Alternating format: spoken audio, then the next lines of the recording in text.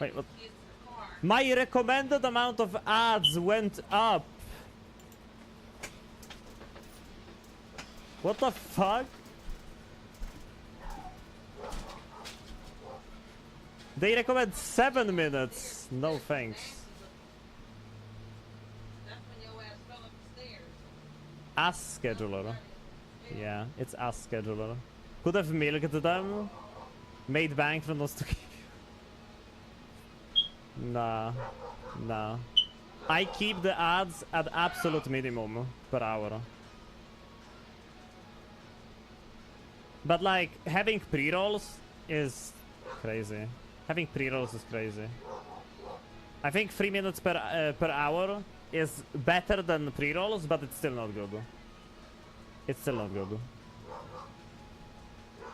And Twitch is becoming unwatchable because of the ads. 7 minutes is crazy. It is. It is crazy. Imagine playing 7 minutes of ads per hour. I hate mid-rolls more than pre-rolls. Yeah, but like, you have to think about the 25E. If you're a big streamer like Dunk, you have an audience, right? They join them, they watch the pre-roll, and then for the rest of the stream, they just sit there, they get no ads, right? That's fine. But if you have a small streamer like me, man, should I be calling myself a small streamer anymore? It felt wrong when I did that just now. Let's not jump the horse. I'm still a small streamer. I definitely am. Someone wants to check me out. They click on the stream, they get 5 minutes of pre-roll ads. No one's gonna sit through that to check if they like my stream. They're just gonna click off and go watch someone where they don't get a pre-roll ad. A middle streamer. I'm mid. Twitch needs conditional pre-rolls? Wait. I always click off streams if they have pre-rolls. Like, I haven't even seen if I like the streamer yet and they already hit you with ads. Yeah, and it's not even the streamer. It's Twitch. If you don't play... If you don't have an ad scheduler, if you don't play 3 minutes of ads per hour, your channel has pre-rolls. End of story. But then you also have streamers that take the ad schedule and just fucking go all the way up with the freaking thing, and you get 27 minutes of ads per hour. You can do that. And it's so bad.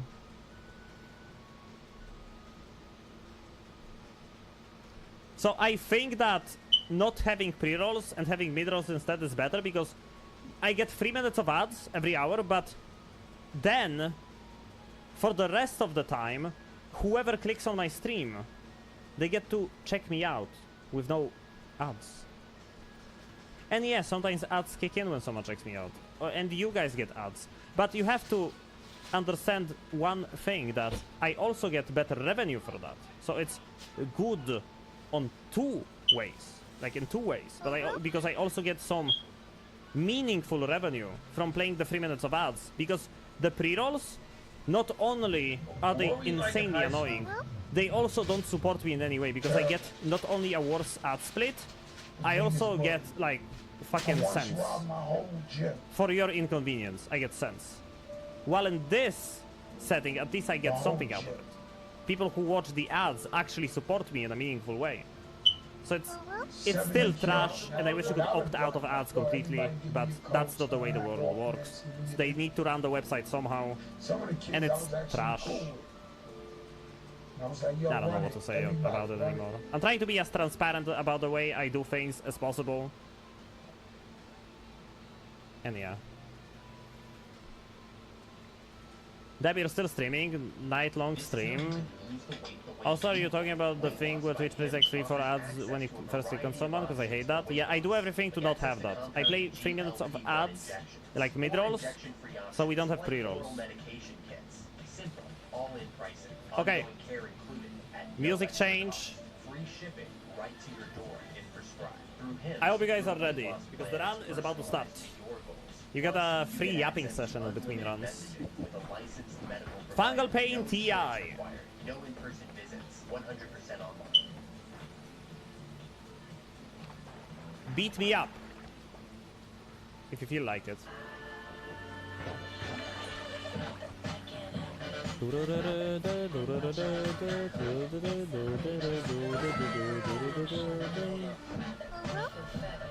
Dan himself, thank you for the prime, dude.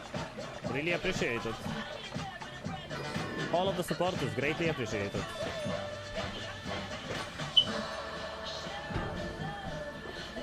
Do you manually play them or is it timed? I use a scheduler specifically so that I don't have to play them myself. And also, if you don't have a scheduler, I think you don't get the ad split, like the 50. If you don't have a scheduler, you get a 30% ad split. If you have a scheduler and 3 minutes minimum, you get 55%. It's a meaningful increase. Said I was gonna be a good guy. Chicago, when Jim almost got kidnapped. Like, what's the backstory behind? And also, I don't have to play them manually. Oh my god! 1, 2, 3, 4, 5. Wait, that's 5. Get away! I'm like, what the? I don't know where you at. I got a full heal. I'll make it back. And you guys opened up the chest. I mean, I'll make it back to Jim. This is the gas station. I hope we will get paid. Pump is at.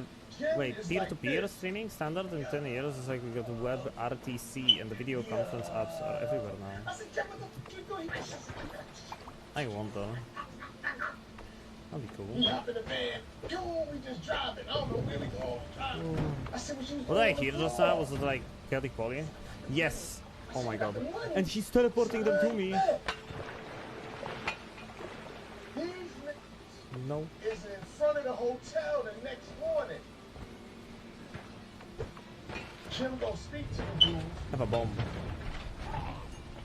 They try to throw Jim inside of the truck. I don't think they died. Kidnap him. Jim weasel his way out. Acid trap. 3 niggas come out. And some 6'5", 313. So I think Jim got one of these ones. Joel's is chasing the other one. I got the 6'5", Mad, 313. You mad, bro? Now, I'm squared up. La siach. La And face. right when I'm about to swing, bow. Lazy ass. I look. My It's god. 12 I'm so sorry. Like, 12, slap this stuff. 12 running behind like that. I'm trying. I said, get this stuff.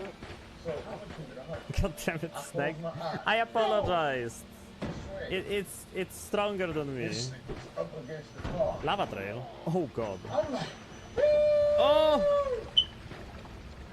and I knock him out. And No, you when don't. I look up, there's a Oh! Oh, that was fungus, not ignition. we like, no. We go like this. We're undercover police. Triple K. Going on now. Fireball or He come out. I he like come out. He come out all like What is this wand? That was from a chest. And he like, no, shoot, It had to Jim. be. I'll make this a quick story. One time, I do an Oh, interview it's at the radio poison. station in Miami. Everybody couldn't get in. They went off the Why do I have Kentucky poison Fried thing? Chicken. I should have put this on. Oh, it won't trap anyway because He walks it's 6 in spells Kentucky from Fried now. Chicken to tell niggas move. New York Oh, City but now I have to ordered fire it. them, Tell like, some three further niggas away. get out the way and ordered it.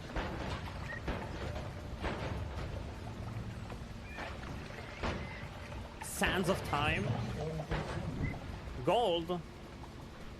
Oh, water is gone. Oh no, that's mud. That is mud. Gold is still place. One When they visor. went outside, One visor at car visor. off, pulled out 2 AKs on them and carjacked Duke and Zeke and Salt and everybody else. But they really just wanted Tito trying to get this jewelry. everything, What's up, because, you know, they Buffer? had What's upper the hand. win They streak? said, no, we only want his You shit. know what Talking it about is. Zeke. Zeke can You take know the what chain it off is. and threw it already underneath the car. So they like, If you "Where's your take chain? We seen you really didn't do 654, that." So everybody said, "This is Zeke." You divide it by 7. So niggas is like, And then you "Zeke, divide it by listen to 0. You'll get how much a win Shake streak it. I Make have long story got. short, they said, "All right, New York, since y'all I know, acting it's crazy, a everybody difficult just got math. the car. We'll Take your the time. car." And took the car. My 9 isn't Because go. New York, Neka listen, has a every traffic, 9. thinking, oh, we That in was 3 more sunny than the Florida. previous PB. That's It's not huge. gonna happen to us here. It's sweet over here. I want to do We that gotta thing stop again. thinking that. New Yorkers, let That's me tell huge, New dude. Yorkers this. Congrats. I'll tell you like this. real quick. Conga- For those New congrats. Yorkers that don't travel a lot, Congrats, congrats. We're the toughest, coolest. Careful divided by Nobody in zero, the country though. is more tougher than us, no more than us. Yeah, it's tricky. New York's the best style. Trick question. He shot the bomb. One time I Congrats. walked in when I was fresh off the street. Divided by zero means not dividing, so it would be the same. Nikes on. The joke was that I have zero. Nikes too. Ran. I made a mistake. I want to get 10 unless and was stepped on striking by his gambling. sneaker, and dirt was on his I know that you laces, said on his recently white that hands. you don't like the thing Man, about my missing bad. streams when you Last stream step yourself was because you're missing out on other streams. I was like, yeah, you're streaming, but then you're missing out on other people's Another nigga streams. Puff But came you don't back, have to dual task put his feet in the streaming dirt. and gambling on my stream. Yo, it's acid! Water is acid. And I suck Say, what are you projectiles. doing? Suck said- in. My bad. That's what I said.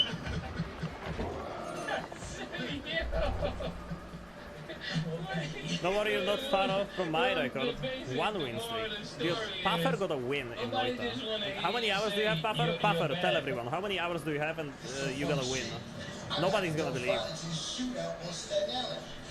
How's Circle of Life, Red? It's Circle of Life. This is Circle of Life. 40. 40. Oh! Slave. He got his first win at 40 hours. Completely new player.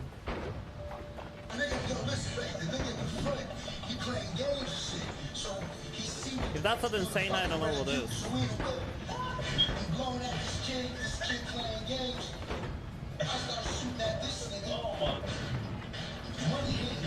Can I pass? Oh, everything is gold decay. What is gold decay? Chat, what is gold decay? I haven't seen this material ever.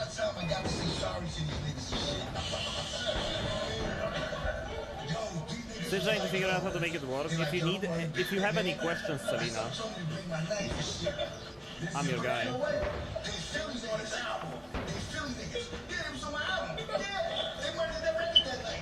Wonder. Is it like the gold from the Curse of Greed? No. That one is that one creates Greed Curse. I'm like, oh shit. Bring us back to that night in your recollection. I'm You know, literally so I'm dying. sitting there, I said, listen, And the heavy shot is not doing me any just favors. give me some bread and y'all niggas get the up out of here. We ain't got to do none of Piss. this extra call the police shit and all that. Cause I'm on the run. They standing there looking like lump on the log. So I said, yo, who's the nigga with the money so we can get up out of What here? the fuck? What's that? I'm like, oh shit. But my brother always taught me, if you in arm's reach of the I'm gun, running out of go ambrosia. for it. You know what I'm saying? So It's we over. did it. I grabbed his Greed hand. Curse! Niggas start letting go. Levitatium? Yeah, I sound like a New York nigga. So No, apparently my water is Levitatium. spun the nigga I knew around, Levitatium and I was put trash. the nigga in the full I knew Nelson Levitatium was trash. because Screenshot this. once the shots was going off, the two niggas Screenshot was over this. there that was down there Death from pulled out the material hammer, and the nigga Levitatium. right here pulls out the hammer. I said, Screenshot I'm this. dead. That's But very I had sweet. the I nigga think in I'll the be sending you full an Nelson. awesome video a So bit now more anyway, these now niggas that I have trying to acquired shoot some me. knowledge. I'm If you have aiming questions, this you can DM me. motherfucking It's nigga up to all the hammers. You know I what like I'm saying? going- So I must have had the nigga so tight, the nigga swung his body. How? To the side. I don't know. I didn't know it can That's deal how my damage. shit It's was over broken there. fungal shifts. You know It's what like I'm broken saying? shifts. So now I'm down. Basically, I'm down, something so turned into Levitatium, I Levitatium guess turned this into man something, came, and it made a and this Levitatium man do took the chain- damage instead took of the chain giving you off my levitation neck and threw it. stain. It's And like when you weird. do it, It's I weird reached out. stuff. It's like you need And a I grabbed the chain. PhD in Noita to understand broken I shit. swear to God. That's like beyond me. Water acid plus acid levitatium or something like that basically. Levitatium is name only. Exactly. They was like, yo, hit him You in can the head. have Hit him in the fungus head. I was like, that "Don't do stains you with ambrosia and bleeds calcium. So then, when It's- after that happened, we still tussling. I got the. I Well, don't even know. we know I who got won, this huh? nigga. At least. He said it. I ain't even know I had the nigga. I ain't even know somehow while we on the floor tussling, I end up with the hammer. So as soon as I get up, hit me with the car. And the ran. You actually And I'm need just PhD. sitting here, he revving the shit like. I'm just sitting here. Okay, like, chat. oh, nigga, God damn, take the chain, take. I know it's go. fun and it's very hard for me to end the stream, but Yeah. unless we want one more I'm bet, already in the battle there. I think I'm gonna have to be ending now. It goes down. Because when Or I got so. it, I didn't press the button. So it went down first. Because 9-hour stream and we're streaming tomorrow, I need break. I need rest. Stevie got in. I'm standing in the corner. I didn't say One nothing. more? I And will looked give you over one and said, more. What up, Big Diesel? If you want one. Because you guys, because you're worth it, chat. But I'll give you Turn one. his head. I'll give you one more bet. Raid someone with your 1,000 viewers? Yeah. Who do we raid? And got off. Do we raid someone new? Do we raid That's- someone we know?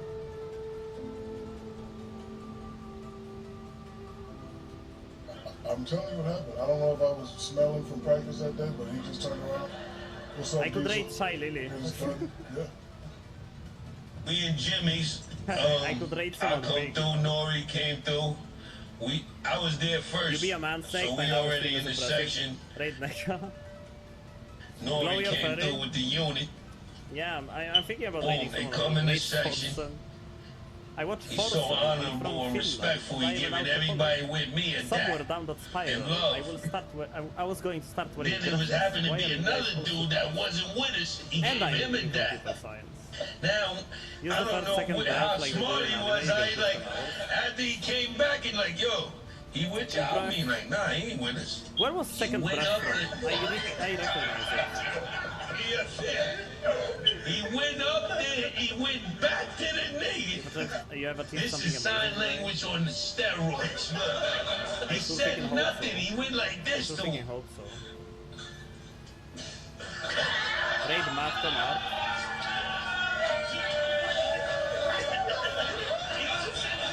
When I went back to the hood and told him, yo, I see something you never could. Who's playing my summer Took his town? gap back from the string. What are you talking about? Oh, I didn't send the When I bet showed open. them, Bet every open, yo, the dog, last that's bet the of most the day. historical. He took it. Look, he had been. I haven't rated last Me series and in a long time. you remember that? We have dunk lurkers. We have to move them over to good hands, you know. We have to move them into good hands, those dunk lurkers of ours.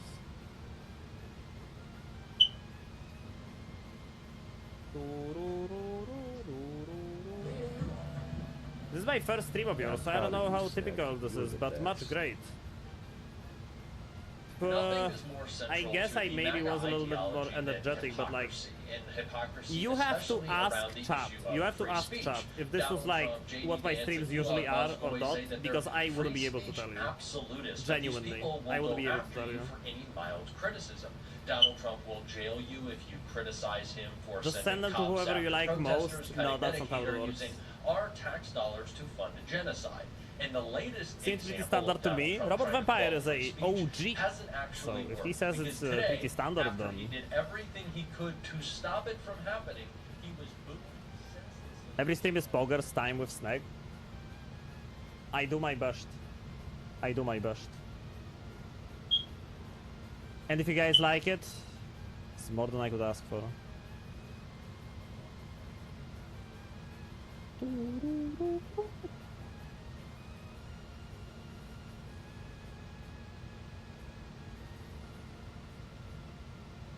Cold shower when? Never. I was so sick the next day. Understandable, yes. Snake is the best, everything else is just lore. Wait, lore? What's the lore? Am I like throw god? Dunk's king and I'm god of throwing? Well, Dunk is not king of throwing, he's just king. If there are any Dunk lurkers here, I'm sure they would love going to any VTuber. Yeah, they love going to VTubers. They love going to VTubers. This is a betting stream at this point. We bet a lot today. Donald Trump knows that We he bet a is lot weaker today. than ever But like when I do before, and win it's not streaks, just we bet because every day he's on win losing streaks. in I court or do bet for every 5 wins. Like, we start the stream, I yap a little bit, then we open a bet for 5 wins. I play Noita, we win 5 times, believers win. I open another bet. I'm still kinda sorry about triggering the cold shower, even though it was funny. It was very funny, and I enjoyed the money. But man, I was sick the next day. Like 2 cold showers in a row. A 32-year-old woman was shot. Was it dead worth? for revealing Was her it worth it, boyfriend's Snake? secrets on social media. 20 bucks is 20 bucks. Maybe it was worth it. I'm putting myself in that category. Make it okay for niggas Yeah, but I'm not to slowly be- like falling asleep, sitting up, and I haven't eaten for 9 hours. So I should probably like, you know, actually get a hold of myself. We're gonna do last run, we're gonna raid someone. You guys Donald think Trump's about every who should single we raid. accusation is nothing more than And a in the projection meantime, of his I'm gonna own. find a cool song.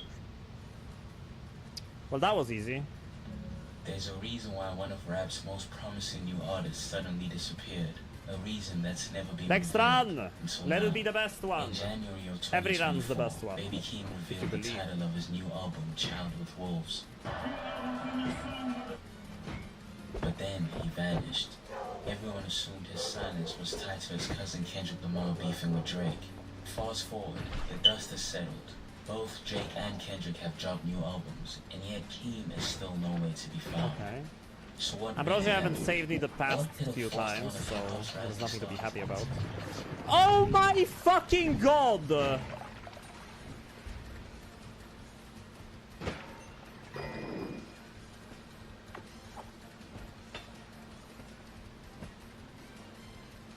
Literally the first shift of the round. I'm losing my mind. I'm losing the first shift of the run. This You get water to acid. streamer Mike Biddy. This is the best run so far. It is the best run. I can't fucking believe it. We're staying home to play NBA 2K. It is the best run so far. The Jamaican trip is August 29th, which is 2K, which is 2K. Oh, shit. And you can kind of figure out how that conversation is already done. Maybe like 2 weeks ago, I told her, like, you know what, I'm gonna be there. I promise you, I'll be Oh there. my god. I found out that 2K Day releases on What the is same day we're this? supposed to go. So I told her maybe like a few days ago, I'm probably not gonna be able to Why is the go. AoE so big? I don't have strength. Oh, you guys gave me Berserk on top of Berserk. Wait. And I have to see it. Oh, now it's not Berserk on top of Berserk. I need to get more Berserk. There is And I more think it's Berserk kind of though. like it's finally hitting her, and like she just shut it down. Like, I And could tell, Ambrosia's like, I gone. didn't really got And it. I'm electrocuted! And What the anyway, like, fuck? I put her in my eye, I could see her like Help! shed, like a tear just fall out her eye. Hey, C! Like I just felt like the biggest jackass. What's this? And the biggest Molten metal! Staying home to play a video game. Okay, so off the rip, you have a chance to go to Jamaica with your significant other, and this man is not We speedrunning. going because NBA 2K Speedrunning. dropped Oh, the acid. same day. Ladies and gentlemen, this is a sick Negro. Now, to be fair to Mike, this is a big opportunity More acid, for him and I'm on because fire. he makes money from the game. Oh, So him capitalizing saved. on being Oh no. making sure that he Oh can no. stream time in. Oh I no. don't blame him Okay. too much. I don't know what So happened, Mike but barely gets a the acid pass is not going because away at least he anymore. has turned this into his job. So it can get rid Don't of gamble, his don't gamble. money. Oh. My problem is that some of y'all are doing this and you're not making any money from it. Y'all are calling out going work on? in school, canceling family events just to play NBA 2K26. yo! My Like, I teleports are understand GTA 6, worms. bro. Nobody's gonna be contacting anybody in the outside world that day because it's a generational game. But this is Where the NBA bombs? 2K we're talking about, Stop. boys. It's an example of the lowest of the low Wand. scum in the video game industry, ladies and gentlemen. And yet, for whatever reason, y'all continue to show this game love and loyalty. And I know it ain't What's my business, going but I just on? feel horrible. Can I kill It's like Steve? I'm watching some abusive relationship play out. where the woman Ambrosia just doesn't stay keeps with Ambrosia getting cheated anymore. on, but she That's a keeps classic. on going Certified back hood to the classic. same man. This needs to stop today because 2K has been holding their Teleport bolts. for years. Let's start with point number one. No, Their you- money hungriness has reached unprecedented heights, ladies and gentlemen. A do-rag in 2K costs more than a do-rag in real life. I promise. I'm drunk. How much is 25,000 2K? I mean, how much is this? Thinking everywhere is actually a good one. Okay, hold For on. once. Can I not be drunk anymore? Thank you. Why are we not talking about Somehow I'm getting stained with water. Not that I'm complaining or anything, but it is a little convenient. If you think about it. You heard that correctly. I will save more money putting a do-rag on my own head than my players' head. Oh, the acid went away. 2K, y'all are sick. And NBA 2K a few years ago had this great game. Chrono mode, and it was filter. called Team Up, It's which staining basically with have wet. Any NBA player in history And play as that drunk, player but while your wet. friends choose other NBA players from history. And this Screw the game chest. mode was a hit. Everyone had a great Yeah, time it's playing it TI because with nobody fungal played pain. now We're going with hard. friends playing Okay, against fuck other it. people. We Guess teleport. what? The We 2K bail. that followed it Oh, made it's... sure that they took that game mode Oh my out. god, it's the black hole Once they heard modifier. that, the community was like, wait, we love this game Why mode, did we bring get a it black back. hole modifier on They top of said, everything? okay, we're gonna put it in my team. And for those that don't know about my team, it's basically online gambling. Putting money into a bunch of packs. What did I all do? type of nasty and malicious ways to get money Teleport. out your pockets, man. Bro, 2K's bringing back all It's not saying you're wet anymore. In my I'm not wet anymore, chat. Oh my god. This is bad. What 2K just did was some motherfuckers having fun on a free game mode. Yes! Took it out for a couple of years. Now how do I and kill brought it Komi? back under a paywall.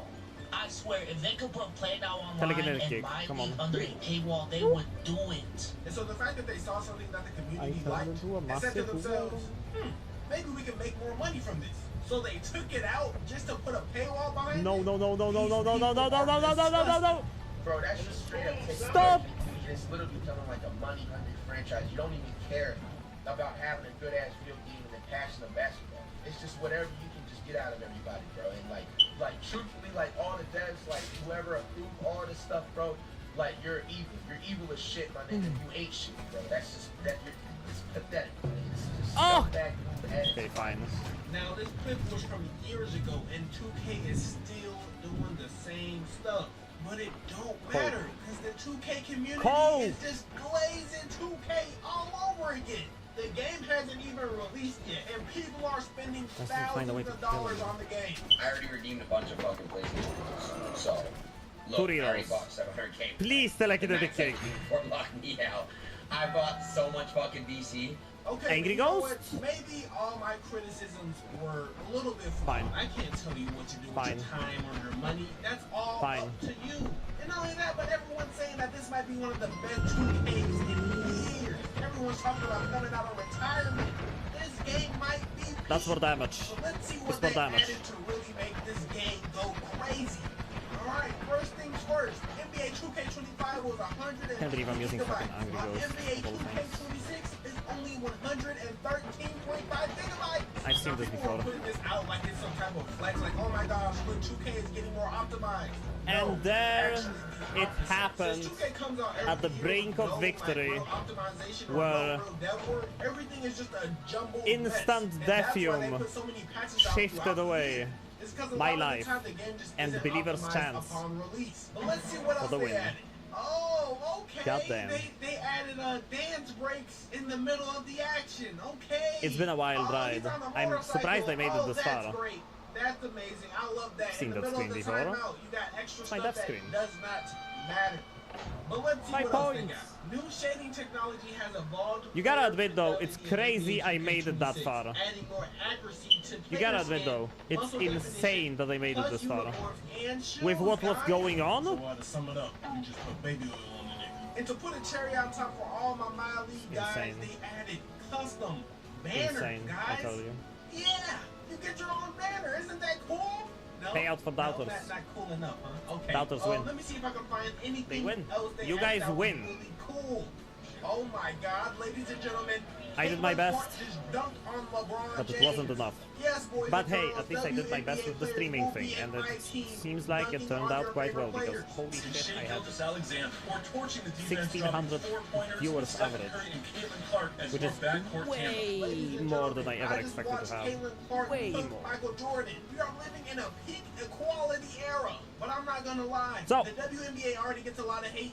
this is just gonna amplify it like Chat. times 10, buddy. Holy Imagine shit. you having Giannis and Angel Reese So shoot many the new step people back here. in that nigga face Once per again, I game. remind know you you'd to be pissed. join This my game mode alone Discord. might make the Tomorrow I'm percentage gonna of be live at the sexism same in hour. If you're America watching me go right up now, 30%. you're probably But enjoying let's it. not focus on the Join my negative. Discord so you One don't thing miss the NBA stream 2K tomorrow. does And follow me on every Twitch. year is update their rosters. And with that, there's So you don't supposed miss to be that new too. and improved attributes and overall, Thanks to those small there's so streamers many with big boy great things. numbers. So let's just see Who are has we the top raiding? skill Who are we ratings raiding? in NBA 2K.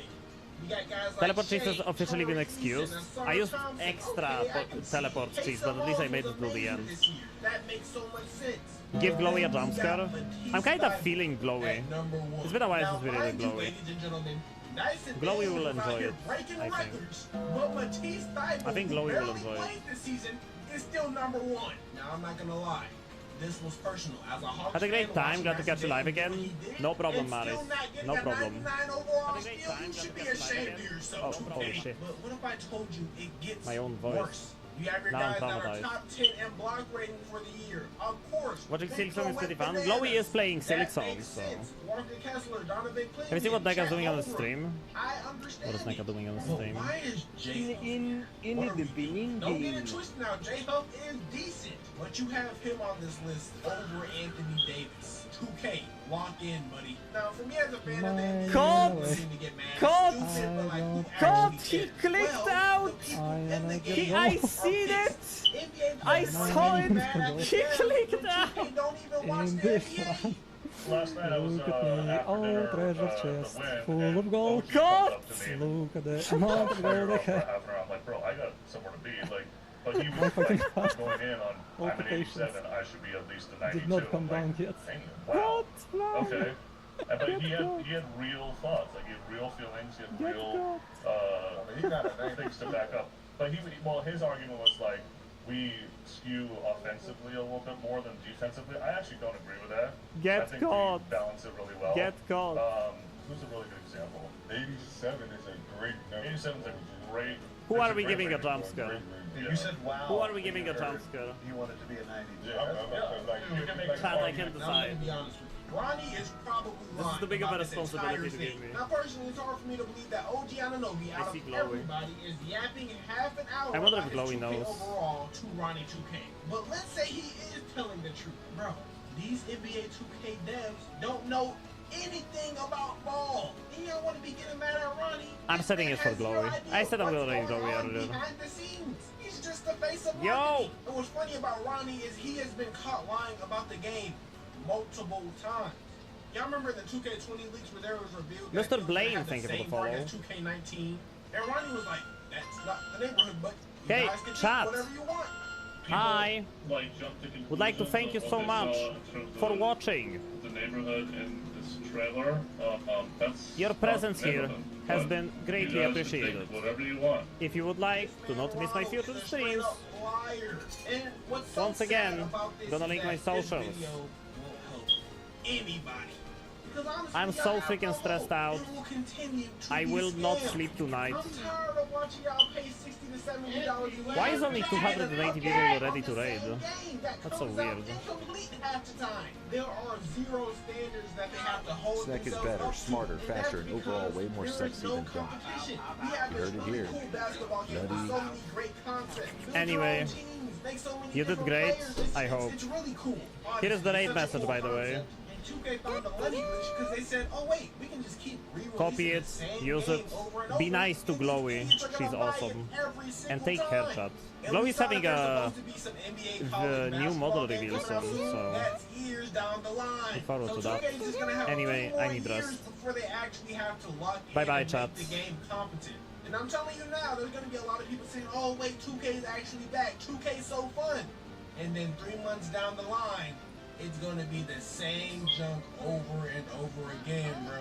And you might be in the comments saying, "Bro, you're probably gonna buy 2K," and you're right. But I usually wait till around Christmas when that junk is like $12, buddy. Anyways, man, I hope y'all boys make some better financial decisions with this 2K junk, man. Don't be spending hundreds of dollars on this game, man. It's not that serious, trust me.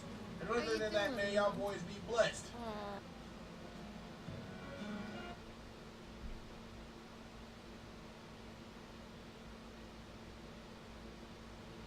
Okay, craziest touchdown ever. Tennessee Titans. Music City Miracle. I called it. Who's that? What? Yeah, I told everybody he was about to score. You didn't tell nobody nothing. That's a fib. New customers bet $5 to get 300 instantly in bonus bets. They were the most dysfunctional, successful team of all time. The story of the Los Angeles Lakers during the Shaq and Kobe era was a fascinating clash of egos, filled with insults, media wars, and physical altercations. And despite wanting to kill each other half the time, Shaq and Kobe made it work on the court, with 4 finals appearances and 3 NBA championships. But how good were Shaq and Kobe's Lakers actually? Before Shaq and Kobe became teammates, the LA Lakers were stuck in mediocrity. Since Magic Johnson retired in 1991, the Lakers won only 1 playoff series in the next 5 years, lacking the very thing that used to define them, superstars. Even though the 1995-96 team won 53 games and had some solid players, none of them was a true #1 option that could lead the team to a championship. After a quick and painful exit in the first round of the 96 playoffs, Houston takes on Los Angeles 3 games to 1. the president of basketball operations, Jerry West, knew that he needed to make a big splash. And 3 days before the Lakers ended their season, a brash 17-year-old high school kid held one of the most famous press conferences in basketball history. Kobe Bryant decided to take my talent to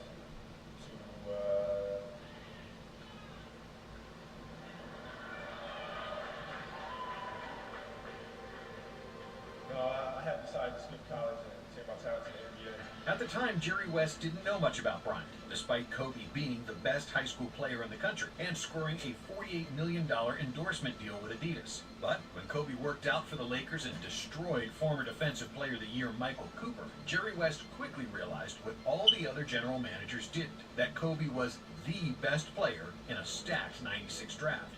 To watch him work out, it was like ridiculous, okay? I mean, like a man playing against kindergarten people. That's how advanced he was.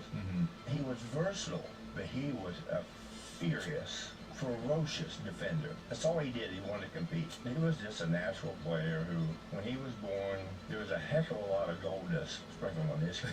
And he did not disappoint. He played every night. You didn't have to ask him to play hard. But the Lakers only had the 24th pick, and West knew he needed to move up in the draft to get Kobe. So he agreed to trade the beloved big man Vlade Divac to Charlotte, who had the 13th overall pick. The Charlotte Hornets select Kobe Bryant from Lower Merion High School in Pennsylvania. And after he got Kobe, West knew that he had an ace up his sleeve to negotiate with the biggest free agent on the market, Shaquille O'Neal. Shaq was never supposed to become available, and all that the Orlando Magic had to do was to give him a $115 million maximum extension. But the Magic decided to lowball O'Neal, offering him a measly $54 million, explaining how they needed to save money to keep Penny Hardaway. On top of that, the Orlando Sentinel organized a poll where 91% of their readers voted that Shaq didn't deserve a max extension. After those 2 insults from his team and the city, O'Neal had made up his mind. Even though the Magic eventually offered him $115 million, it was too late. So Jerry West swooped in and offered Shaq the biggest contract in basketball history at the time, $120 million over 7 years. Money and the lure of Hollywood were an offer that Shaq couldn't refuse. And because West also drafted Derek Fisher with the 24th pick, the 1996 offseason was arguably the greatest yield for any general manager in NBA history. But even though everything looked good on paper, in reality, things weren't as peachy. At the start of training camp, everybody had to introduce themselves. And it was Kobe's turn. He said this: "Yo, I'm Kobe Bryant. I'm from PA. I went to Lower Merion High School and dominated everything. I just want you all to know, nobody's gonna punk me. I'm not gonna let anyone in the NBA punk me, so be warned." Clearly, he was no ordinary rookie. But when the season started, Kobe was coming off the bench, mainly because he wasn't willing to give up the ball, ever. O'Neal nicknamed Kobe Showboat, and even though there were no major problems between them, you could see that their chemistry wasn't ideal. On November 17th, after Bryant scored a career-high 16 points, Shaq complained to Kobe that he wasn't giving him the ball, to which Kobe calmly said, "Get it off the rebound if I miss, bro." Bryant was arrogant and he was selfish, often dribbling into double teams and taking impossible shots. On top of that, he was standoffish, not trying to socialize with his teammates off the court, which distanced him from everybody and caused coach Del Harris to play him only 15 minutes per game. But even though Shaq and Eddie Jones made the All-Star team, Kobe was the main attraction at the 1997 All-Star Weekend, winning the dunk contest and leading all players leaders in scoring at the rookie-sophomore game. However, despite Kobe's youth and Shaq missing 31 games due to injury, the Lakers still won 56 games and finished with the 4th seed in the West. They easily dispatched the Blazers in the first round, behind 33 points and 9 rebounds per game from O'Neal. But in the second round, Shaq was slowed down by Utah's big men Greg Ostertag and Karl Malone, and he only averaged 22 points in the series. After 4 games, Utah had a 3-1 lead, but in Game 5, the Lakers had a chance to win and extend the series. And then, with 2 minutes left, Shaq fouled out, and the Lakers needed somebody to step up. Here comes, he just fouled out. O'Neal is gone, unless they give it to Thurston. He just fouled out. In the final...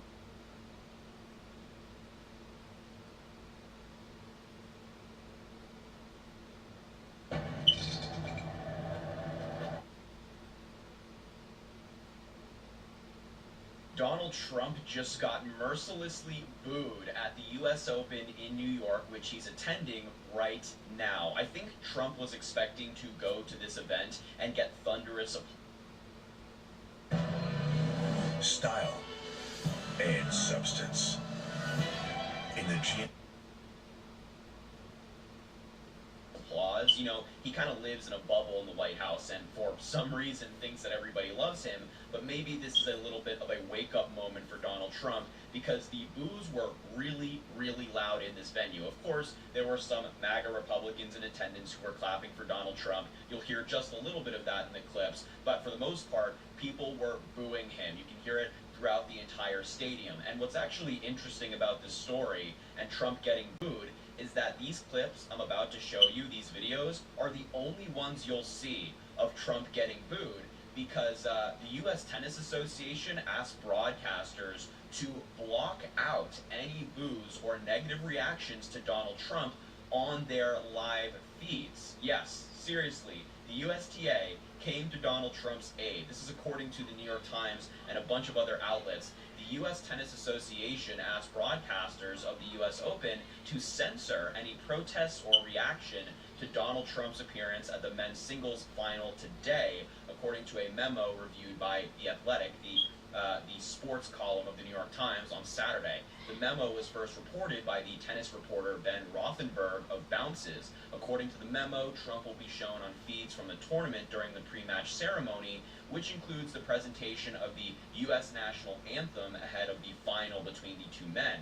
Quote, "We ask that all broadcasters to refrain from showcasing any disruptions or reactions in response to the president's attendance in any capacity," the USTA said in the memo, and the memo said Trump planned to watch the match from a suite as a guest of a sponsor, prompting additional security for the event. Quote, "We regularly ask our broadcasters to refrain from showcasing off-court disruptions." ESPN declined an official comment, and a person briefed on the network's plans, speaking on the condition of anonymity because they were not allowed to do so, said it planned to show Trump and acknowledge his presence as it usually would during sporting events, and to cover play on the court as normal. This is Donald Trump, who claims to be the free speech warrior. You know, if you're a person in the United States, he wants to protect your First Amendment right, according to him, even if it's against him. Of course, that's not true, and now the USTA has completely capitulated to Donald Trump because if they show him getting booed, which is what happened at the U.S. Open,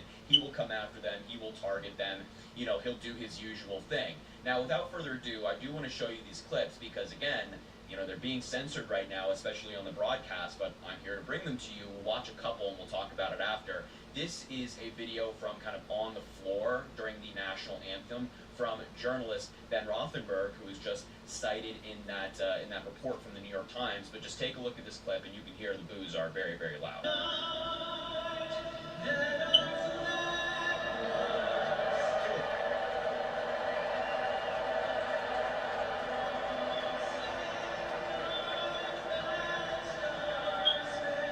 Yeah, let's watch that again. Yeah, the moment that he comes on the Jumbotron is really when you hear him. Take a look.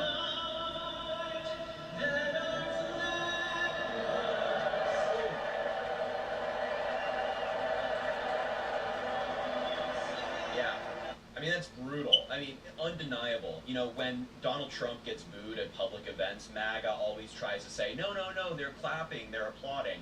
I think that's pretty unequivocal in what happened. And of course, as I mentioned, you hear some claps. There were some people in the crowd. I think you can actually maybe see them at the end here. Yeah, some people in their crowd, you can just look at the bottom, there are people clapping. Of course, there are going to be MAGA Republicans in the crowd. The U.S. Open is, you know, mainly a very wealthy event, and a lot of these wealthy people donated to Donald Trump's campaign. So, of course, they're going to be there. They're going to applaud the guy they helped elect. But for the most part, people were booing him. This is what happens when Donald Trump comes to New York. Here's another reaction from journalist Olivia Rubin, who's from ABC, during the national anthem. This is kind of from a higher view, and again, the boos are just overwhelming. Take a look at this one as well.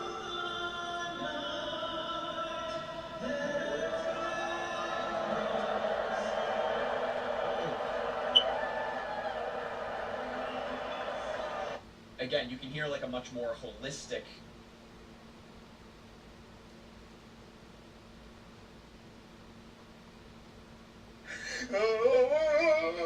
Thief 1 has pushed Azuga Bella giving Thief 2 indication. Thief 2 has taken the phone. Look how he's giving Thief 3. Look how Thief 3 is struggling to put the phone back pocket, pretending to look somewhere. Immediately he goes away. Without knowing it's a high electric shock phone, he puts it in private part. Look.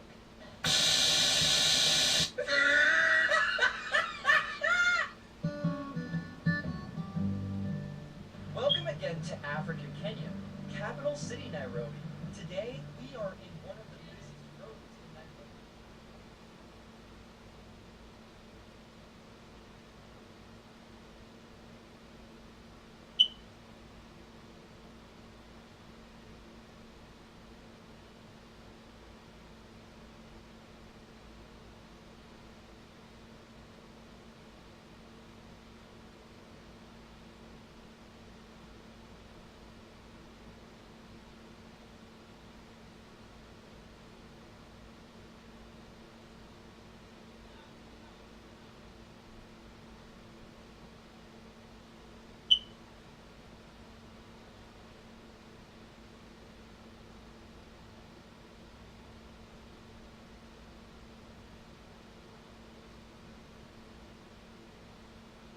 As a therapist myself, I know how important it is to be able to have someone that you can talk to about your problems, to bounce ideas off of. 234 dispatch. I'll be out with them. Literally, the lady stopped me right there. I'm like, what's going on? She's like, we gotta go find someone. Okay, so were you dealing with a check or with were you trying to with a check or?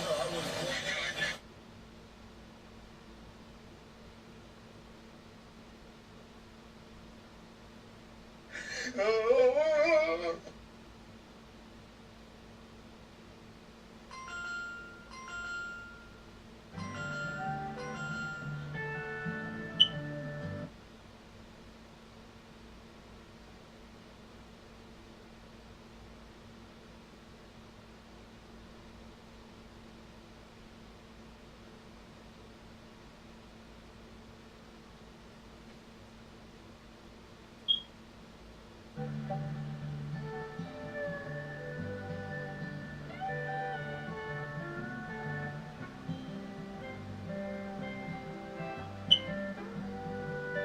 Still having conversation. What are they talking about exactly?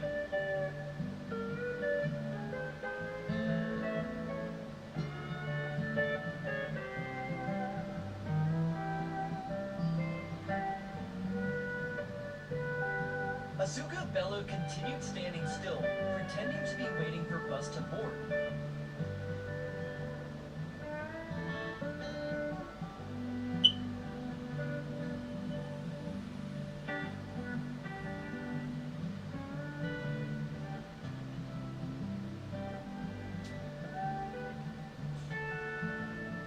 Look, this guy started having a phone conversation again. This was another indication that he was calling for someone, or he was pretending while trying to study the area if someone was watching. It also shows that he's an organizer, professional thief at the same time. Azuka Bella was still waiting to see if they are going to come.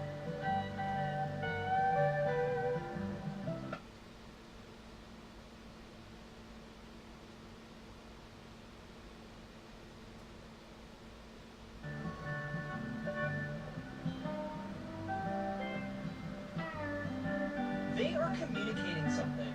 Azuka, Bella, be more careful, a little bit extra. They are now 3 guys. Look, these 2 guys walk towards Azuka, Bella leaving the other guy behind. The guy left behind might be guarding the 2 guys, alerting them maybe for any danger.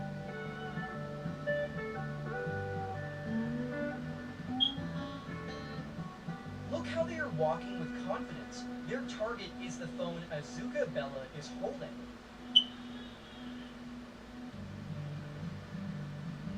They are looking sideways as they suddenly stop where Azuka Bella was. They pretend to be waiting for the bus to board.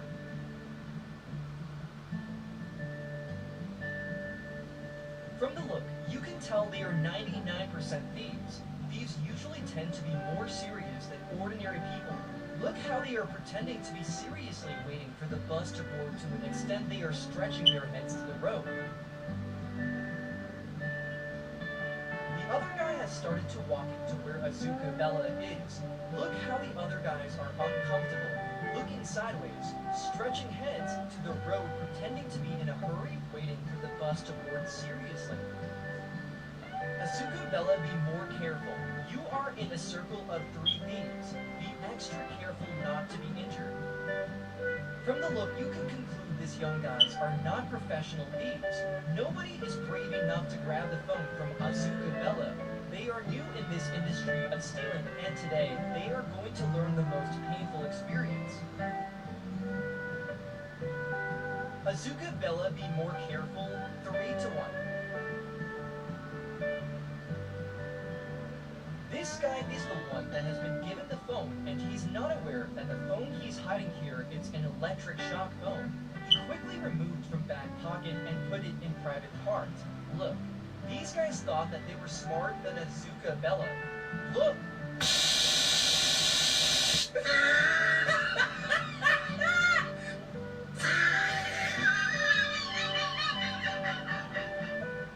This thief has learned the toughest experience ever. He has a story to narrate to his or her fellow thieves. Immediately, Azuka Bella went straight where the guy has been shot to get the phone back. You can see that Madam talking to Azuka Bella with the help of that security guard. Azuka Bella got the phone. A comment section, comment the area where you want Azuka Bella to come next. This was really shocking. We will keep on punishing thieves till they stop. Our aim is educating society and tourists on how to be careful with their private gadgets, especially the phone.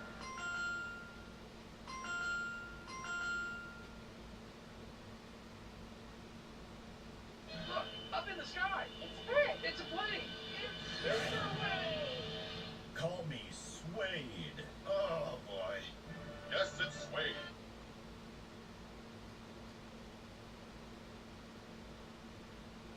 I have an update on Mary Jane Goldwyn. Hello everyone, I'm feeling much better as you can see, and we're getting right back into it. Remember this video? So, you need to get going if you don't have any business here. Okay. Alright. So, alright, right, like, this is where I don't get, right? Do Big X album release party, right? Hire security, right? With the homies, right? Why nobody take that floor? This is Big X the Plug. In August 21st, the streets froze when Biggs the Plug got snagged with firearms, but that wasn't even the nail in the coffin. What really slammed the door shut was the court bringing up his heavy gang ties. And that's what made the judge unleash the harshest sentence we've seen in years. Picture it. The trapper who once had the whole block chanting his name just got flipped upside down by Lady Justice herself. This wasn't just another rapper slipping up. This was the certified plug. The one who climbed out the mud, turned street legends into platinum plaques, and locked down both trap and country collabs. His rise looked unstoppable, until it all crashed in the blink of an eye. Yeah, man, this is sad news, bro, because Big X is definitely like the people's champ right now, bro. He's been on us. It went down fast. Imagine you're on top of the game, your tracks heating up the charts, the label throwing money like confetti, your streaming numbers touching the stratosphere. And then out of nowhere, those red and blues pull up behind you. That's exactly how Big X's victory lap turned into a nightmare. It started with something small, a missing front plate on his Dodge Ram TRX near South Great Trinity Forest. But anyone watching knows this wasn't no routine stop. Cops weren't just pulling someone over, they were hunting. Word is his celebration ended the second he rolled out from Williams Chicken in Pleasant Grove, around 8:43 p.m. Every hood veteran knows, when you're strapped and moving weight, pit stops at the chicken joint can be fatal mistakes. Big X got too comfortable, too flashy. Success made him sloppy, and the feds were waiting. The officer recognized him instantly, his face plastered on every billboard from Oak Cliff to Deep Ellum. And that's when reality hit. Big X kept it solid, though, telling them straight up there was heat tucked under the armrest. Just been hit with a massive sentence. Yeah, man, this is sad news, bro, because Big X is definitely like the people's champ right now. In the streets, staying strapped is survival 101. But in the courtroom, that same survival code can bury you alive. The search went deeper, and what they found made headlines explode. Cops pulled 3.4 grams of sticky loud and not one but two burners. Then it got ugly. Once they ran his name through NCIC, that gang flag from Arlington PD popped up. Under Texas law, that turned his strap into a straight felony. The system had him boxed in before he even stepped into the courtroom. And here's where it hits scandal-level crazy. This wasn't random. This was targeted. The database that's supposed to protect communities, it became the weapon used to crush his future. No accident, no coincidence, they had him marked. The streets lit up with questions that night. People saying, why is Big X even moving like that when he's got money stacked higher than skyscrapers? When you're pulling numbers like his, the mansions, the cars, the endorsements. 27 years old. You in Texas, that's normal for you to be able to carry home. So why was he going to jail? And they got the weed. It's the weed. Like, Yeah. why don't want to take the weed? Niggas, see, but like, that's I like the way you that think, type of Rob. shit to me, I think, like, personally, I think that type of shit is just going to be a walk. Why risk it all riding dirty? That's the mystery that's shaking up hip-hop right now. The hood's sharp mind started asking the hard questions. When you're Big X the plug, moving with private security, crews riding deep, and money stacked tall, why risk carrying your own strap? What's the logic in holding iron that could sink the whole ship? The truth is cold. Success doesn't erase the street instincts that kept you alive. Big X survived struggles most people couldn't even imagine, and those protective reflexes don't disappear just because plaques hang on your wall. That fight or flight mindset stays wired in, even when you're dining in Beverly Hills instead of the block. But reality hit him fast. The booking process painted the ugliest picture. 1 minute he's celebrating platinum, the next he's staring at concrete walls in a county cell. At 2:20 a.m. on August 22nd, the system had him processed, slapped with 2 misdemeanor charges: possession of Mary Jane, Class B, and unlawful carry, Class A. How is going to jail equivalent to album rollout, and it really has validity in this world? Yeah. Yeah, this.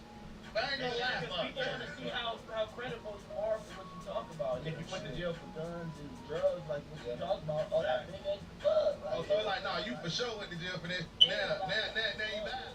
That's America's trap in real time.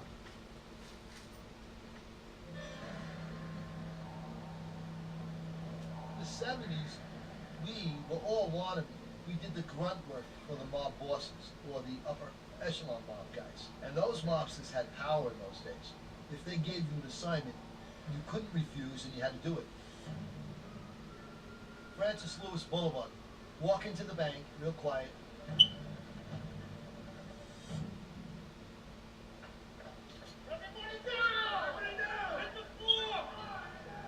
I run into the bank and vault right over the top of the counter and yell, back up. And all the tellers back up. And I go into each drawer and start scooping the money out. My favorite trademark was to carry a bag with me. I'd have 2 bags in my pockets. And it would be little plastic bags. And it said, I love New York. I noticed every head teller would have a keychain with keys. And I said to the head teller, let's go into the vault right now, go. And she hesitated. She began to urinate on the floor right in front of me. Now, I kind of felt bad that I made her do that, but I don't have time for this. To the vault. She went to the vault, she opened up the door, she opened up a couple of drawers, grabbed a whole bunch of stacks of money. We got into the car, we got back to the safe house, and we dumped all the money on the bed. That was like one of the fun moments, dumping the money on the bed. So I always robbed the banks with the same bag. I love New York bag. Eventually, when I got busted, they had reports, and they said, we know how many banks you did. You always carried that little white bag, you know. It was a trademark of a criminal. You just couldn't get away from it, you know.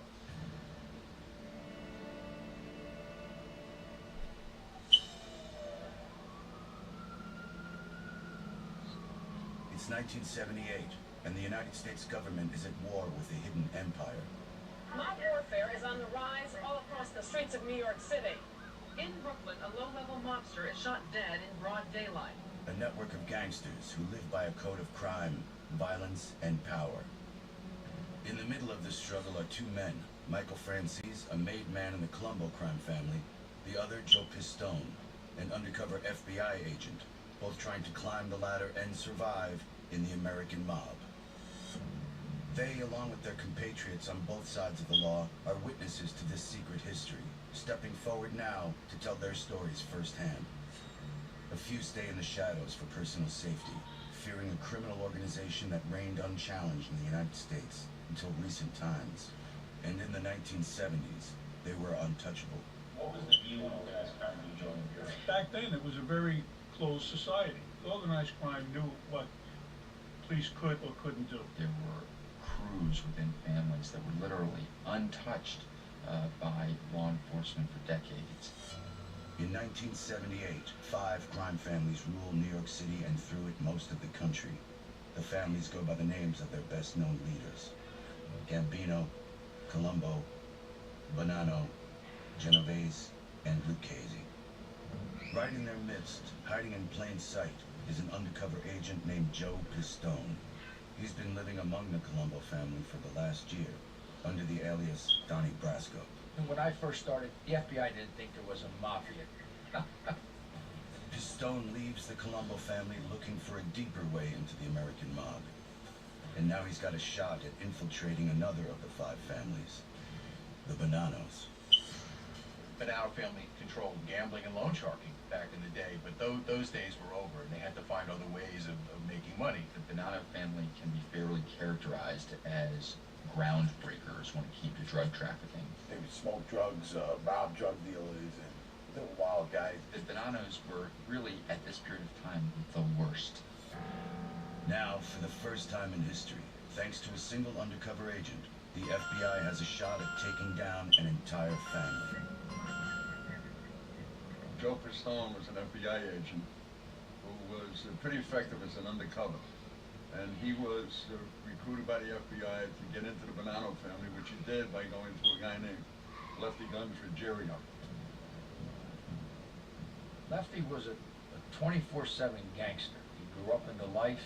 He had relatives that were into life. He was a tough guy to be around. If you were in Joe Pistone's shoes, you had to know that every second that you were dealing with these mafia guys might be your last moment on earth. One mistake, the slightest error, you're through.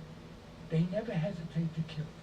When you're with these guys, you have to blend in. You have to be believable. He had convinced them that he was a very adequate, very good jewel thief. I would bring around some diamonds. I'd bring around watches.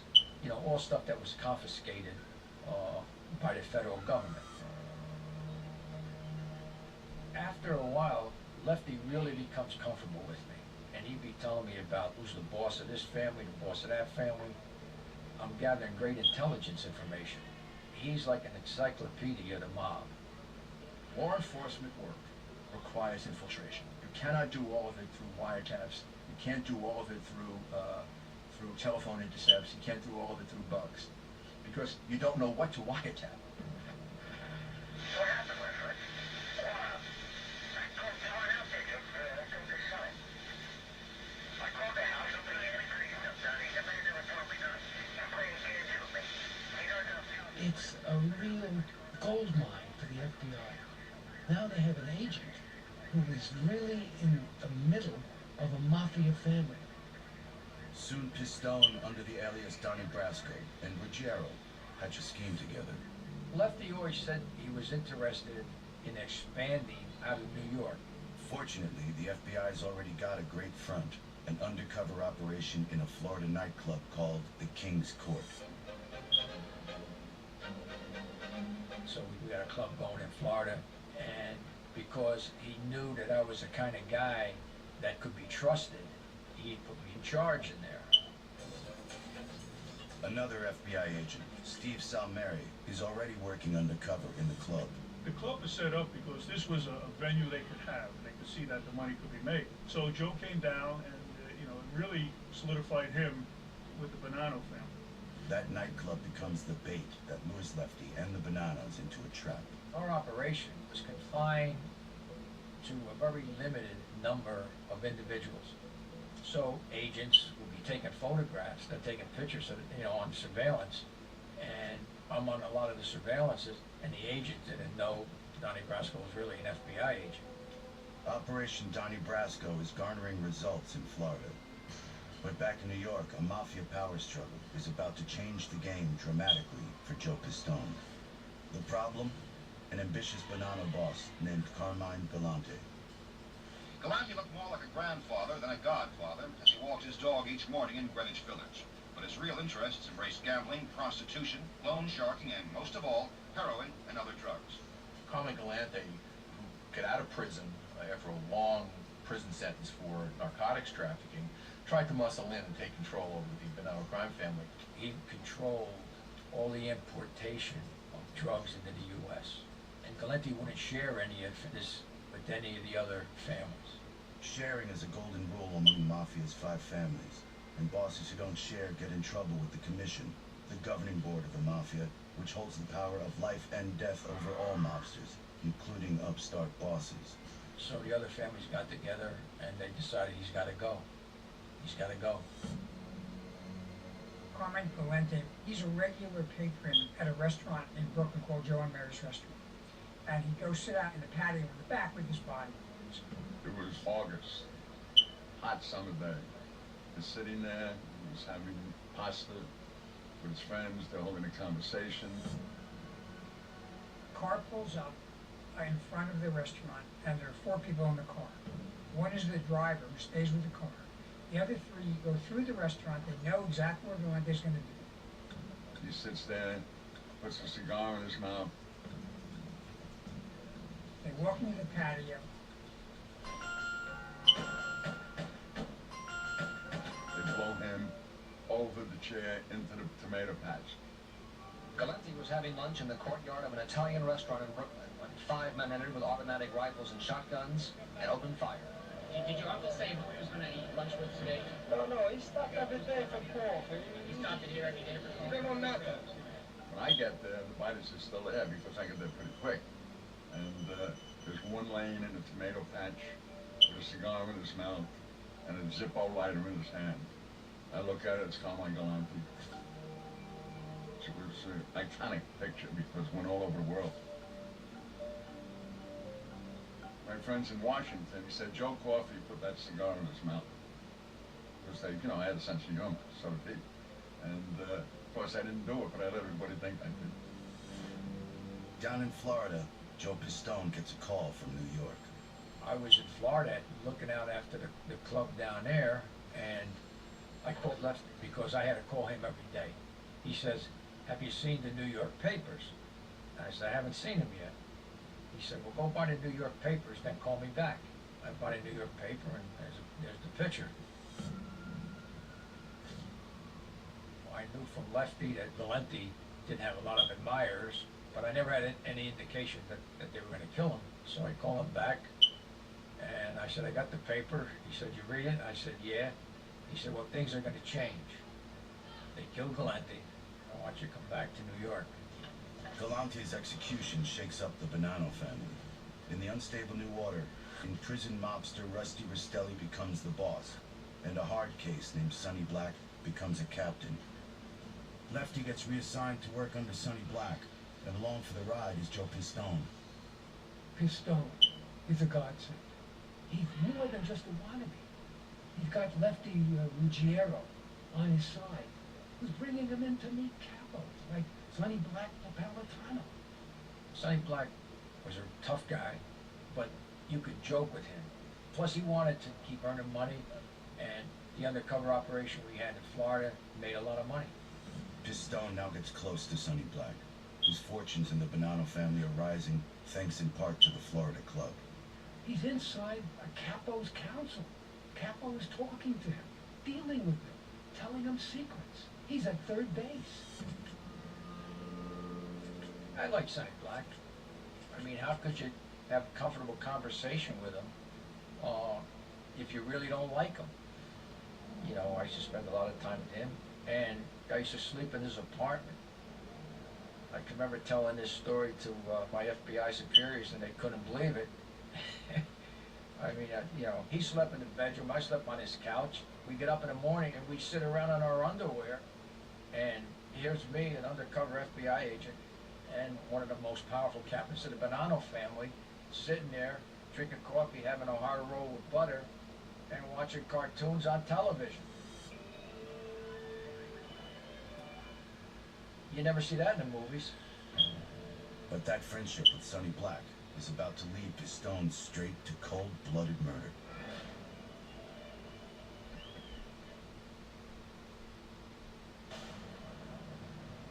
By 1979, FBI undercover agent Joe Pistone has achieved something no Fed had ever done, penetrating one of the mob's most notorious families, the Bonanno family.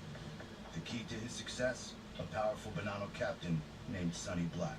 The relationship with Sonny really propelled the operation because Sonny really becomes comfortable with me. Sonny and Lefty would have conversations and not cut me out.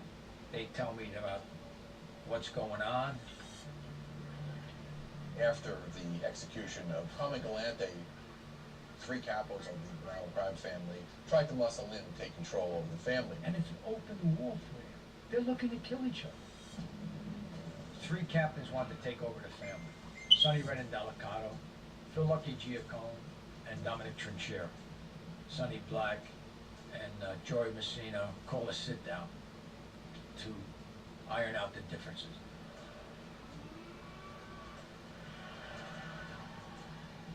But there is no ironing out these differences. It's all about power. What was supposed to be a sit-down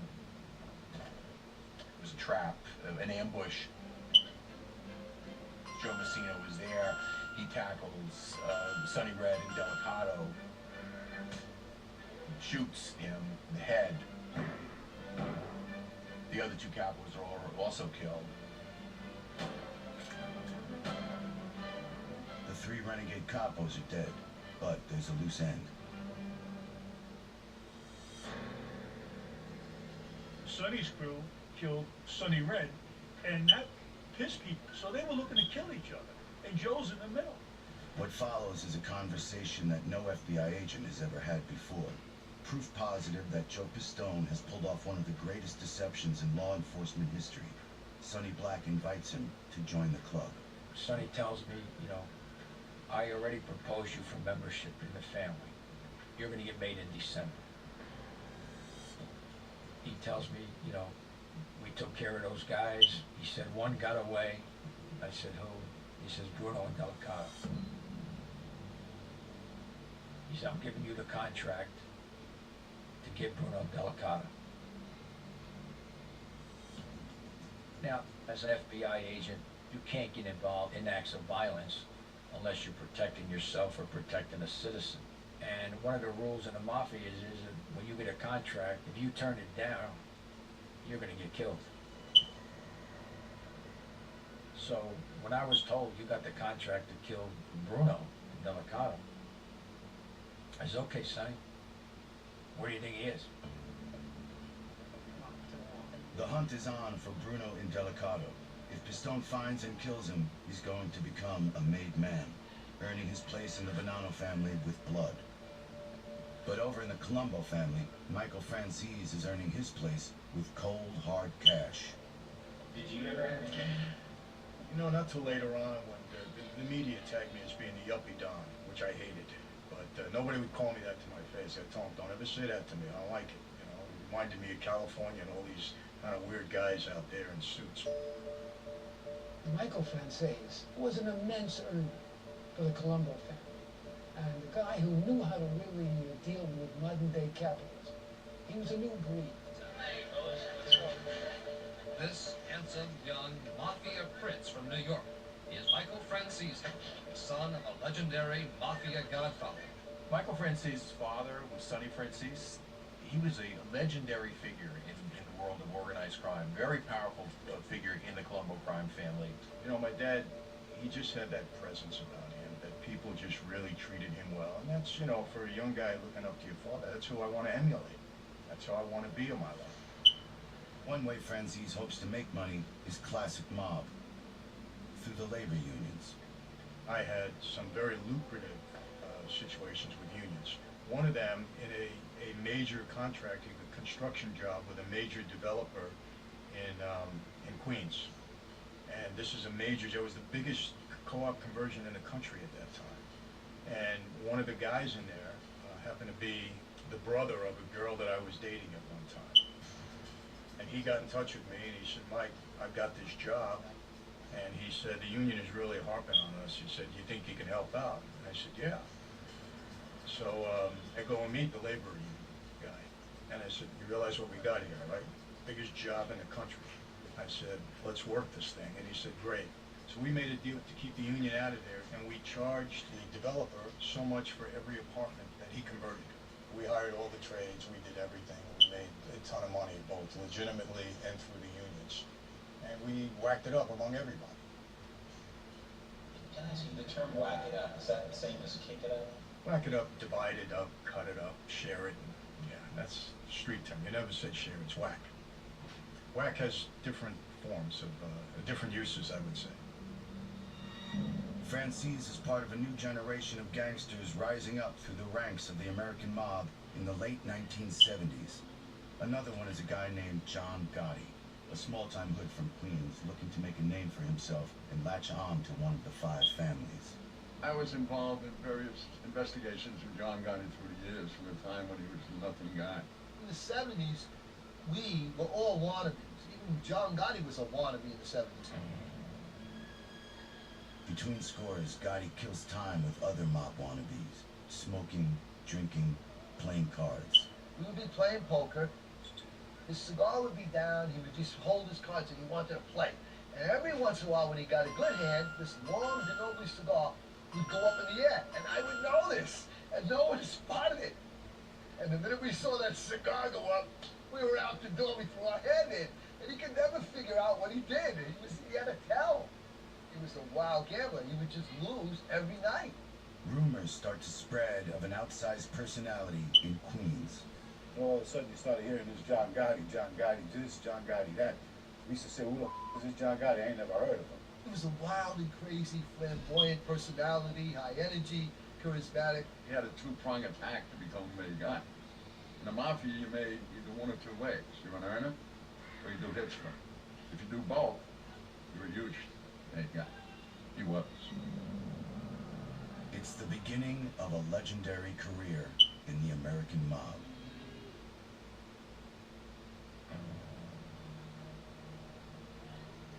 In the late 1970s, a new generation of gangsters is rising up through the ranks of the American mob. Among them is a guy named John Gotti. John Gotti is a low-level gangster who was like banned from the racetracks because he was a mafia figure. He was involved in hijacking trailer trucks coming out of the airport. Plus, he wouldn't hesitate to kill somebody. I had my first business encounter with John Gotti. It wasn't a very pleasant experience. 2 brothers came to me and they had a guy that had a flea market in Brooklyn. This guy's partner was dealing drugs and it was disruptive to the market. So I intercede, I go meet with him and we make an arrangement and I chase his partner out. 2 weeks later, John calls me up, John Gotti. He's Mike, I need to see you. It's okay. I go meet him and he says, that flea market in Brooklyn, yeah? He says, said, the guy you chased out. Yeah. I said, he's with me. I said, well, John, come on. You know he just ran to you. No, I know the guy a long time. John wasn't pulling out, and I wasn't going to give up. There's no way John Gotti would walk away from an argument with anybody, including himself, thinking that he lost. So I said, John, there's no way I want to, this guy's a drug addict. I don't want to be around him. I said, I'm going to buy you guys out. Name your price. And it's like I knew it. He said, you don't buy me out, I buy you out. And that's what happened. He bought me out, gave me the money, and I gave my guy money. We kept some. He took the market, and within 3 months they closed. It was over. So that was my first business encounter with Gotti. John Gotti was a thug. IQ maybe a mothball, but a thug. But Colombo family member Michael Franzese is also making a name for himself as an earner among earners. He brings in big scores that attract attention throughout the 5 families of the American mob. But nothing so far compares to the scam he's about to pull off. This guy came to me, and he tells me, he said, look, we can make some money. I've got kind of a scheme. I have gas stations. So I said, all right, let's start a new company. I says, and show me how this thing works, and I'll see if I want to pursue it. I'll never forget, a week or 2 later, this guy came to me, and he's holding a box. And he used to bring me meat. He was a butcher. He walks in, I says, what are we having, a party? We're going to do with all this meat. He says, hey, Chief, it ain't meat. And he goes in, he puts it on the kitchen table, he opens it up, he said, first week's take in the gas business, $380,000 in cash. Got my attention, right? Michael Franzese was an immense earner for the Colombo family, and his biggest coup was something known as the daisy chain gasoline scam. What happened was New York State in the 1970s decided to use a different way of collecting gasoline excise taxes every year. At that time, whoever owned the gas station was responsible to pay the tax on every gallon of gasoline that they bought and pumped. And somebody hit upon the idea this was stupid. So the legislature in New York said, well, let's make distributors responsible for paying the taxes you want to levy. But the gas companies are required to pay the tax on the honor system. So Franzese figures out all he has to do is set up dummy companies that don't pay. It takes months for the government to figure out the scam and collect, and by that time, the dummy companies are long gone. It was a fairly complicated scheme that involved a lot of dummy corporations, which made it difficult to trace back to the original source, that being Franzese. And somewhere along the line, a stamp would come out and would say, tax paid. And it was very difficult to establish just which company was saying that they paid the tax. That's because no company is paying the tax. All of the money is going into Michael Franzese's pockets. I had 18 licensed companies. All of them were operating out of Panama, so there was no trail back to any of us. The gasoline tax scam has to go down in history as one of the most successful coups ever pulled by the mafia. I was making a lot of money in the gas business, millions of dollars a week. I had a jet plane, I had a helicopter, I had all the money I wanted, I did whatever I wanted to do, and word was getting out on the street that even though I was handing in millions, that I was making billions. The so-called Franzese Group, a new mafia organization. A story came out, I believe in Newsday again, that I was becoming powerful enough to break away from the Colombos and start my own family. Said to be behind the mob's theft of hundreds of millions of dollars in gasoline taxes in New York. My dad then got out on parole. Franzese's father, Sonny, is released from prison after serving time for masterminding a series of bank robberies. But he's also rumored to be a cold-blooded killer, an accusation familiar to his son.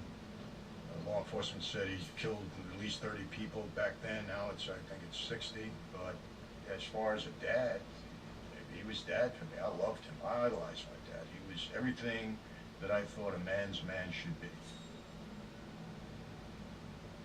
Every child wants a reason to love their parents. You have to give them strong reasons not to love their parents. And I don't have any reason not to love mine, regardless of anything. The word gets out on the street, I'm becoming a target of law enforcement, and all of a sudden the two Franzeses together, the son is making tons of money. Guys start to think about it, double-edged sword. Even my own father was told he put a contract on me.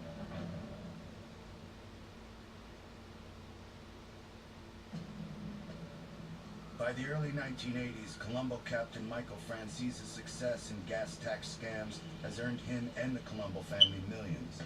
But in the American mob, success can be as dangerous as failure, especially if the mob thinks you're skimming the take.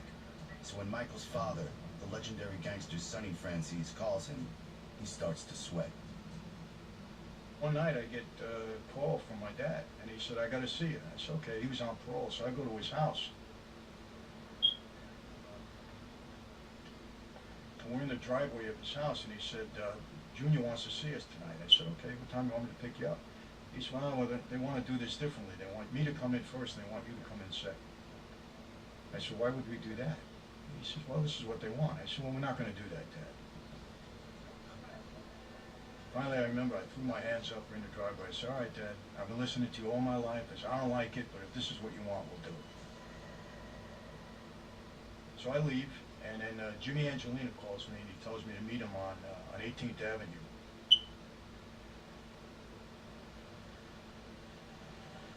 Jimmy was Captain 2 at the time. Now I knew Jimmy all my life. I get in the car, there's a guy sitting in the back that I didn't know, and he don't introduce me. And, you know, at that point I was just really thinking, something's really bad here.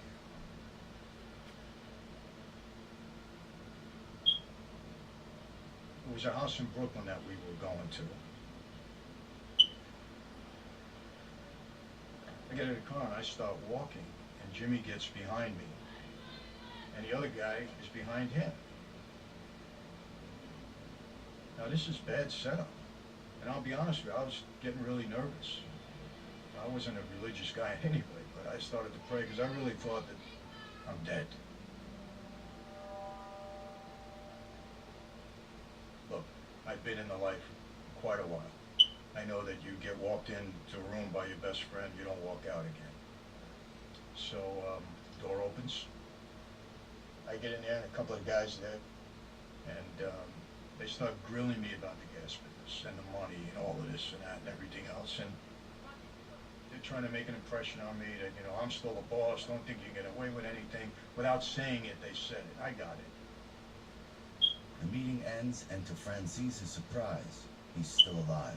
So now, Jimmy's going to drive me back. I say goodbye to everybody. We get in the car. I'm ready to really open up on him. I was really upset with him. He didn't tell me anything.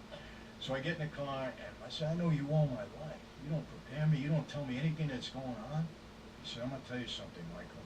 He said, "Your father was in there before you tonight. He didn't help you one bit. You were on your own in there." And it really affected me in a bad way. I said, "Man, I can't trust my own father here."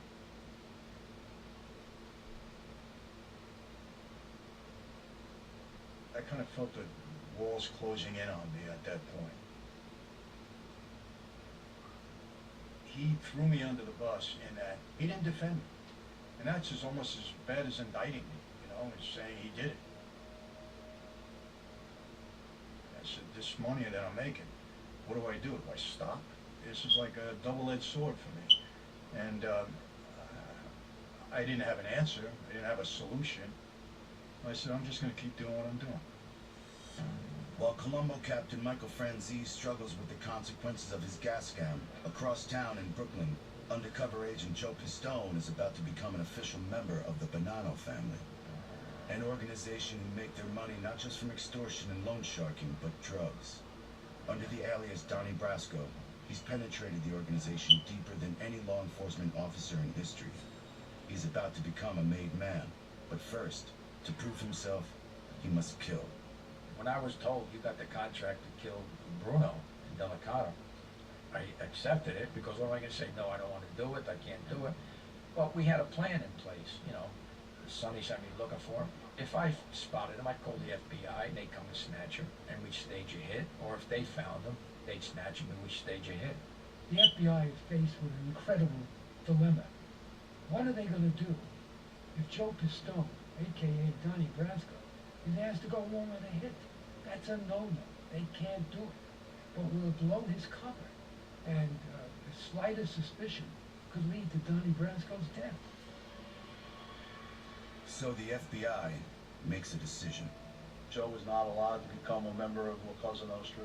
The Bureau decided that would not be the best interest of him or the Bureau, and so we pulled him out of there. After 6 long years undercover, the feds pull Pistone from the streets and shutter Operation Donnie Brasco. Now it's time to let the mob know the truth. When the operation was going to be closed down, we had a meeting with 3 agents, and one of them knew Sonny Black. So what I did was I took a picture with these guys with my credentials, and the agents went to Sonny Black,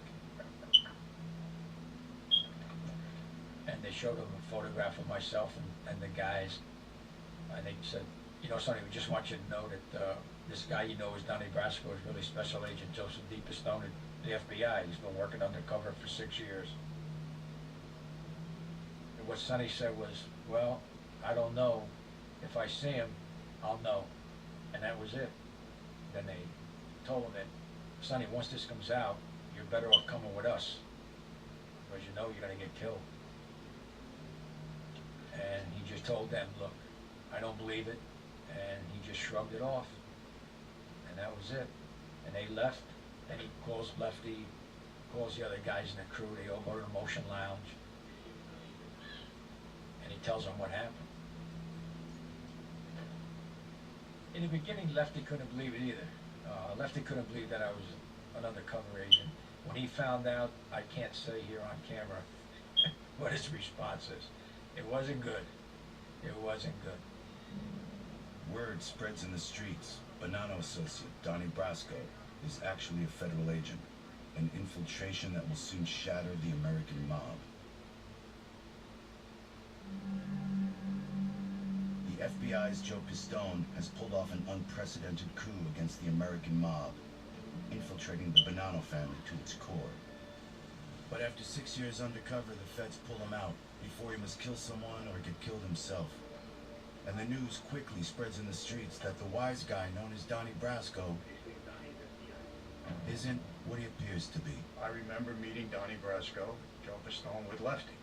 We didn't have any business. It was hello and goodbye. He was there. There was nothing more discussed.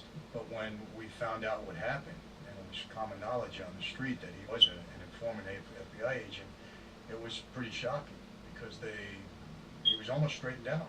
He had gotten that far. And then what happened, once they found out it was me, the commission got together and the commission put a $500,000 contract out on me. Pistone gets out of New York fast, hiding out in FBI headquarters in Washington, D.C. But within the mob, those who are responsible for Donnie Brasco's rise must pay the price. Sonny had to fess up to all the bosses, like what had happened. So he gets a call to go to a sit-down. He walks into the Motion Lounge and tells the bartender, I just got called to a sit-down. And he gives him his ring, gives him his money, gives him his keys, except his car keys. And he calls his girlfriend and says, they tell me that Donnie was an undercover agent. I didn't believe it. Now I believe it. If you ever see Donnie, tell him I'm glad it was him. So he goes to the sit down, and the next thing they know is Sonny Black is gone.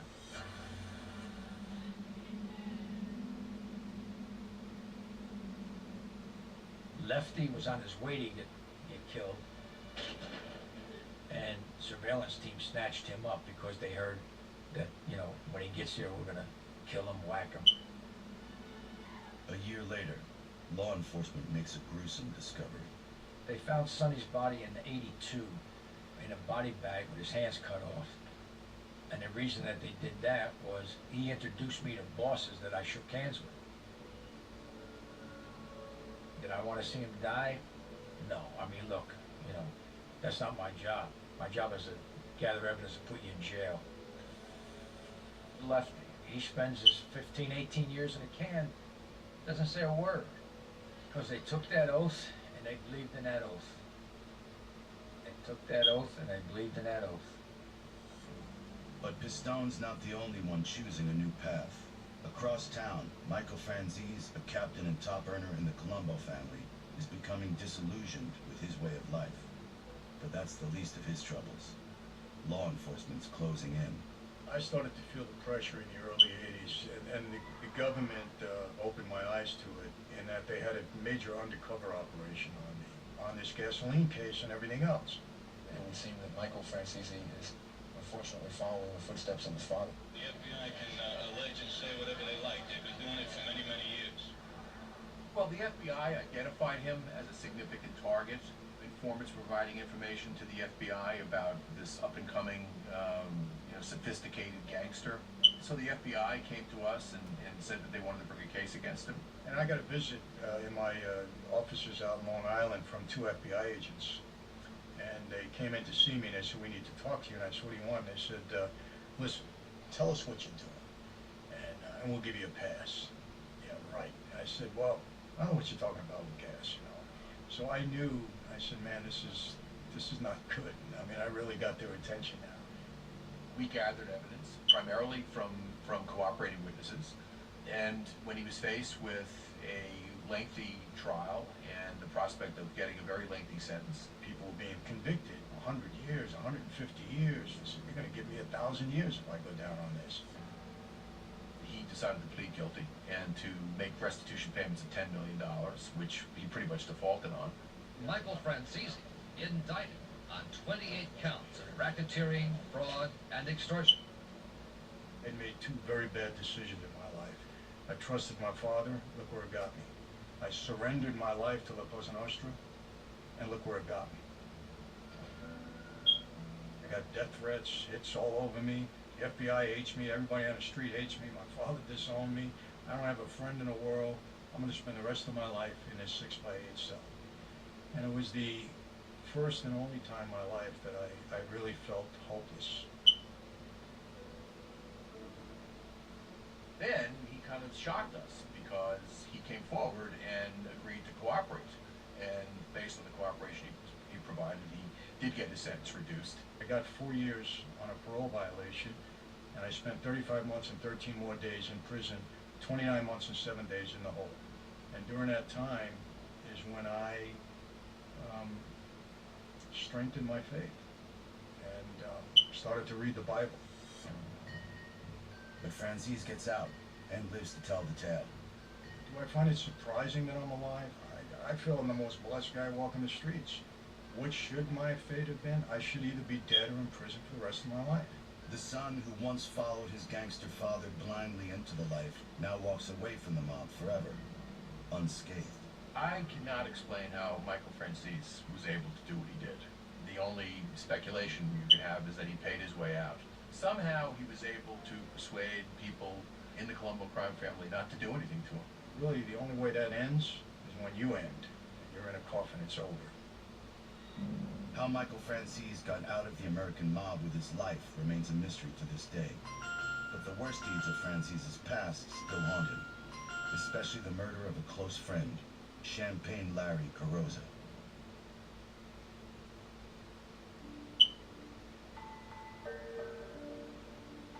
Colombo Captain Michael Francis walks away from life in the American mob and begins cooperating with law enforcement. But the worst deeds of his past still haunt him, especially the murder of this man, Champagne Larry Carrozza. Larry Carrozza was someone very close to me. I mean, the kid loved me, and I loved him. I baptized his kids. He baptized my daughter. Unbeknownst to me, he was having an affair with my sister. I was brought in, and it was told to me that this is what was going on. No one messes with mob women. Those who do pay a heavy penalty. I was told he disrespected you and he disrespected your father, and that's something that we don't stand for in this life. And I said, but you know, he's not the made guy. Stupid. How do we know what really happened? And let me talk to my sister. And nope, you want to take care of it? You take care of it. If not, we'll take care of it. And I said, I don't want to do it. I said, the guy's too close to me. Larry Carrozza's body is found near his car. He's shot a single time behind the ear. His murder, that's probably something that has been the heaviest on my heart. These days, it's faith that helps Francis cope with dark memories of his past. Guys, be honest. You don't come to church where you figure, hey, Sopranos is off the air, let me go see what the real mob guy is all about, right? That's your only... What I did, I did. That's it. As Christians, we happen to believe that we can be forgiven for what we've done in the past. So I believe with all my heart that I've been forgiven. A line that's hard for a lot of people to swallow. People can say it's a phony thing and it's a scam, and fortunately in the end, they're not going to be the ones that judge me. But I can't fool God.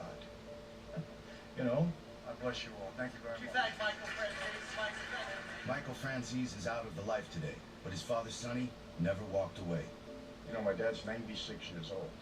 He's the oldest living mob guy in America. I think he's part of his life 66 or 67 years ago. He took the oath. He just recently was convicted at the age of 96. I think he's convicted on racketeering charges and was incarcerated again. Was active until the age of 96, and it's absolutely amazing. He is a treasure trove of mob stories, if you can get him to talk about it.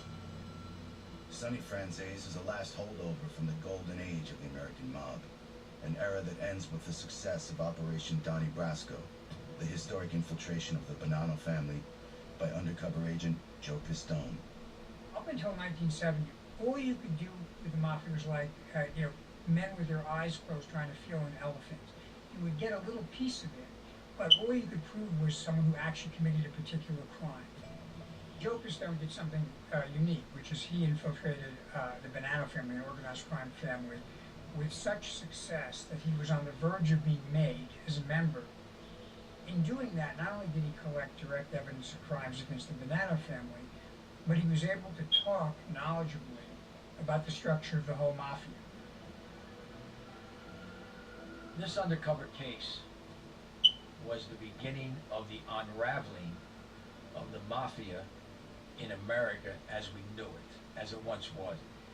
All in all, the information Pistone provides law enforcement leads to over 200 indictments and more than 100 convictions of major mob figures. But it is only the beginning of the government's all-out assault on the American mob. Joe Pistone's role as Donnie Brasco was historic in the FBI, historic in law enforcement. Pistone broke the confidence of the mafia. He broke the mystique that you couldn't infiltrate the mafia. That mystique was very, very important in getting people to cooperate. Because now all of a sudden it isn't this impregnable organization and nobody's ever penetrated. Joe Pistone, in his case, was the perfect storm for organized crime. We kicked the out of him. We really did.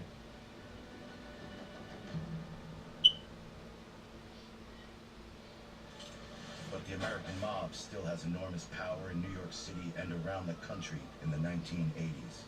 You always have to use your brain, and you always have to use the gun. In cities like Philadelphia, home to one of the most violent mob families in the United States, We live by our own set of rules. and a major battleground in law enforcement's war to end the rule of Cosa Nostra. His reign becomes a reign of terror. I invoke my right and decline to answer the question. We got away with murder.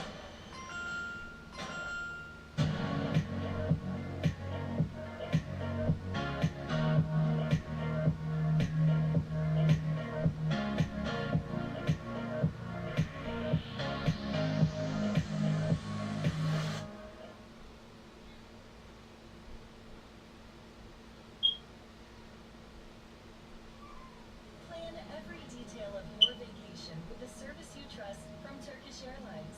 All in one place. Experience real care everywhere.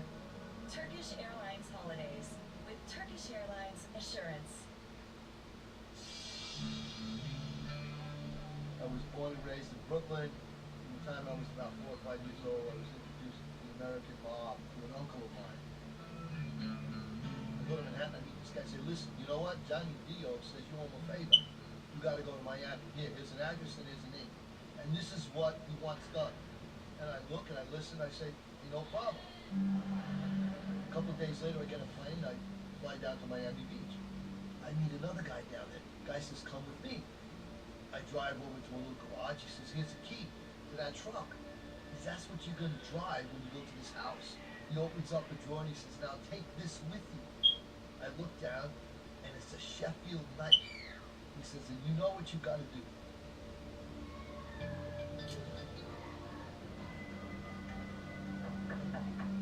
The girl opens the door and I say, take me to the back.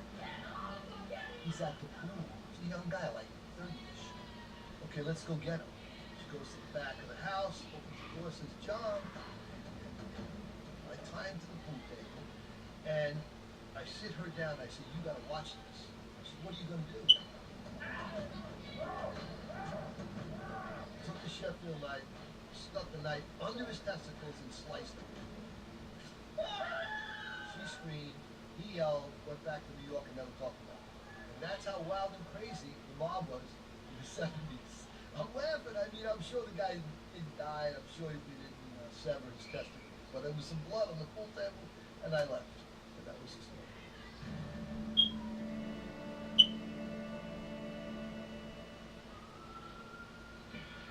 In Brooklyn, a low-level mobster is been harassed, shot dead in broad daylight. Days later, another reputed gangster snuffed out, execution style.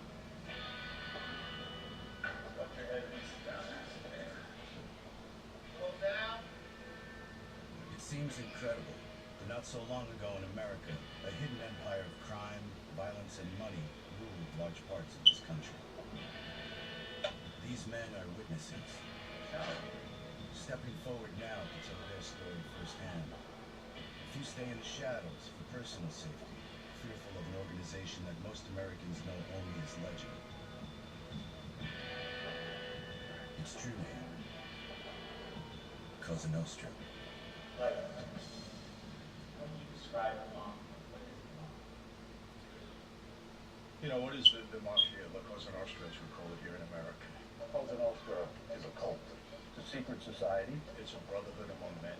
Everything that they do is about making money illegally.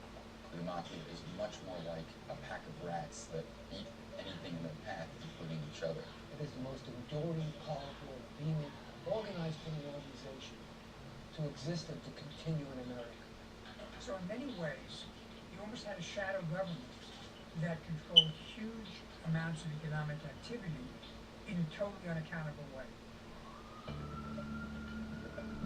The golden age of the mafia was the beginning of the 70s, when they had the strongest grip on legitimate business in the United States of America. In the 1970s, they controlled trucking, the ports, the garbage business, and a lot of the meat, produce, and fish markets. Much of the building trade is in their hands. The carpenters and electrical unions. They have judges on their payroll and police in their pockets. No criminal organization in the history of our country has ever infiltrated legitimate institutions of society the way the mafia was able to do. The bosses, untouchable. They were sitting on thrones.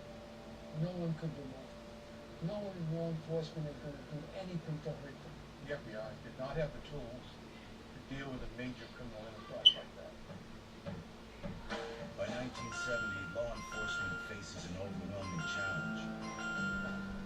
How do you take down a secret criminal organization with such deep roots, so much power, but so completely hidden from sight?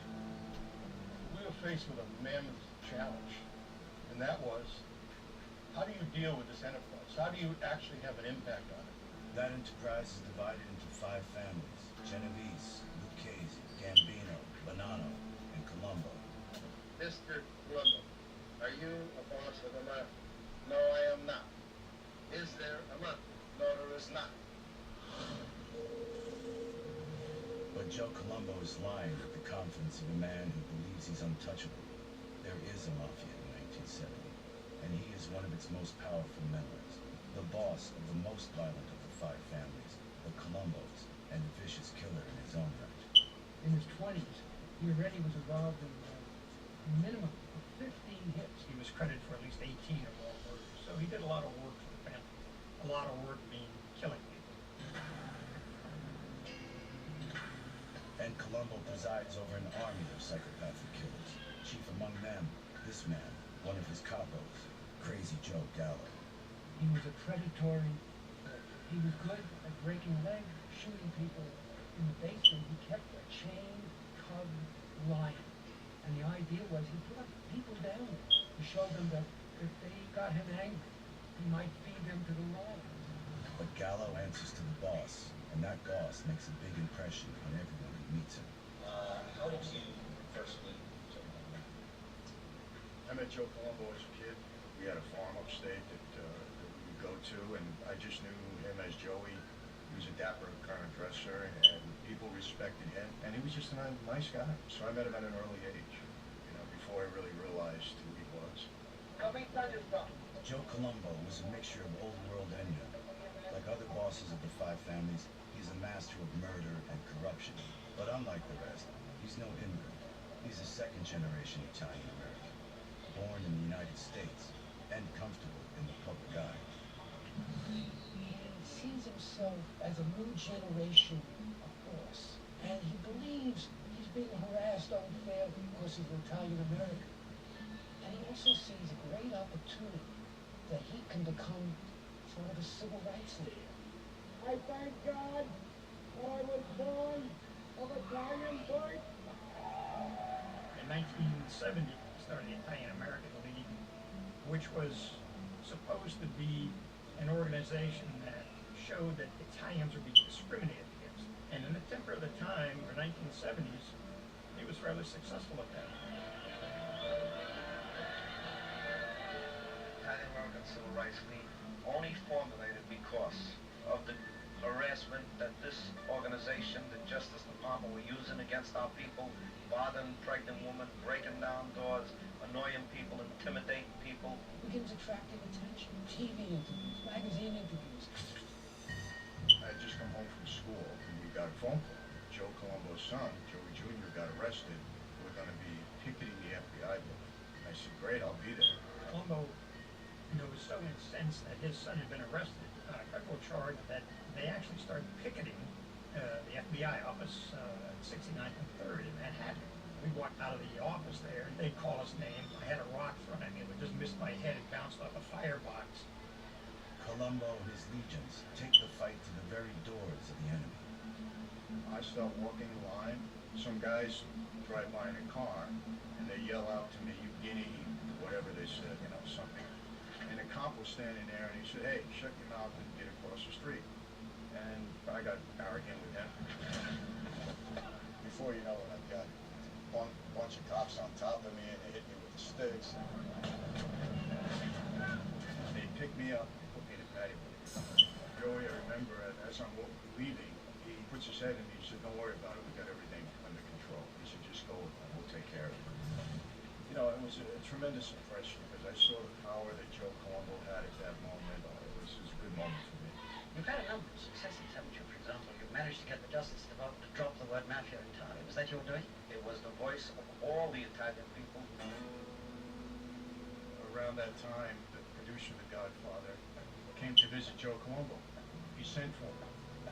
And Joey actually looked at the script of The Godfather back then. He took any reference to the word mafia, he pulled it out of the script. Getting the Justice Department of the United States to ban the use of the word mafia. That's pretty good political power. That is pretty good political power. The one thing that the boss in the 70s did not want was publicity. But against the tradition of the five families, Colombo loves the attention and doesn't seem to know when to stop. Joey started to get a little bit too out of hand.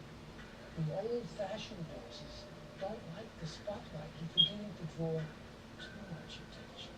These are people who like to be in the shadows. I knew it was starting to become an issue. All that meant was trouble.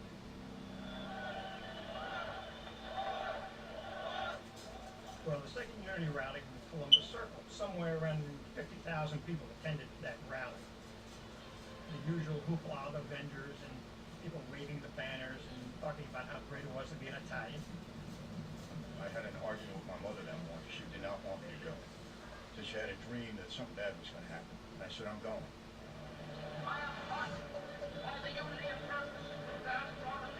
We arrived at Columbus Circle. They had a big stage set up. There's police protection. The TV cameras are there. Thousands of people are milling around.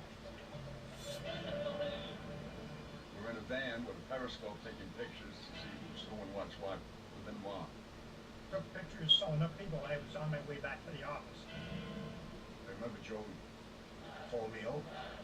And I walk up the steps to the stage. He hands me some brochures. And he says, "Michael, I want you to give these out around Lincoln Center." And I said, "Okay, Joe." I turn around and walk away, and as I approach the steps, Suddenly, one cameraman gets close to him, and instead of taking a photo, fires a gun. I hear boom, boom, boom. The place went crazy. Please do not, please, ladies and gentlemen. There's someone still has the wrong weapon. Be pleased with you. Stay back. Please, ladies and gentlemen. This is the type of thing you can't do. There's someone still has the wrong weapon. Be pleased. In June of 1971, mob boss Joe Colombo is shot at his own Italian-American civil rights rally in New York City, and all hell breaks loose. Colombo lies unconscious in the ambulance transporting him to the hospital, while the big questions start to emerge. Who would dare to gun down one of the most powerful figures in the mafia? What kind of condition did he appear to be in? He looked pretty bad. I mean, I don't know, I've never seen anybody shot before, but he was down on the ground and there was a spot of red on his right cheek. In unity, we pray to our Father, that Joe Colombo makes it. Our Father. Joe Colombo isn't dead, but he's in a coma and shows no sign of waking up. Everybody was in a state of shock.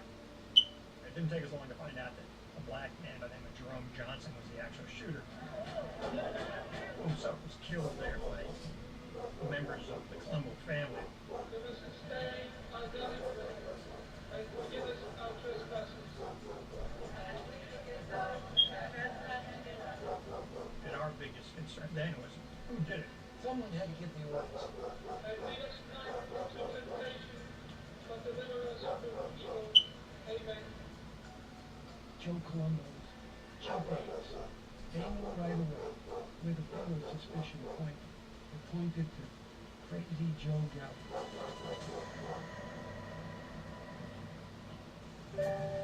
Crazy Joe Gallo is a captain in the Colombo family. He has a knack for violence and no sense of loyalty. You know anything about that gang over there? Trying to protect the folk? Very, very, very. What kind of gang there? There's no gangs, there's no war, there's nothing. Yeah, no. Crazy Joe Gallo epitomized the predatory street thug of his era. He always shot for the top. Joey Gallo was an enemy of Joe Colombo's. He was resentful of the fact that Colombo was the boss and he wasn't. Joey Gallo got out of prison. He's like a lost soul. He has no real gang. He has no real income. Joe Colombo is immortal. He's confident and tells him, I'm going to get even. I'm more powerful than Joe Colombo. I'll show him. I'm going to kill him.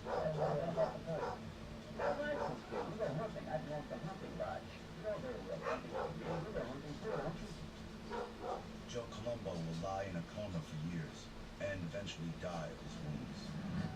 But in the meantime, Joe Gallo has his own problems. Gallo had it clear at the commission because of cardinal rule, which is a self-protection rule. You can't kill a boss. To understand what happens next, you have to understand how the mafia began. The structure of the organization is the brainchild of this man, Charles Lucky Luciano. He could be aptly described as the criminal version of the Bill Gates of the Wine. He was a genius. He wrote the Constitution for the American mafia, a Bible that still continues to today.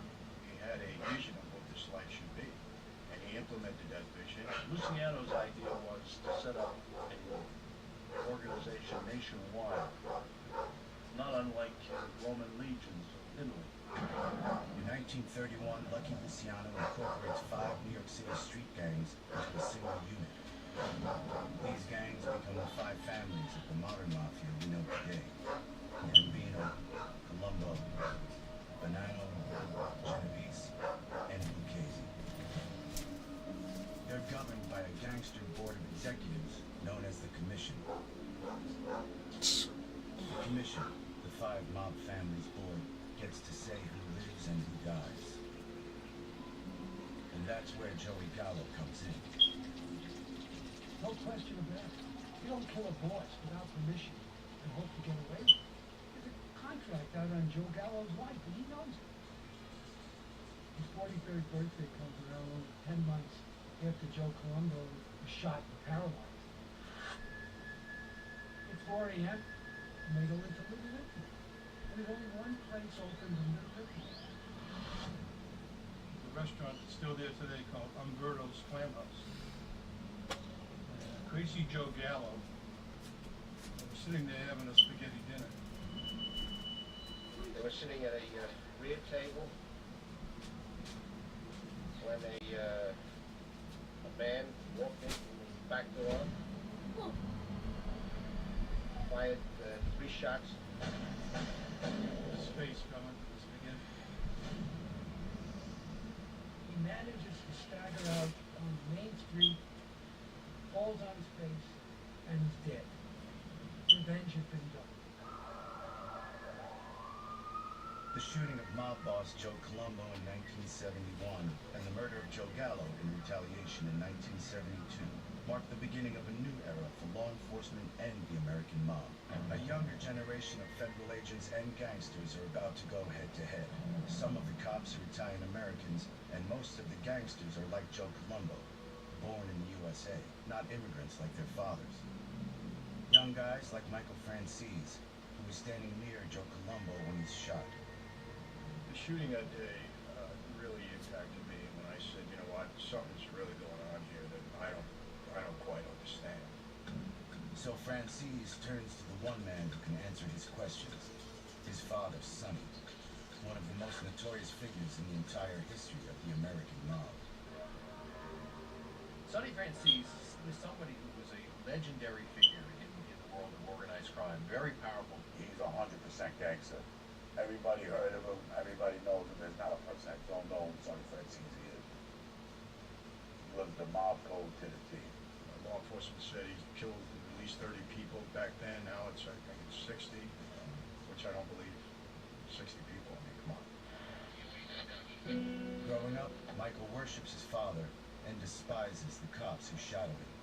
One day I was playing ball in the street. I think I was 8 or 9 years old. The ball sailed over my head and rolled down the street. The detective stopped the ball with his foot. When I got close to him, he pulled out his jacket and he had a gun in there, and he said, "This is for your father. He's going to get it one day." And I just looked up at him. I'll never forget. And I said, "Can I have my ball, please?" He kicked the ball roughly past me.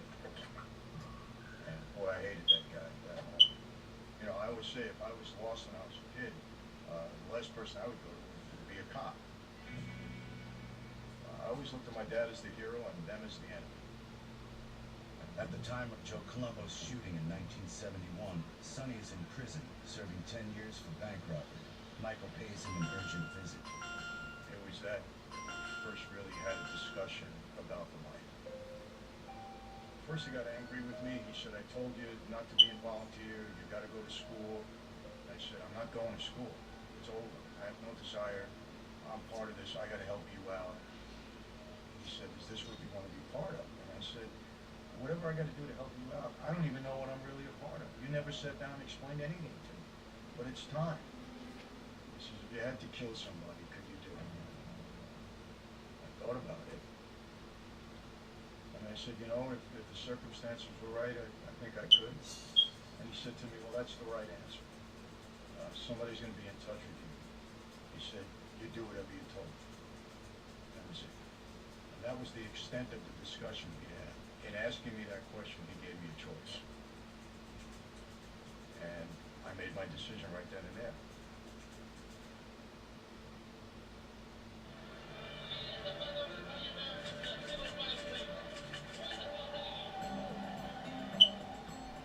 Before mob boss Joe Colombo was shot at his own rally in 1971, he provides American law enforcement with its first big break against the mafia. Joe Colombo organized a meeting in Columbus Circle for all his Italian-American cohorts, legit and illegitimate. He steps out of the shadows long enough for the FBI to photograph him and his associates. It's a key moment in the government's fight against the mafia's 5 families. A new generation of FBI agents and mobsters are about to go head-to-head. We photographed everybody at that rally, and it enabled us to identify a lot of the organized crime members who was close to Colombo, who was made the Colombo family. The last thing what goes unnoticed to me is the type of public disclosure that Joe Colombo did. But in the early 1970s, the FBI still faced a major obstacle in trying to nail the bosses of the 5 families. Organized crime families have a code, it's called Omerta. Basically, it's the code of silence. And that time, Omerta really lived.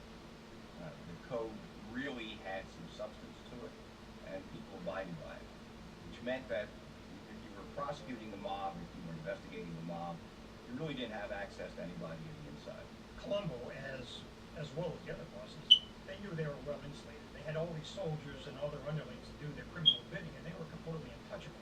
Omerta has kept this gang hard to infiltrate, so almost impossible. But just as there is a new generation inside the mob, second-generation Italians like Michael Franzese, there's also a new generation of agents joining the FBI, and they're Italian-American as well. One of them will change history. This guy, Joe Pistone, was about to go deeper inside the American mob than any FBI agent before him. How did you get into advertising? I always wanted to be a cop. I always wanted to be a police officer, really. I figured if I'm going to be in law enforcement, I might as well be looking best. I applied to the Bureau, to the FBI, got appointed as a special agent in 1969. Pistone and fellow agents like Steve Salmieri are the FBI's secret weapons in the 1970s. We're all basically inner city kids, and we basically made a career being Italians from the inner city.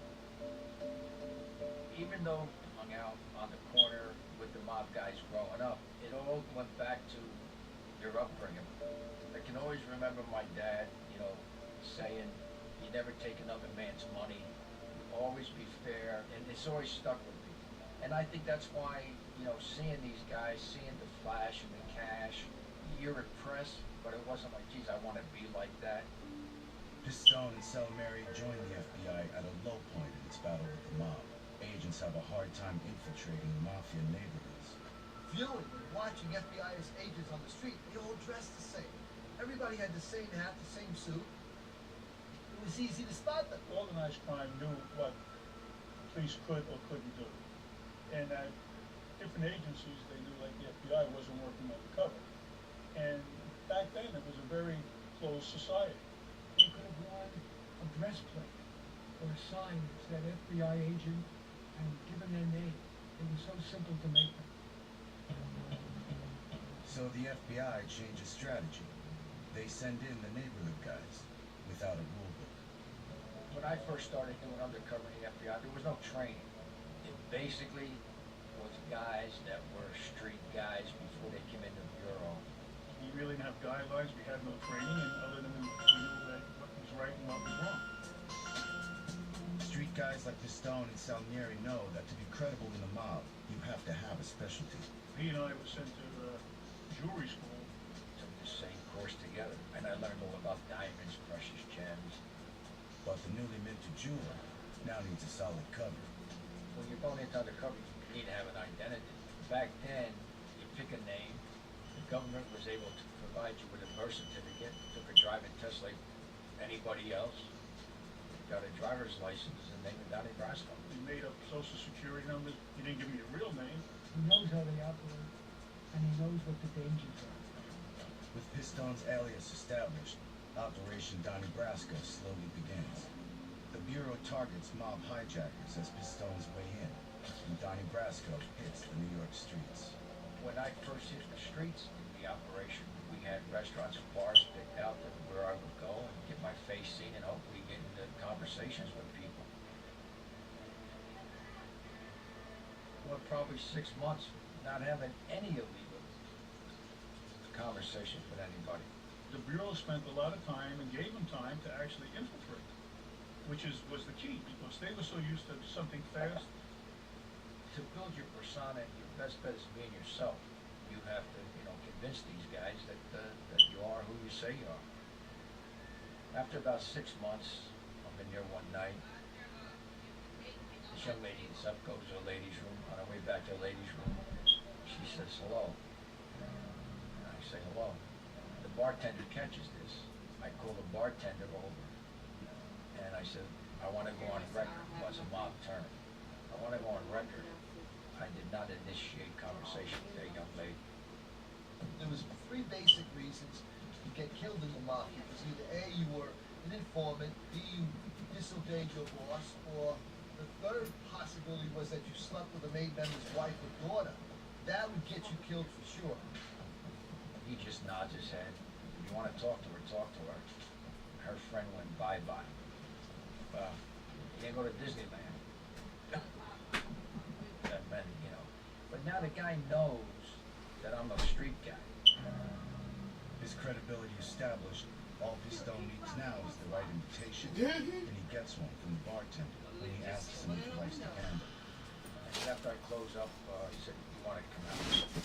So after hours. So I said, "Yeah."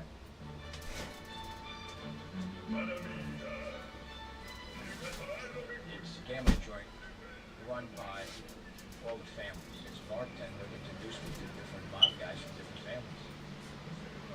It's the breakthrough Pistone's been waiting for. A chance to get right into the gambling dens of Cosa Nostra, where no FBI agent has ever penetrated before. But you never had somebody inside the mafia listening to them. Now they do.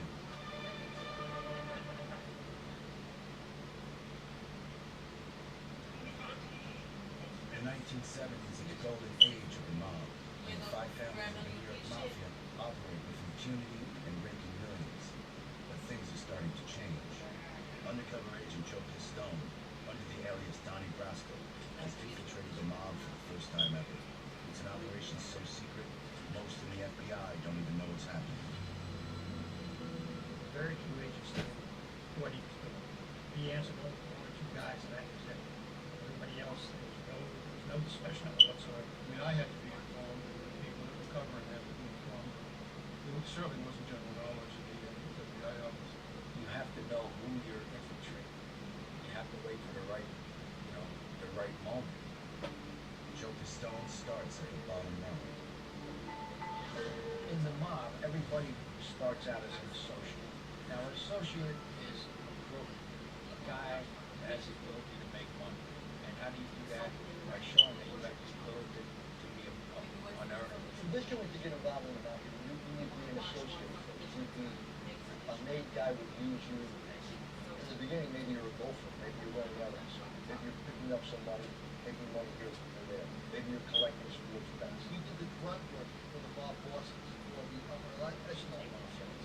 If they gave you the assignment, you couldn't refuse and you had to do it. You could tell by being around the guys who had, for lack of a better word, was intelligent. In other words, some guys were there to do the work, thug guys, and other guys who more looked up to bring the family forward. My background helped a lot because I know you don't walk into a place that you know the mob guys, and you walk up to the mob guy and say, "Hey, I'm Donnie Brasco, I'm a juvenile, I want to, I want to start running with you guys." It's like, it doesn't happen. And you gotta remember, the god of organized crime is money. It's our order of fact. And if you had something that they were interested in, that they could use you at, that's what it is. What are they looking for? And then you furnish it. We figured that being a jewel thief wasn't good because you could do it alone. So I got a pack of diamonds, and I put the envelope on a bar, and I said, "Charles, I need X amount of money for this package." I don't tell him what's in it. He takes it. A couple weeks go by, one night I come in, and he says somebody left this envelope. So I said, "Okay, we go out, get back, and what I asked was in there." So now the guy knows that, I'm a little shady. But the deeper Pistone goes, the more dangerous the operation gets, especially when he wears a wire. There were times when we felt that we had to have close protection. We dedicated one particular surveillance team. Became very familiar with Joe. They developed all kinds of signals and modus operandi. Agent Joe Pistone is gaining credibility as a criminal on the street, while mob descendant Michael Francis is about to begin his own career at Cosa Nostra. One of my dad's soldiers called me and said, "Meet me at the JV Lounge." It's on Metropolitan Avenue in Brooklyn. We go see Tom DeBella. Tom was acting boss for Percival at the time, who had taken control of the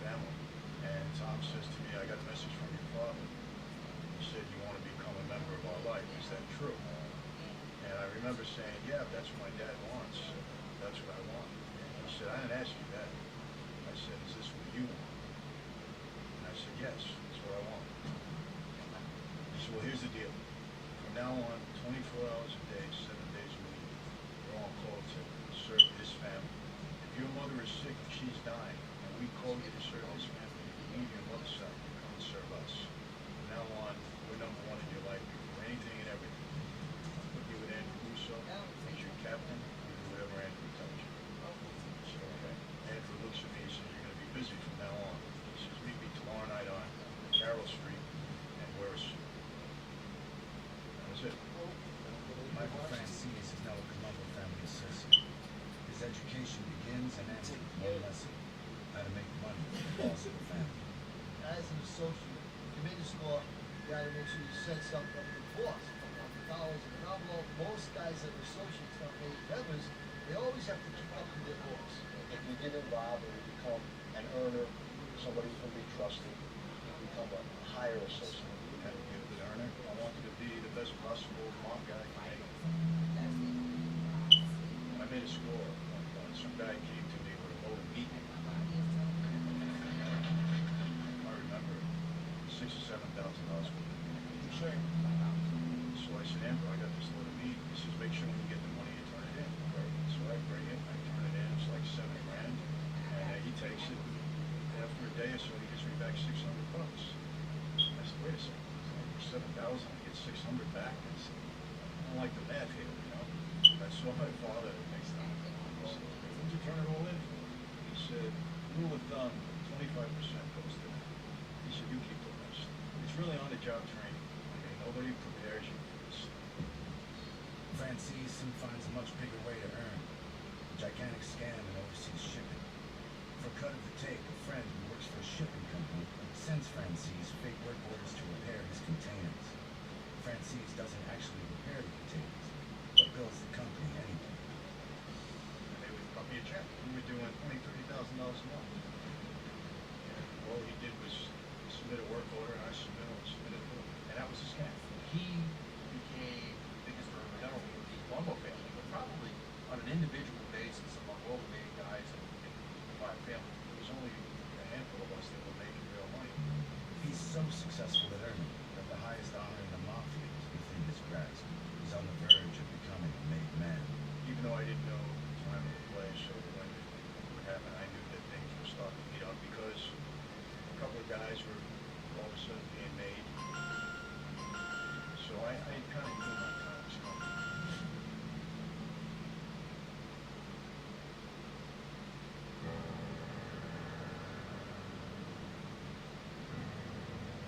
It's 1975, and Michael Francis, an associate from New York City's infamous Colombo family, is on the verge of achieving the highest honor in the mafia, becoming a made man.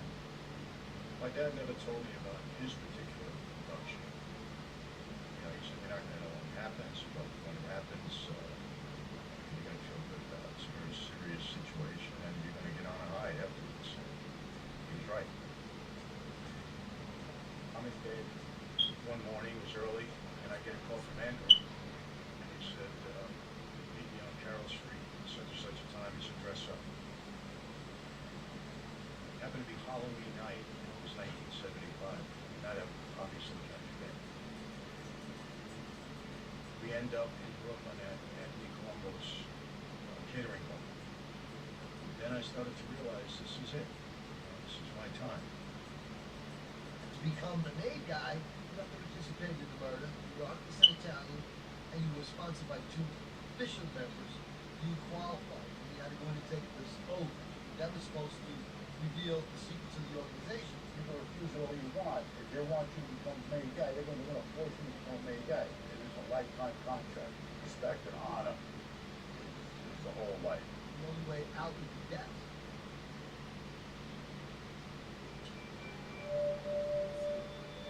It was very dark. There's a couple candles lit. I walk down the aisle and I stand in front of Tom Bella. Tom was acting boss for Percival at the time. We were taking control of the family. And this initiation starts.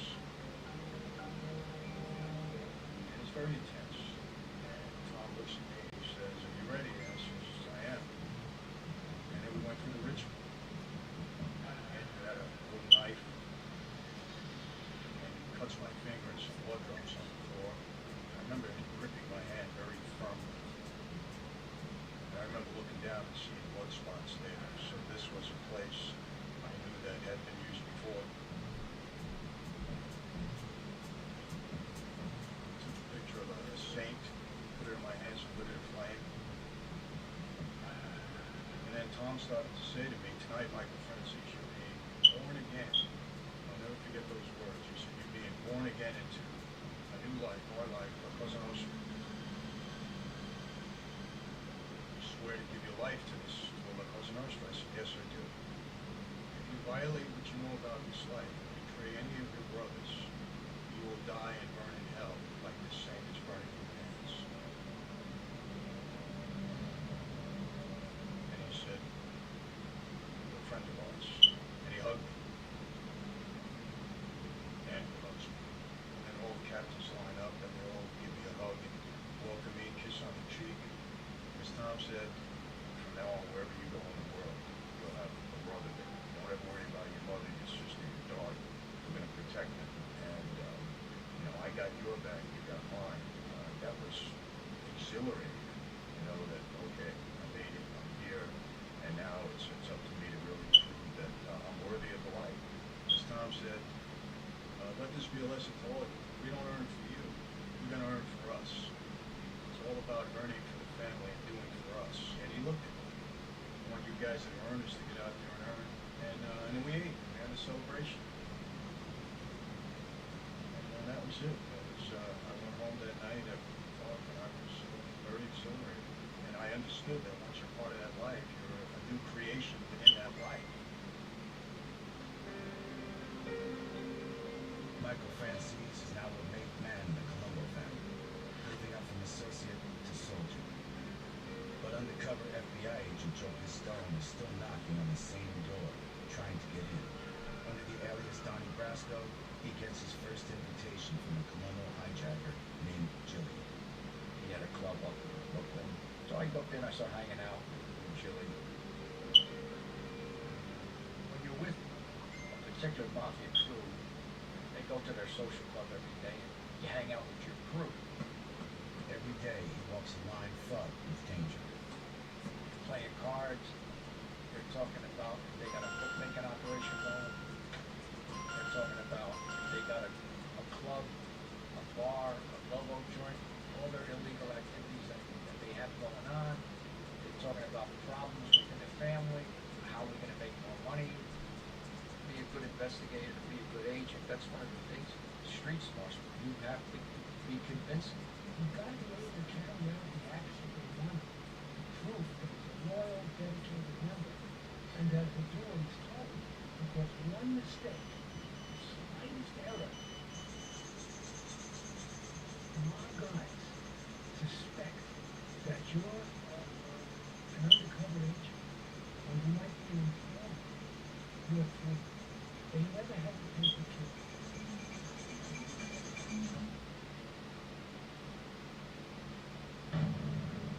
Undercover FBI agent Joe Pistone has finally penetrated the Colombo family ranks under the alias Donnie Brasco. He gets his first break with the Colombo hijacker named Jilly. When I was with Jilly, I had to learn about how to steal cars.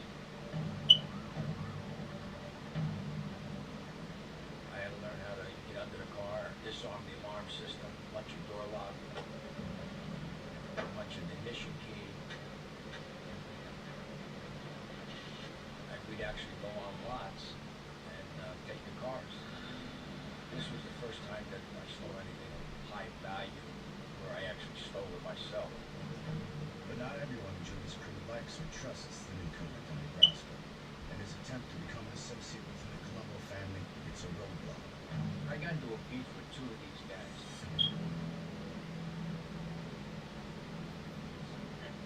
Frankie and Patsy, they came out of the can, they wanted to start making money. Being that I was a jewels thief, they wanted some information on different things. They come up with some crazy schemes to rob places. I tell them, look, you've got an alarm system in this place that, you know, you can't defeat, or how do you expect to crack that safe? I'm being negative. I'm telling them, no, you can't do it like that, you can't do this. And this kind of ticked them off. Patsy was a main guy, and Frankie wasn't. Patsy puts a gun on the table, and basically what he says, he said, Donnie, if you don't convince me you're as good as these guys say you are, the only way you're going out of here is rolled up in that rug.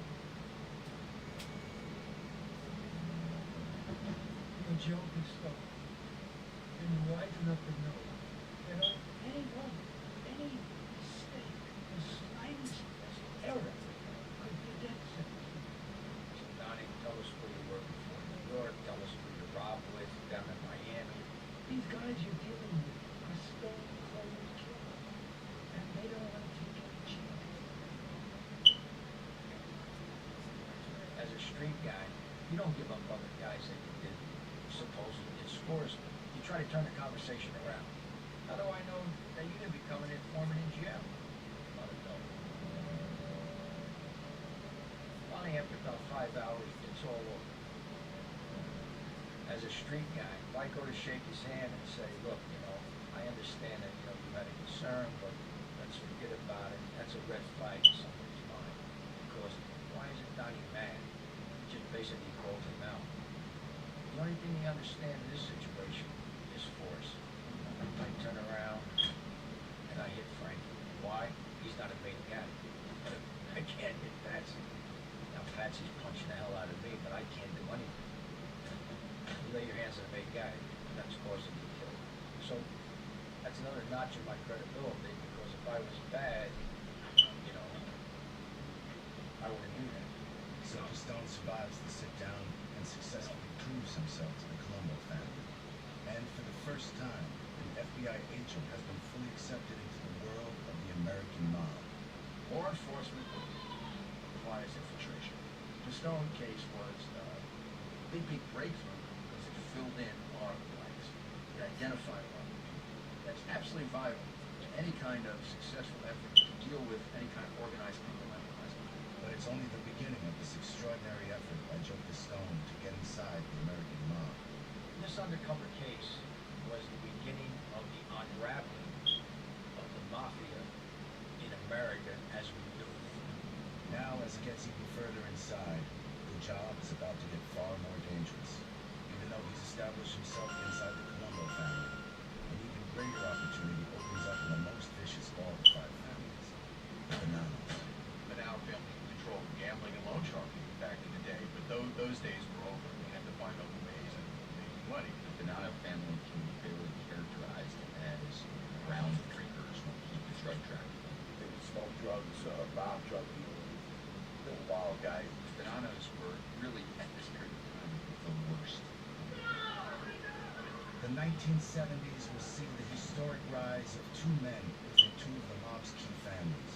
Undercover agent Joe Stone with the Bananas. When I was told he got the contract to kill Bruno, I said, okay, son, what do you think he is?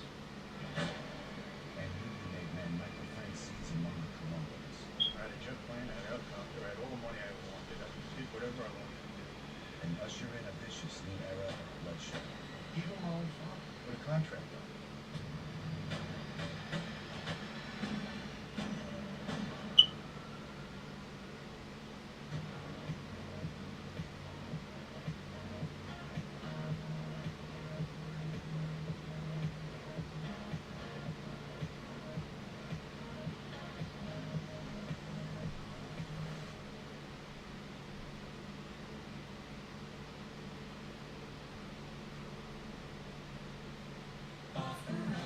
Boxes, sure, they bring you stuff, but it's doubtful they'd invite you to a parent group.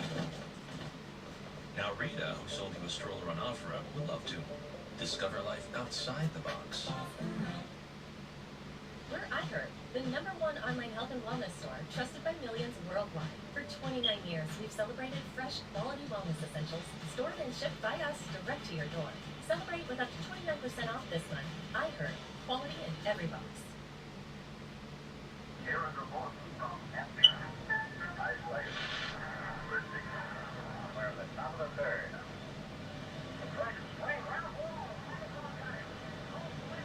On the evening of May 13th, 1977, 2 men waited in a car outside the home of Mickey Spillane.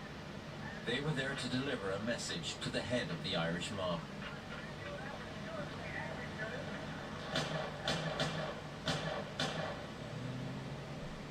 The death of Mickey Spillane marked the end of an era. The day of the gentleman gangster was over, and the reign of terror was about to begin.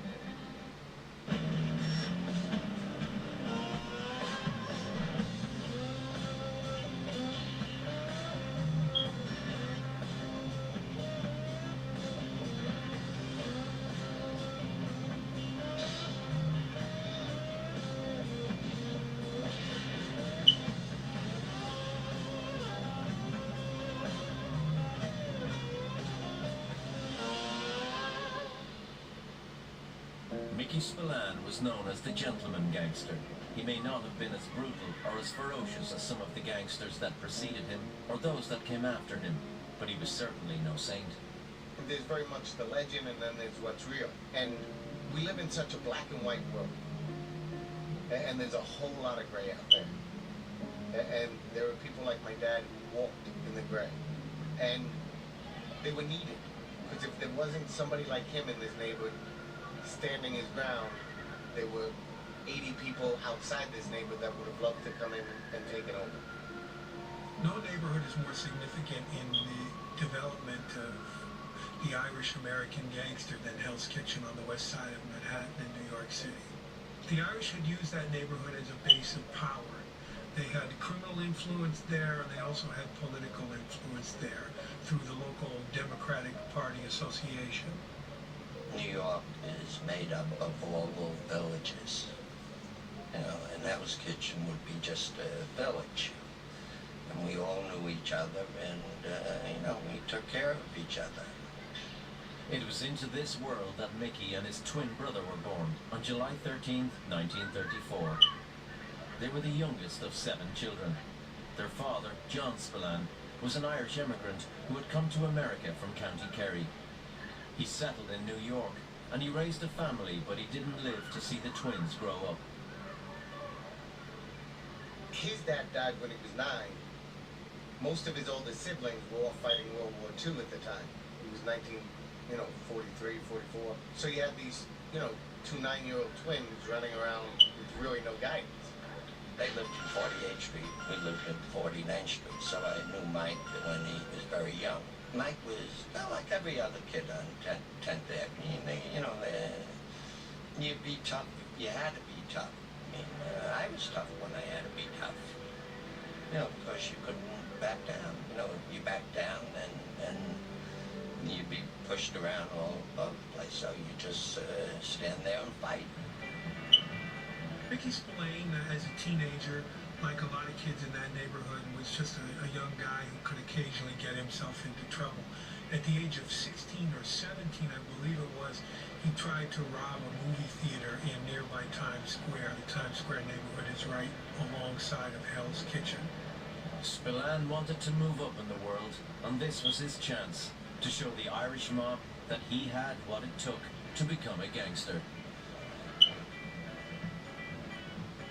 There was a cop there, and back then they had what they called the fleeing felon law, where if a cop said stop and you didn't, they could open fire.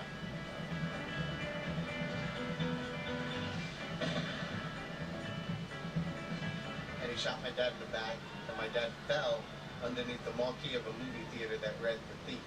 And it was on the front page of the Daily News, and went out on the AP wire and actually went all over the country. Spillane was in all the newspapers, and his name was on everyone's lips in Hell's Kitchen. But he wouldn't be around to take advantage of his newfound fame. As a result of the robbery, Spillane spent time in hospital and 4 years in prison. Prisons were like colleges for thieves and criminals, and Mickey Spillane was an attentive student. On his release from prison, Spillane was a changed man. By the 1950s, the rackets in the neighborhood had died out quite a bit. This was the era in which the waterfront began to die out as a source of commerce and a source of plunder for the mob. And so Mickey Spillane found himself in a criminal environment that wasn't quite as lucrative as it had once been. And yet, that framework of the criminal organization still existed in that neighborhood. The little profit that was now being made in the West Side was going into the pocket of local bookmaker, Huey Mulligan. Mulligan was involved in loan sharking and gambling, but he wasn't as such a very greedy man. By now, the Irish mob was at a low ebb. The Italians were taking control around Hell's Kitchen, and money could be made by people who were willing to stand against them. Mickey Spillane was one of those people. First, Spillane had to re-establish himself on the West Side, and he soon came to the attention of Huey Mulligan. My dad, what he did one time was he robbed the payroll from the piers. And, nobody would have the guts to rob the payroll from the piers.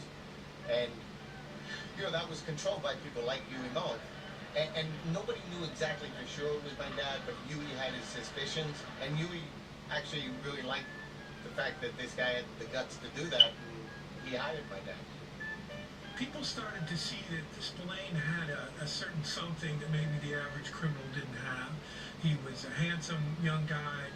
He was very respectful of people in the neighborhood. He didn't act like a street tough.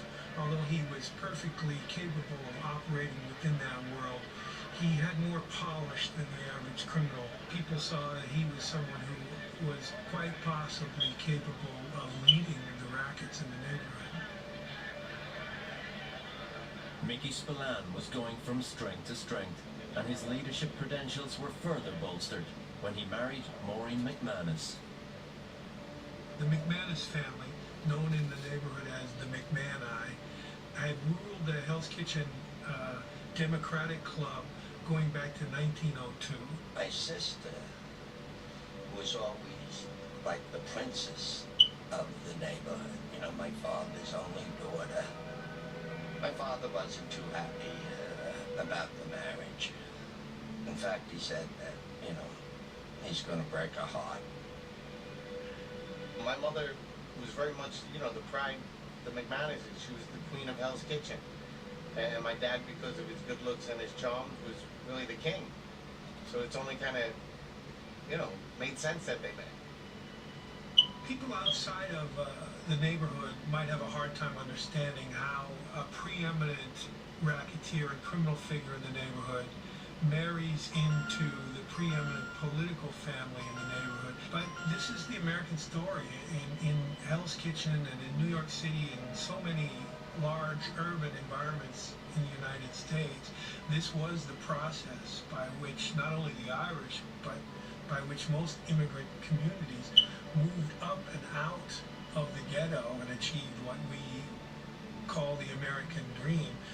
And so having this symbiotic relationship between the political element and the criminal element was not a strange thing in Hell's Kitchen. It was not necessarily even anything to hide or be ashamed of. One of the old timers told me that he actually went to my dad's wedding and he was dancing and he said to his date, he said, "You see that guy on the dance floor? He's a judge." And his girlfriend said, "How do you know?" And he said, "Because he sent me to jail." Now that he was a married man, Spillane promised his wife that he would leave the criminal life behind him. Well, when he married my sister, he promised Maureen that he would get out of all that and get a legitimate job. So he worked at construction for 3 or 4 months as a wire lather. Do you know what they do? They turn the wire. That's all they do all day long. They turn wire, clipping the metal rods together. Mike was no boob. He was smart. If he went another way in his life, which he didn't have an opportunity to, be CEO of some great corporation. Too bad you had a criminal record, you couldn't get a decent job anywhere. Before long, Mickey Spillane was back on the streets, and it wasn't long before he was running Hell's Kitchen. Spillane modelled himself on some of the old Irish bosses, like Oni Madden. He was always well-dressed, cheerful when he was with people, and always helped the locals. I remember the feeling that, everybody liked him. Everybody would come over to say hello. And through a child's mind, you think, of course, that's my dad. Hindsight, I realized that, most were coming over to ask for favors or, just to say hello because of possible future favors. By the early 60s, Spillane had a gang of loyal followers that were headed by his good friend, Eddie Cumasky.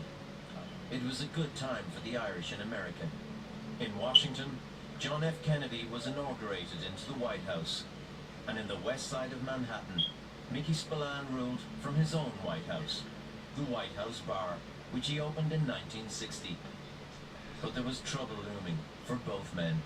You don't get to take over anything by being a nice guy all the time. I think it's the reality of the world.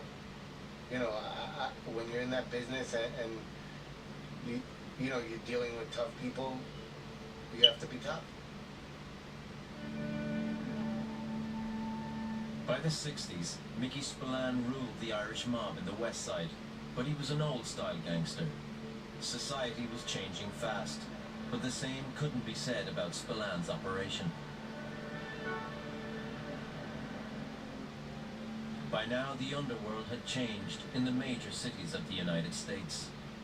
Drugs were coming to the fore, with huge money to be made. Mickey Spillane had no interest in drugs, but one of the people who understood the fortune that could be made from them was a man who had vowed to seek revenge against Spillane, Jimmy Coonan. Jimmy Coonan had a beef against Mickey Spillane that went back deep into his childhood.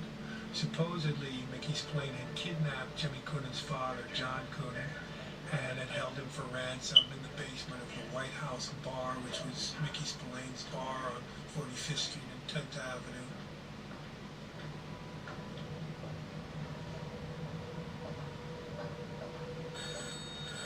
And in the course of holding John Coonan, supposedly they tied him to a chair, pistol whipped him, and John Coonan was eventually released.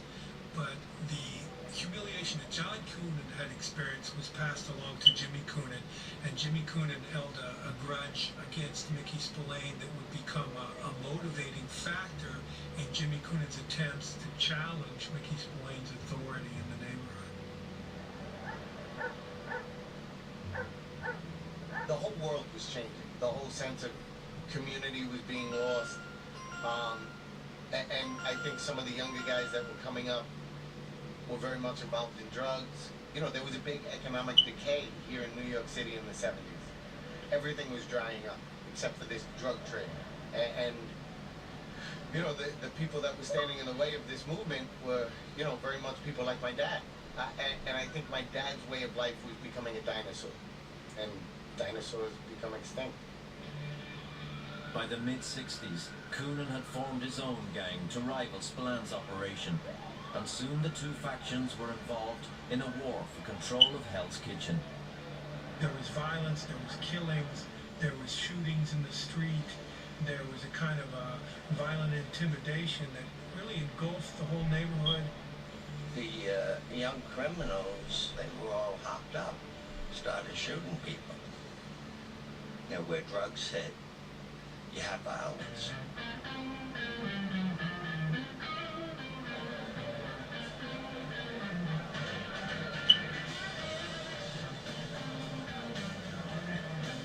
Drugs were sweeping through Hell's Kitchen, and they were making Coonan's gang more crazed.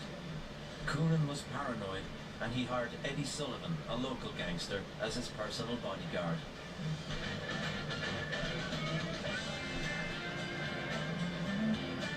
Coonan believed that Spillane had hired professional assassins to kill him and his followers. They thought that they saw two of these in the Pussycat Lounge on the east side of New York. But Jimmy Coonan was mistaken, and he would pay dearly for it. Coonan and his associate took these two men, drove them out of Manhattan into the neighborhood of Queens, stood them up against the wall in Queens, and shot them.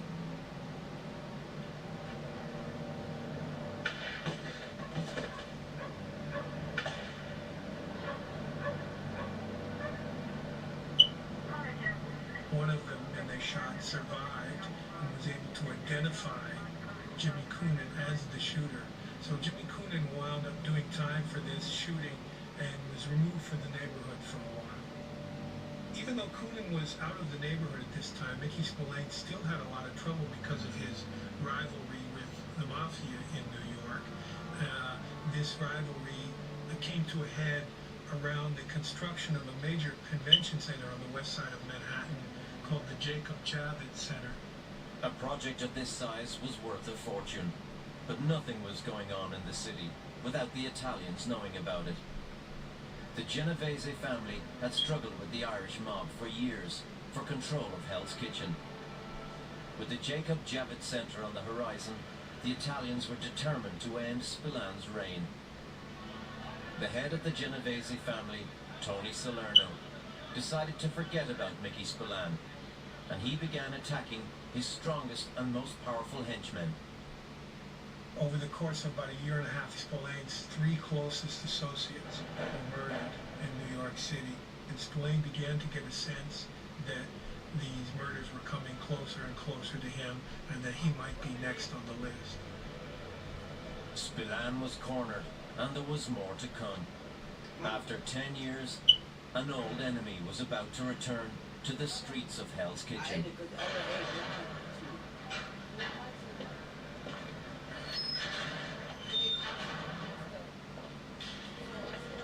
Jimmy Coonan comes back to the neighborhood in 1976 when he gets out of prison, and he picks up where he left off with his rivalry with Mickey Spillane. But since he's been out of the neighborhood now for a while, he has to begin to rebuild power.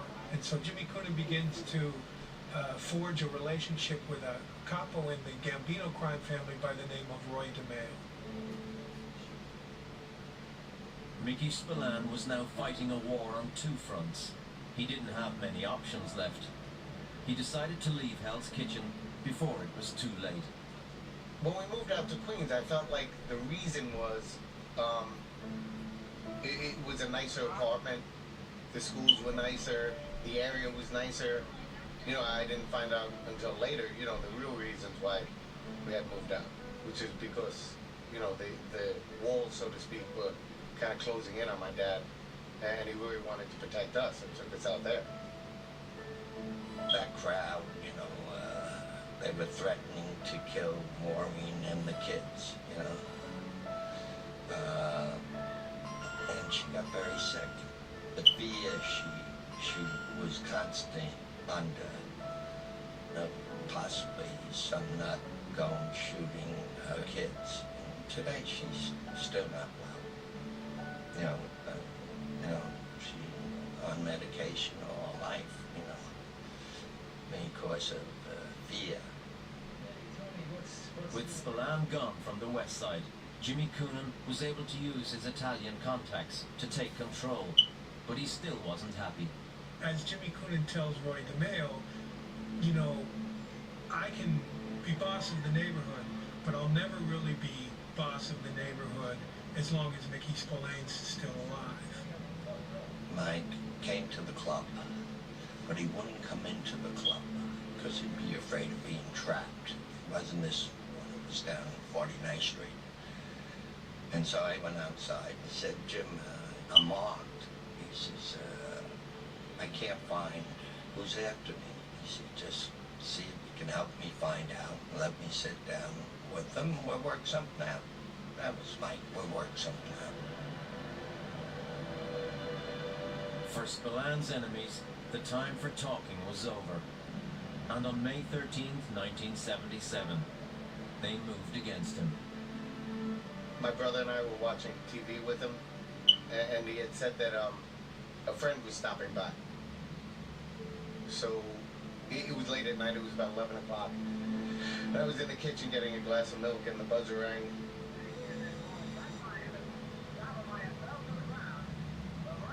And the voice on the buzzer said, is Mike there? And by then my dad was next to me, and he leaned into the box and said, I'll be right down. So he said, good night, son. And he walked out, and I never saw him again. Spillane headed down to the street unarmed and walked over to the car to talk to whoever it was who was there, and he was shot 5 times by someone sitting in the car, and he died in the street in front of his apartment in Woodside.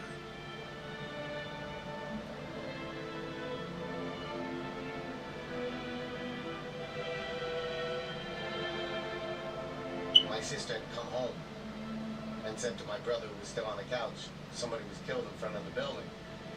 And my brother said, Dad left a half hour ago, said he'd be back in 5 minutes.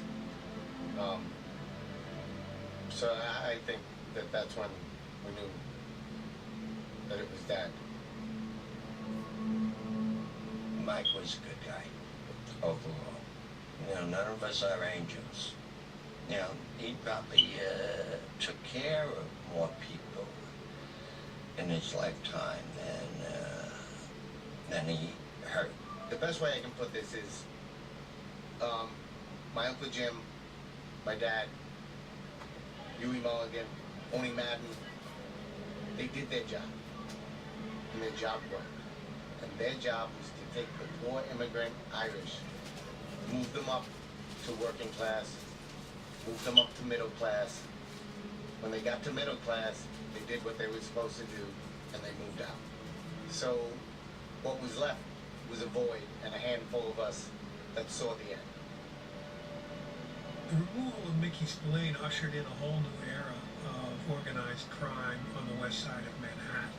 It also represented the passing of a certain type of cultural tradition, a type of a racketeer that was connected to the semi-legitimate spheres of influence in the neighborhood had now been removed. It was the death of a certain kind of criminal culture that had existed in the criminal underworld in New York City going back 100 years.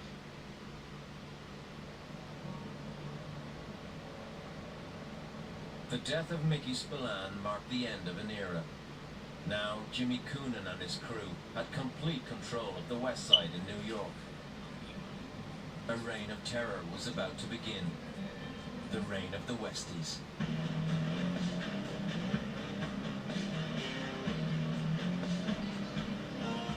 The bloodthirsty Westies gang. Notorious West Side gang known as the Westies. They not only kill people, but they dismember them. The Westies is an Irish-American gang that's dominated organized crime in the Hell's Kitchen area of Manhattan for decades. In New York in the 1980s, a crew of Irish gangsters emerged as one of the most feared gang of killers the city had ever seen. They were called the Westies, and were led by the wildest Westie of them all, Jimmy Coonan.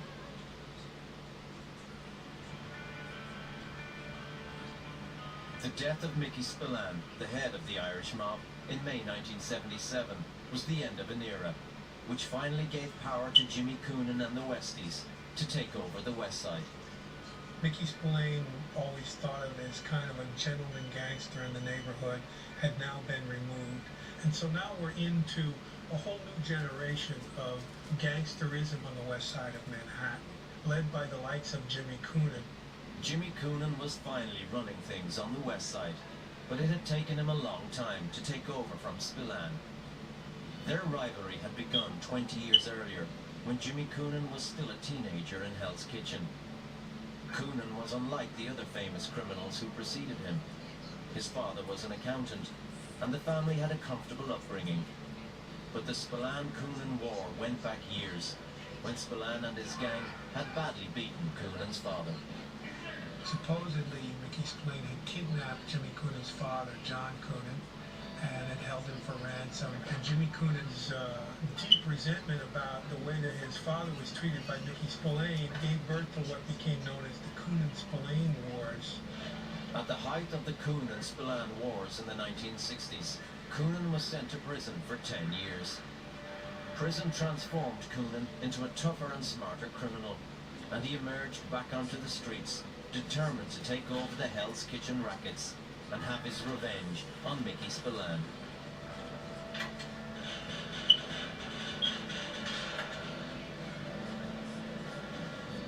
After his release from prison, Coonan took over the 596 Club on 10th Avenue, and he and his crew used it as their headquarters. Nearby was the White House Bar, which was Mickey Spillane's base. Coonan began luring some of Spillane's top men, one of whom, perhaps the most important one, was Eddie Comiskey. Eddie Comiskey had a special talent that made him revered in the criminal underworld in the neighborhood, and that was that when he was in prison, he trained to be a butcher. And he'd come back to the neighborhood, and he'd use this talent to make bodies disappear, to make murder victims disappear. He actually cut up the body, put the body parts in plastic bags, and dumped them in the East River. Jimmy Coonan saw the value in what Comiskey was able to do, in the sense that in the era before DNA, if you had no body, you had no criminal investigation. No corpus delicti, no investigation, is how Jimmy Coonan put it. Coonan and Comiskey cemented their relationship when they murdered a rival Hell's Kitchen gangster named Paddy Dugan. Kaminsky and Coonan lure Paddy Dugan to a neighborhood apartment, and they shoot him and kill him. And so they have the various body parts that they need to dispose of. And what they do is they cross over a couple of rooftops to another building, and they're descending the stairwell of that building down to the 596 Club. As they're descending down the stairway, Jimmy Coonan's niece sees them with the various bags. She sees him holding one bag that looks like a basketball, but what it is Paddy Dugan's head in a plastic garbage bag. It was to the kitchen of the 596 Club that Coonan and Comiskey brought Paddy Dugan's body for disposal. The Irish mob under Coonan really became violent. In fact, more violent than the Italians did. We had one guy named Vito Arena who became an informant for us, and he told us how they would cut bodies up. He sat there in our office when he became an informant, and he would tell us how they would do it. He says the easiest part was the head. It was like snapping a pencil. Then he said the toughest thing was to cut through the grizzle in the elbow. We're sitting there eating lunch. It was like everybody had to leave the room and throw up. One thing they did, when they killed somebody and they dismembered them, they cut their hands off and froze their hands. The frozen hands would prove to be very useful at a later date, when they would defrost them slightly and use their fingerprints to leave at the scene of a crime.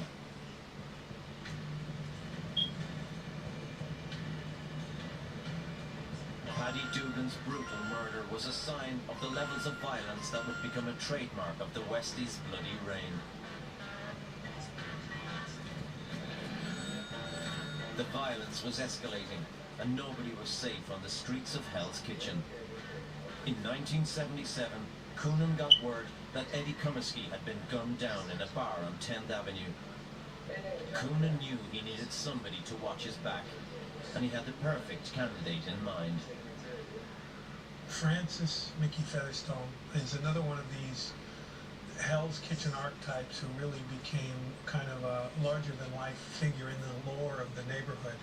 Mickey came from a large family. He was the last of 9 kids, and he'd had sort of a troubled youth, and he joined the military, the Army, at a young age, the age of 16, and went off to Vietnam in the late 1960s. Mickey Featherstone tried to tell people that he was a combat veteran in Vietnam. Now, he was in the service in Vietnam, but he didn't see 1 minute of combat. He was at a supply station. But he came back here and told everybody that he was a combat veteran, and he didn't see 1 second of combat. Although Featherstone saw little combat, he witnessed violence and slaughter all around him. On his return, he avoided life imprisonment a few times. According to his lawyers, Featherstone was of unsound mind.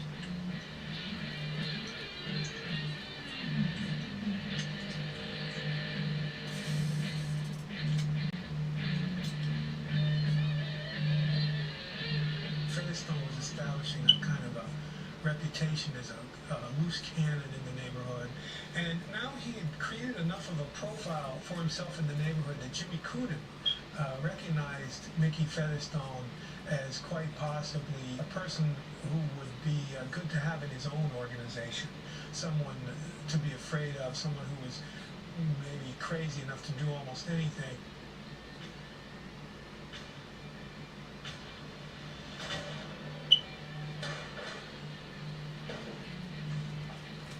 And so Coonan reached out to Mickey Featherstone and told him, look, if you're going to establish this kind of reputation for yourself, at least use it to your advantage, use it in some kind of beneficial way. And so Coonan takes Featherstone under his wing, and Mickey becomes Jimmy's right-hand man. They become the face of what will become known as the Westies in Hell's Kitchen.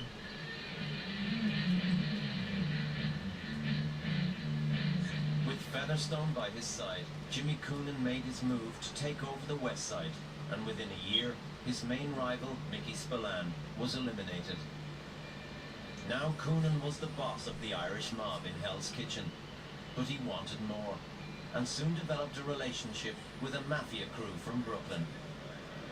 Coonan made an alliance with the Gambino family and began socializing with the Italians all over town. This brought Coonan to the attention of a man named Ruby Stein. Ruby Stein was known as the loan shark to the stars, and he hired Jimmy Coonan as his muscle and was seen around town often with Jimmy Coonan at his side. It was a great way for Jimmy Coonan to establish a profile all throughout the criminal underworld in New York City. Coonan and his crew owed big debts to Stein. Coonan came up with the idea to eliminate Ruby Stein. It was an incredibly audacious act for a young, up-and-coming gangster in the city at that time. On May 5th, 1977, Jimmy Coonan brought Ruby Stein to the 596 Club, where his gang of Westies were waiting. One of the people that was there was a mafia capo associated with the Gambino crime family in Brooklyn. Coonan had selected the mafia hitman, Danny Grillo, to pull the trigger on the Stein killing. Jimmy was smart enough to include a faction of the Gambino family in the act itself. Now, not only had he removed Ruby Stein, but there were people within the Gambino family that would have a vested interest in protecting Coonan. And they each put a bullet into the already dead corpse of Ruby Stein. But this was an act of, number one, making everyone who was there an accomplice in the murder, but also it was a kind of an oath, a kind of act of loyalty, an act of solidarity in which Coonan and the gang members who were there at the time were saying, we're all in this together. The Westies' initiation was completed by Jimmy Coonan when he demonstrated how to dismember a corpse. Jimmy Coonan took the skill of dismemberment that he had learned from Eddie Kaminsky, and now he was going to initiate various members of the gang into the process of dismemberment. Some gang members were able to cross this line and some weren't. Mickey Featherstone wasn't able to stomach it and vomited during the cutting up of the body. Those who didn't have the strong enough stomach to handle this dismemberment were not viewed as favorably as those who took to it with the kind of enthusiasm and relish that Jimmy Coonan did.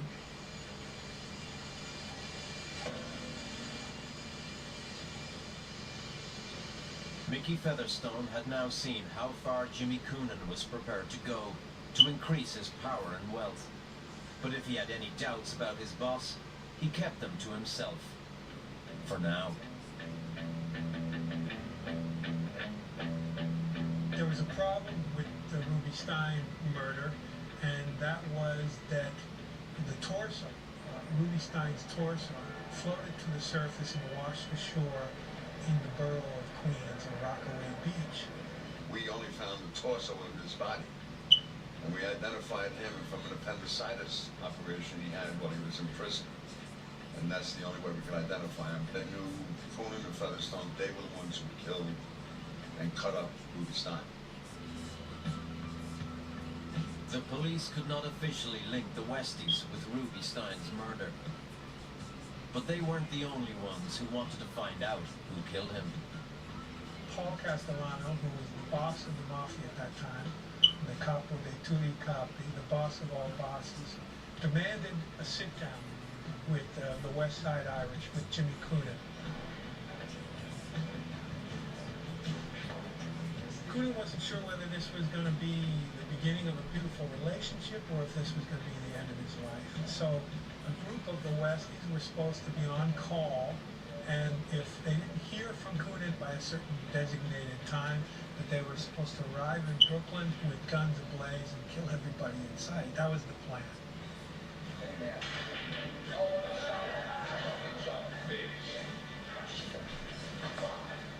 The appointed hour had come and gone, with no word from Coonan.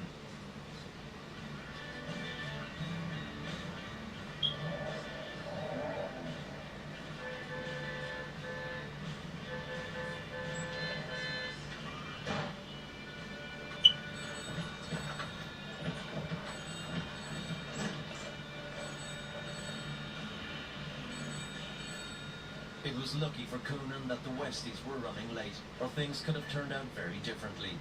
Now there was an affiliation between the Westies and the Mafia. This is what Coonan wanted, but not all of his crew were happy. Featherstone sees it as having formed a relationship with our rivals, the Italians, and the generations had given their lives and fought hard to keep the Italians out of the neighborhood. In fact, Coonan himself had moved out of the neighborhood to a suburban neighborhood in New Jersey. Coonan was living in a big house that would be considered a mansion by the standards of Hell's Kitchen. Featherstone and others were still living in tenement apartments in the neighborhood, and this had created a kind of resentment within the gang that Jimmy Coonan didn't want to be an Irishman anymore, that he was acting like he was an Italian.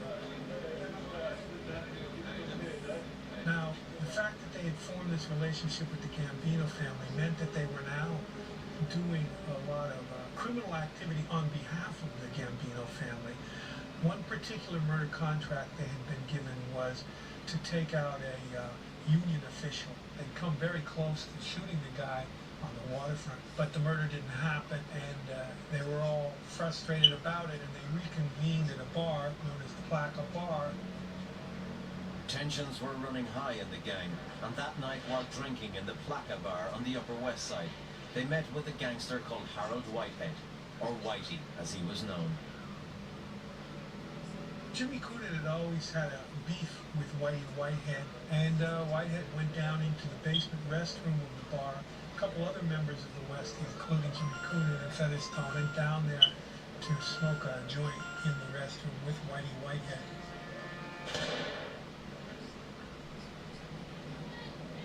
Well, this was an unusual murder for Jimmy Coonan because it was stupid. It had no business connection whatsoever. It was an impulsive act on his part. Pulled Whitehead's pants down and pulled his pockets out, trying to make it look like it was a robbery.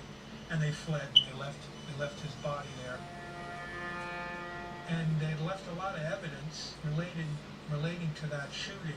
And it began a process of investigation of Coonan and Featherstone that would take the upper echelon of the Westies off the scene for a few years. Although they weren't convicted of Whitehead's murder, Coonan and Featherstone spent 5 years in jail for gun possession. While they were in jail, things went on as normal on the outside, with Jimmy Coonan's wife Edna running the show. Jimmy Coonan's wife, Edna Coonan, was a tough customer herself. They'd been married for 10 years, and Edna Coonan had decided that she was going to be the one that was going to make the loan shark rounds and collect Jimmy Coonan's money. Tensions rose between Edna and Featherstone's wife Sissy, as Edna wasn't happy sharing the money. This caused conflict between Coonan and Featherstone, and on Featherstone's release, he decided to leave Coonan and the Westies and do things his own way. Mickey Featherstone had pretty much come to the conclusion that he wanted out. He wanted to try to have some kind of a legitimate life for himself and his wife, but the criminal underworld kept trying to pull him back in, and now he was back engaged in criminal activity in Hell's Kitchen. He was drinking again. He was doing coke again. Here he was falling back into all his old ways, right back into criminal activity, and Mickey realized that he was never going to be clear of the neighborhood, really, as long as Jimmy Coonan was alive. Mickey Featherstone set about forming his own gang, and he was soon ready to take on Jimmy Coonan to try and take control of Hell's Kitchen. When Coonan was released from prison at the end of 1984, he set about regaining control of the West Side. The Italians convinced Coonan that Featherstone would have to go, but Coonan knew this would cause war on the streets of Hell's Kitchen. So he came up with a plan that would send Featherstone back to jail for good, by framing him for a murder. Mickey Featherstone that day had been home in his apartment. He'd been on a bender the night before, and he'd slept in late. And when he came in that afternoon to where he was working in his Teamster's job, a bunch of cops surrounded him and he was arrested. And he was taken into the precinct and he was put in a lineup, and he was identified by witnesses who'd seen the murder as the gunman, the person who had shot and killed Michael Hawley that day. Coonan's plan had worked perfectly. With Featherstone's bad reputation, nobody believed his alibi, and the authorities were quick to assume him guilty. Featherstone was brought to court in March 1986 and convicted. Facing a long prison term, he had two choices: to keep his mouth shut or to open it. Faced with no other alternative, Featherstone made a decision that would bring about the end of the Westies. He betrayed them and went to work for the authorities.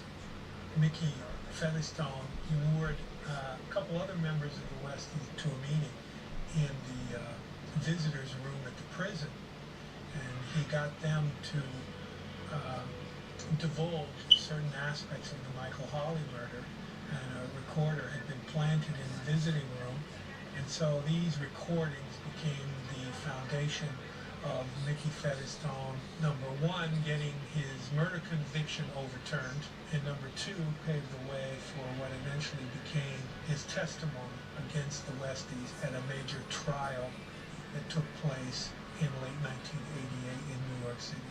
And alleged members of the notorious Hell's Kitchen gang known as the Westies have been indicted. The charges range from loan sharking to kidnapping to murder. Spokesman for Manhattan's DA said convictions on the charges will crush the Westies as an organized crime enterprise. Proof showed that the Westies were a violent organized crime group that terrorized and exploited the Hell's Kitchen section of Manhattan for the last 20 years. All of America watched the trial of Jimmy Coonan and his criminal gang. That trial was an extraordinary event. I attended it myself almost every day of the trial. It lasted 5 months. And in the course of this trial, you would see a lot of neighborhood people from Hell's Kitchen come to witness what was really the end of an entire history of Irish-American gangsterism in the city of New York. Jimmy Coonan was given a sentence of 75 years in jail. He's currently held in Lewisburg Penitentiary. Mickey and Sissy Featherstone disappeared into the witness protection scheme. They're still living under assumed identities.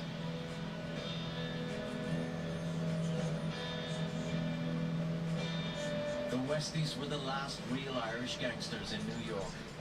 The Irish mob was now reaching the end of its life.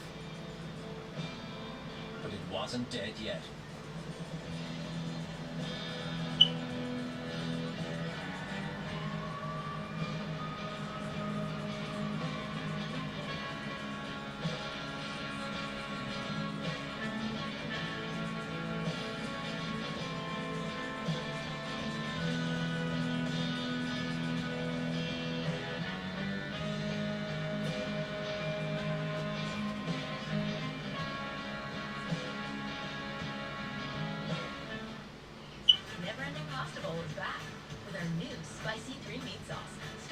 $13.99. The only guarantee you have as a human being is that you are going to die. If you're lucky, you get to choose how to spend those last moments. Every moment matters. Especially at the end. Long walk, rated R.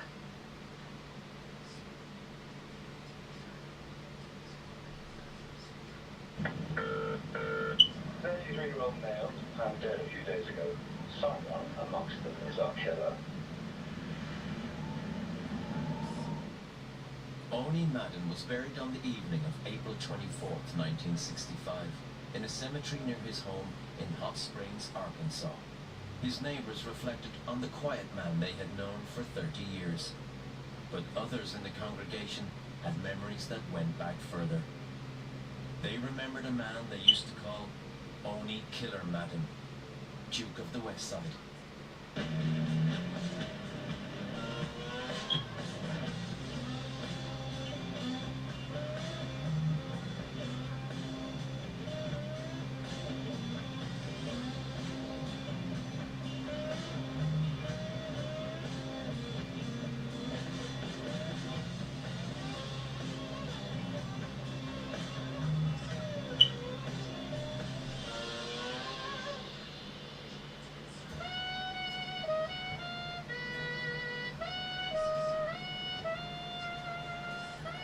Madden is the most important Irish-American gangster that you've never heard of.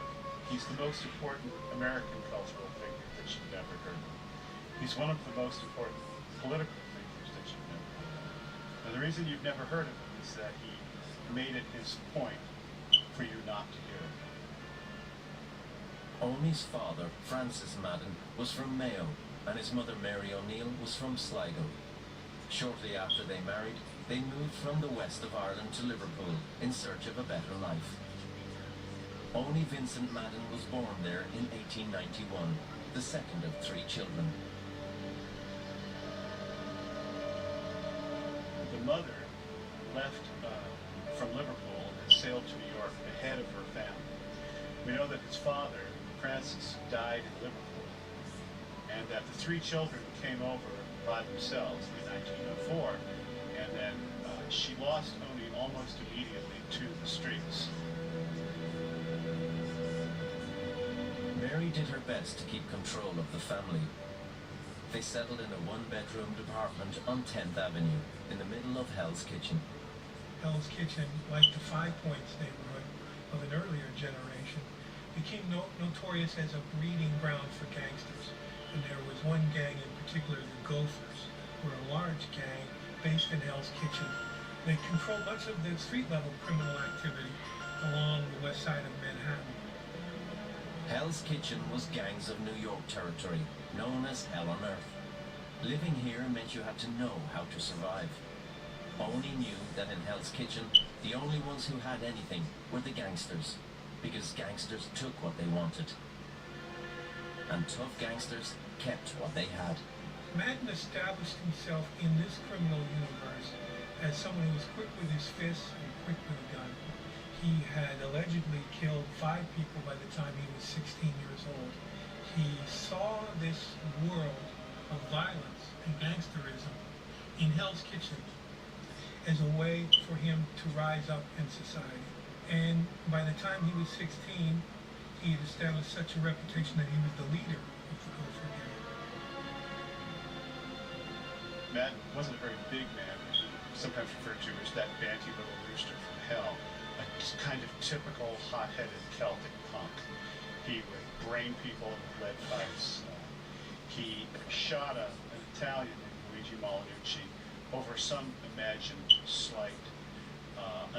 His second murder was a kid named Willie Henshaw, who he actually followed all the way up to Harlem and then trailed back with a streetcar and shot him on the streetcar because Henshaw had asked out one of Madden's girlfriends.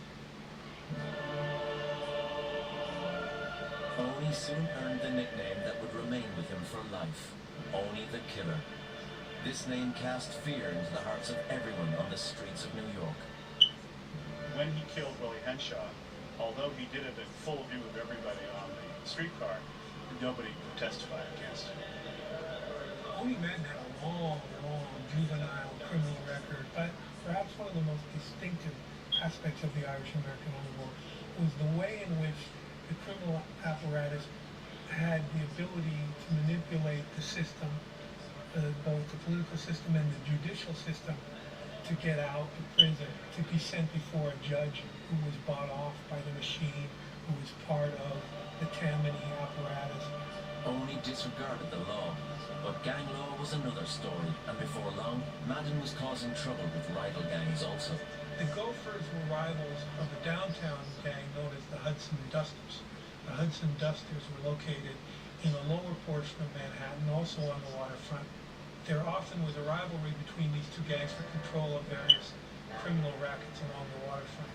The Hudson Dusters were called the Hudson Dusters because they were near the river, at the point where it actually is the Hudson River, and they were also cocaine addicts. They were usually dusted out of their minds, and as a result, they were very crazy, brave gangsters.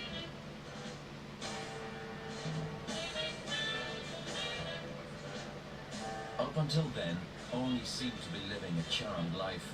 But on November 6, 1912, his luck ran out in the Arbor Dance Hall in the middle of the Hudson Dusters territory.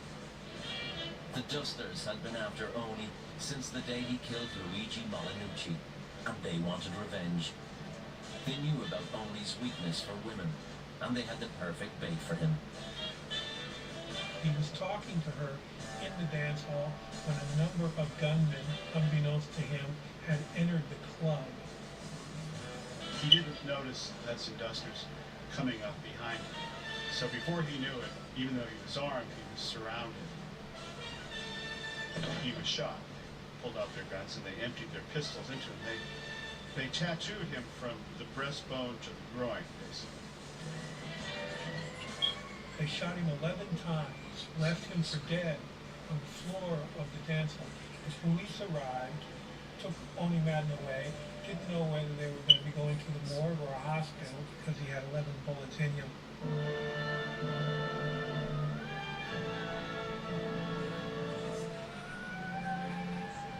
Oni was very lucky.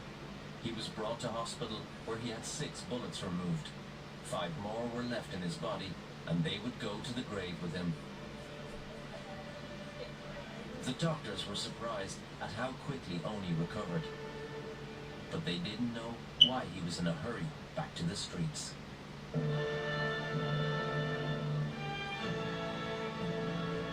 upshot of that attack at the Arbor Dance Hall meant that he wanted his revenge. And so he got it a little while later when he attacked the head of the Hudson Duster gang, a guy named Little Patsy Doyle. Patsy Doyle knew that Oni was after him, but he would have to find him first. Madden hit upon the notion of using 2 of his girlfriends, Frida Horner and Margaret Everdeen, to lure little Patsy Doyle into Nash's cafe.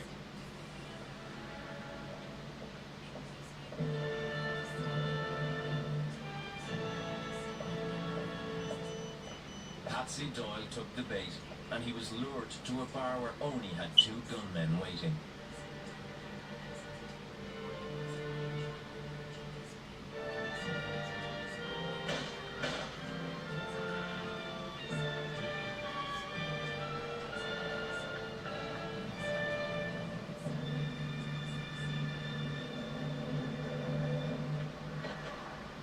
Although Oni was nowhere near the scene of Doyle's shooting, police decided to charge him with his murder. Oni was sure that he would not be convicted, but the state had 2 sound witnesses. The girls turned on him, both testified against him, which he really took very poorly because Madden's theory was that every pretty girl in New York was either his girlfriend or potentially his girlfriend, if she wasn't actually his ex-girlfriend. So when the 2 girls were given state's witness protection, they ratted him out. At the trial, the girlfriend testified, a number of other people testified, and before it was all done, the case against Oni Madden was strong enough to lead to his conviction, and Oni Madden was sent to Sing Sing prison.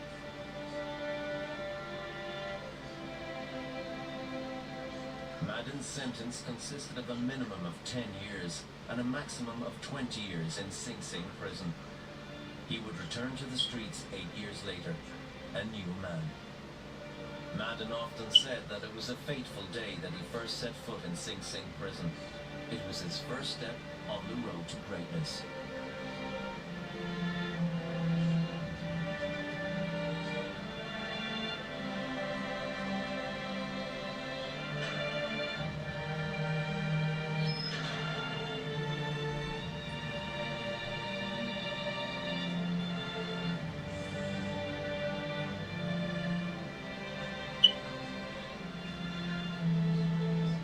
February 1st, 1923, Oni Madden walked out of Sing Sing early due to good behavior. He had spent 8 years of his life in prison, and he emerged a calmer, more sensible man. Madden realized there was no percentage in getting murdered, or whether by the cops or by fellow gangsters, and that if he played his cards right, he could actually win this. Oni had changed during his 8 years in prison, but so had New York. The era of gangs was over. The Gophers and Dusters were gone, but there was a new racket in the city. Prohibition was well underway, and there was huge money to be made from the supply of illegal alcohol to the public. Prohibition is a sort of signal turning point in Madden's life in America. this was boom to gangland like nobody's business. So when Madden got out of Sing Sing in the mid-1920s, we were already 5 or 6 years into Prohibition. And when he got out, he joined a man named Larry Fay, who was already a bootlegger. Oni started hijacking lorries containing booze and smuggling high-quality liquor from Canada with the help of some of his friends from the old days. Demand outstripped supply, and by 1924, Madden bought the famous brewery, the Phoenix Cereal Brewing Company. In 2 years, Oni gained control of the biggest illegal alcohol business in America. He would import scotch, gin, and vodka from Canada, Cuba, and even the UK, and distribute the alcohol all over the States.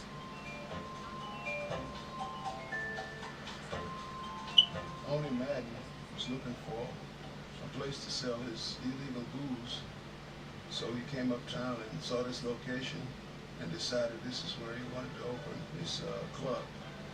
And he named it Cotton Club. It opened in around 1923. And he had all the high rollers and politicians coming from downtown, uptown, after hours. I guess he had all the politicians in his pocket so he could get away with it. He had all the best entertainment, the best everything. He went with the best. I can admire that about him. He was strictly class, and he had a class operation. I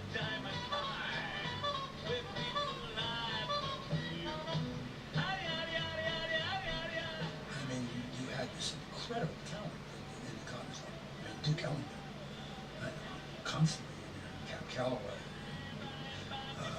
Lena Horne. It was a phenomenon. And everybody went there. Gloria Swanson, Jimmy Cagney, Charlie Chaplin. They all show up at the Cotton Club.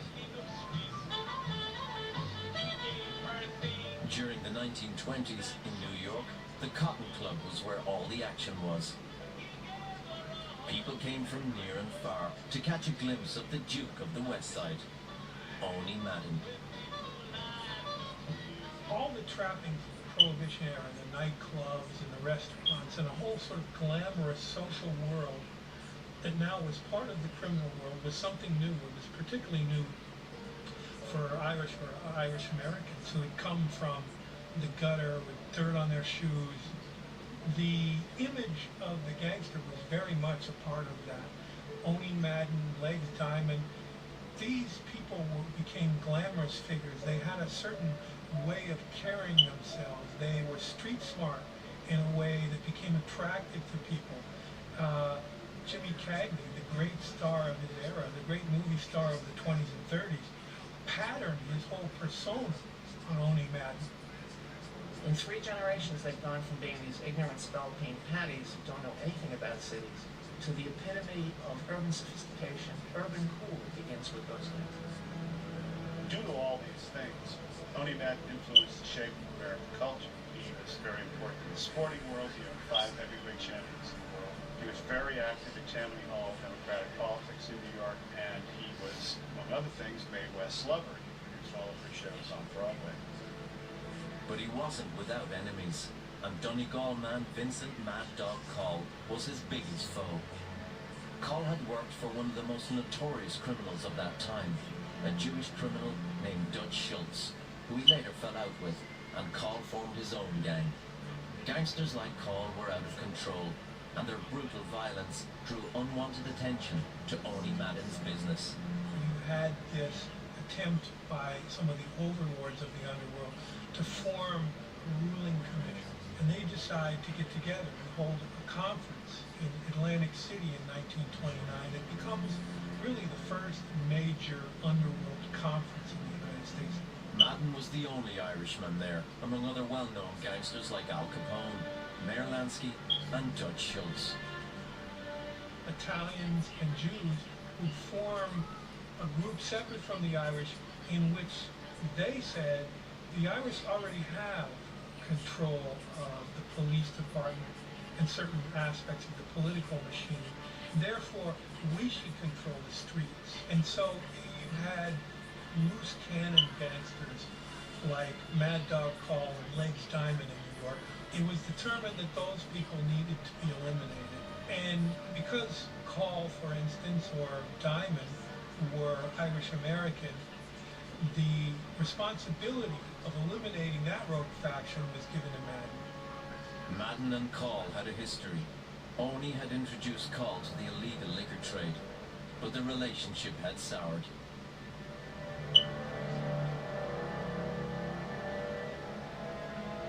It didn't take Madden long to take his revenge. Call was living in a flophouse on 23rd Street with his girlfriend, Lottie Kreisberger, and Madden got word to him that he wanted to talk to him, so Call went across the street to the south side of 23rd Street and went to a drugstore to talk to him on the telephone. So Call went and he called Oni Madden, and they were engaged in a long, protracted conversation, negotiating how Call might work his way back into the operation. Madden kept Call talking on the phone while he sent his gunmen over. As he continued negotiating with him, his gunmen came closer and closer.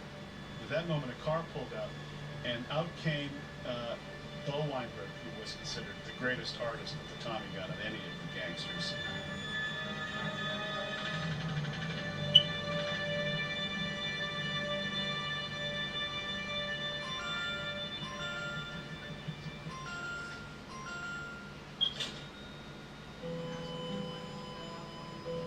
Oni had solved one problem, but there was more to come.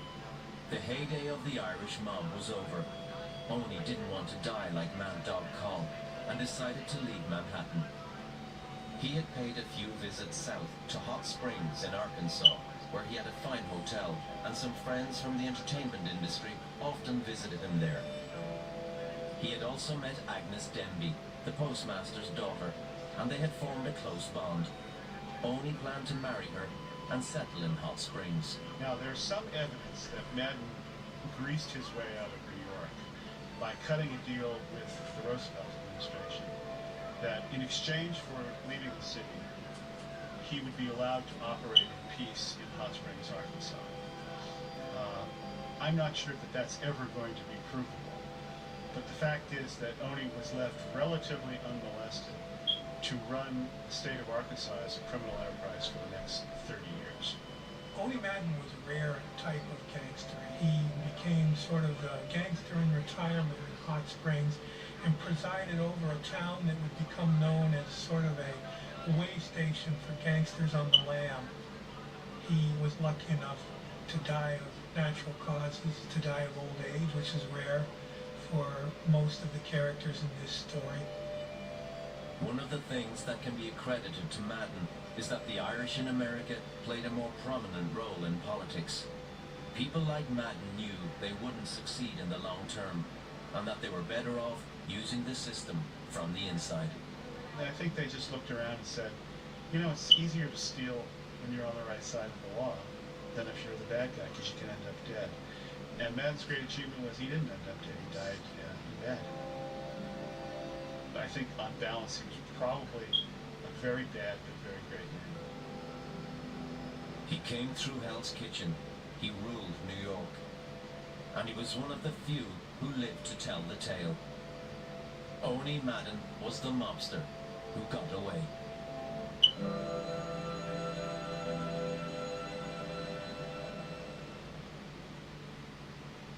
Michelob Ultra Zero. Zero alcohol. Ultra smooth taste. Just 29 calories. In 1934, in a small wood 100 miles east of Chicago, the man known as Public Enemy #1, John Dillinger, buried a body in the ground. Many years later, he claimed it was the final resting place of his comrade, the Irish-Canadian gangster John Red Hamilton.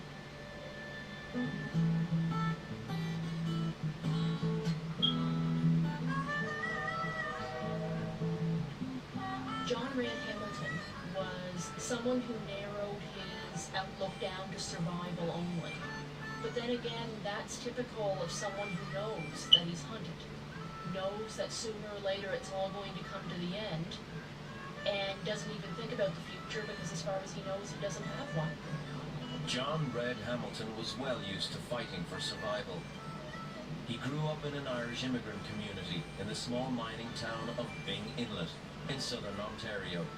It was a tough town where only the strongest survived. He lost his father at a relatively young age, and as the saying used to go back then, he grew up wild. And Red began to get into trouble. He was described as being a very bright child, but he was also somewhat adventurous. He'd do almost anything on a dare. And in one incident, trying to outrun a train with his sleigh, he had an accident and he lost several fingers off of his right hand, which earned him the nickname Three-Finger Jack. Gradually, young Hamilton fell in with criminal gangs who were exporting alcohol into America from Canada illegally. Red was already well on his way to a life of crime. His story was similar to a lot of other people who became well-known criminals in the Depression era. They had their introduction to crime through the bootlegging of the 1920s. In 1925, Hamilton joined forces with the Stevenson brothers and they began robbing banks. They robbed a bank of $25,000 in Grand Rapids, Michigan, but they got caught. He got away with a few robberies, got away clean, and then he pulled a robbery with someone who got caught and quickly spilled the beans on him. And that was how Red wound up going to jail. Red Hamilton was sentenced to 25 years in prison in 1927.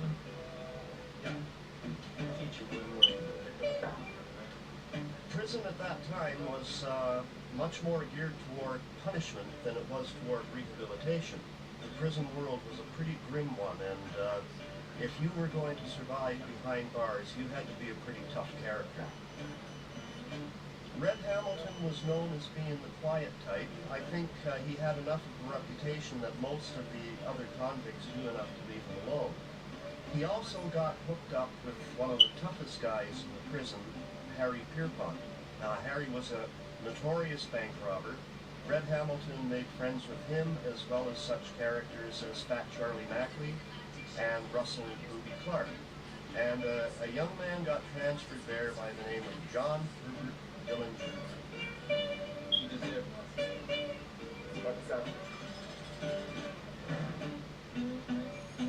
Dillinger at this time was, in the prison world, he'd be what they considered a punk. He had got caught in a two-bit grocery store robbery, but the judge decided to throw the book at him, which really embittered Dillinger, and he got into the circle of friends of Red Hamilton and Harry Pierpont and company. Dillinger was keen to learn from Hamilton how to rob banks, and although Dillinger may have been younger and not so well known, they liked and respected him. Hamilton and Pierpont looked out for Dillinger while in prison, and they knew that he would do the same for them if necessary. Since Dillinger was going to be the first one to be paroled, Hamilton and Pierpont gave him a list of banks to rob so that he'd be able to finance an escape for them and the rest of their gang. Just 3 weeks after he had been released on parole, he had already robbed 10 banks. Back in jail, Hamilton and the rest of the gang waited patiently, while Dillinger used the stolen money to pay prison officers to smuggle 3 handguns into the prison. Prison escapes at that time usually worked if you placed bribes in the right places. The guns were smuggled into them in a box of thread that was going into a shirt-making factory in the prison.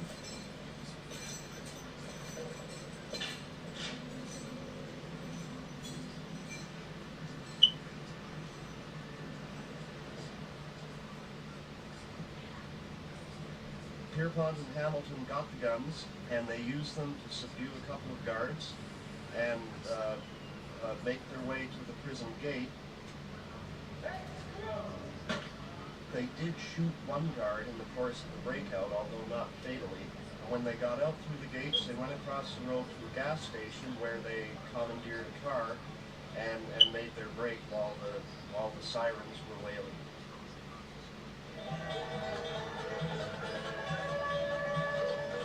Red and his criminal friends were free again, thanks to John Dillinger. Together, they would blaze a trail across the towns of the U.S. Midwest, forming one of the most notorious bank-robbing gangs the country had ever seen.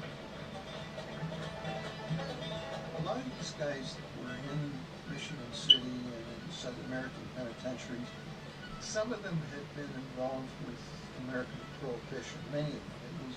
And when Prohibition was over, they weren't going to go out and get jobs and stay ahead. They were going to find something else to do. And the more dangerous than became bank robbers. And they went around robbing just about any bank they felt like. On October 23rd, 1933, Dillinger's gang set out to rob a bank in Greencastle, Indiana. The gang were known for being very professional, and they would monitor the bank for several days beforehand.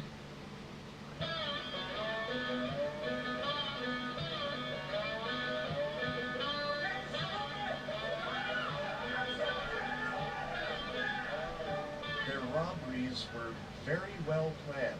They would have getaway cars placed at different places so they could ditch one car and get into another one. They would have their escape routes planned. They tried to avoid shooting if they could. There was an old farmer standing at the cashier's desk, and then Dillinger looked at the pile of money and he said, "Is that yours or the bank's?" And the farmer said, "It's mine." And Dillinger said, "Keep it. We only want the bank's money." He was allowed to leave with his property. They timed the robberies. If somebody said, "Okay, time's up," if there was money still in the bank, they would just say, "Leave it, let's get out of here." Because if you got greedy, that's what got you caught. Over the next 2 months, the Dillinger gang was suspected of being involved in a string of bank robberies in 7 different states. During this time, his criminal gang were on the crest of a wave that was sweeping across America. John Dillinger and Red Hamilton were both products of the 1930s, the Depression era. People were in desperate circumstances, and that bred a species of criminal known as the Outlaws. You had Bonnie and Clyde terrorizing the Midwest, Babyface Nelson, Charles Pretty Boy Floyd. They captured the public imagination because they supposedly took from the rich and gave to the poor, which was typically themselves and their families. Banks were foreclosing on people all over the place. Farmers were losing their homes and their farms. Everybody hated the banks with a passion. So along come people like John Hamilton and John Dillinger, and they're robbing the banks. So the people began to put this, Robin Hood image onto these guys, even though they really didn't deserve it. The reality was so bleak that a lot of people viewed the outlaws and their exploits and their encounters with the police as a form of entertainment. What they did was really give the public something to focus on besides their own dire circumstances. You probably could say that John Dillinger was America's first celebrity outlaw.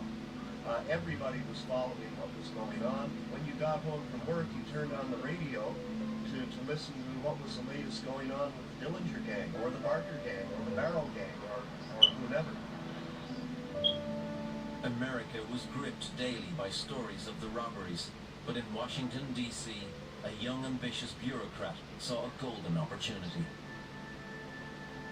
J. Edgar Hoover was the head of the Department of Investigation, which eventually became the Federal Bureau of Investigation. They were a small department at the time, without an awful lot of power, but Hoover saw how he could manipulate these bank robbers into political power.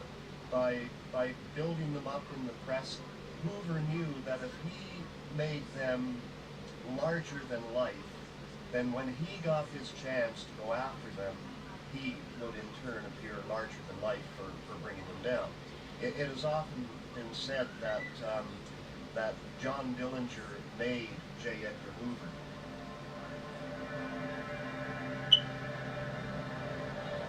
At the end of 1933, a list of well-known criminals was published, which would become known as America's Most Wanted. John Dillinger was at the top of the list, public enemy number 1. In second place was his right-hand man, the Irish gangster, John Red Hamilton. The United States was now in the grip of criminal hands. But if one place could be called the capital city of crime, it had to be Chicago, where the Italian mob was in charge. Chicago was known as a gangster's hangout because there was a crooked administration. If you went there and you knew whose palm to grease, you know, you were relatively assured of safety, but you could never be entirely sure. This was a situation that Red Hamilton ran into. He found a girlfriend in Chicago, he bought her a car, and they had to have a bumper fixed on this fancy new roadster that he bought.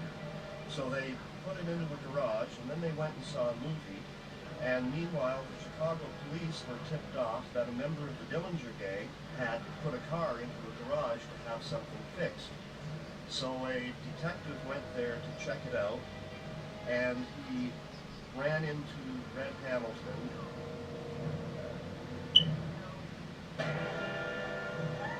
Without hesitation, Hamilton pulled a gun and shot him dead.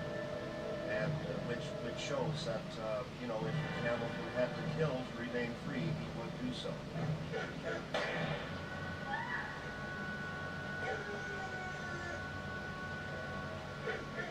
Although Chicago was controlled by the mob, you still couldn't shoot a policeman, for no reason. As a massive search for the killer was mounted, it was time for Red Hamilton and the other gangsters to hit the road and hide out in the southern states until things had settled down. They had their girlfriends with them, and the women would go ahead and they would rent the places, and they would get food in. As you probably know, in those days, a gangster's girlfriend was called a moll. Dillinger and Billy Frechette had a fairly close relationship, and she did break him out of jail once, but the rest were really girlfriends. They were add-ons. They were there more for convenience and also to use as a camouflage. And the sad thing is that in the end, the men had absolutely no compunction about abandoning them, leaving them behind. You always had some things ready to go. You had money in your pocket just in case you had to bolt, and you were armed wherever you went. So it really was not an ideal way to live. There was nothing romantic or glamorous about it. On New Year's Eve, Hamilton and the gang put their worries behind them and celebrated the arrival of 1934. But the coming year would be bloody and violent, and for many of them, it would be the last year they would see.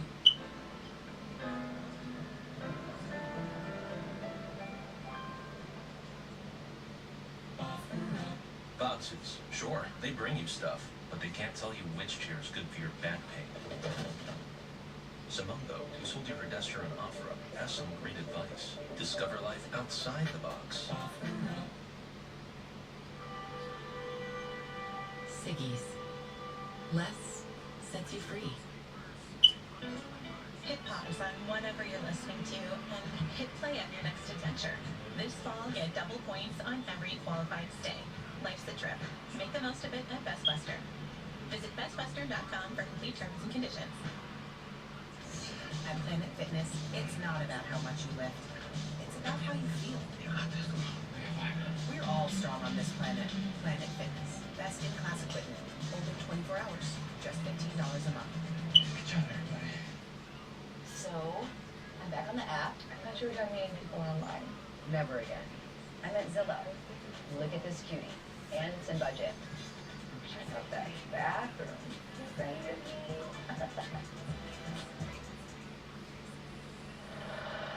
Dillinger and his gang, armed with machine guns, strode into the Merchants Trust and Savings Bank and stole $28,000. Then, they cut loose with their machine guns, killed a policeman, and wounded 4 bystanders. During the bank robbery in East Chicago, a policeman, William Patrick O'Malley, was killed. The gang fled with the money from the bank, but Red was injured during the escape. There has long been a dispute as to whether John Dillinger actually was at that robbery. J. Edgar Hoover blamed it on John Dillinger because he wanted the public to see that Dillinger was a killer as well as a robber. It seems more likely that it was Red Hamilton and somebody else. And Hamilton was wounded in the shootout, and he was convalescing in Chicago. Dillinger brought Red to a doctor they knew in Chicago for treatment.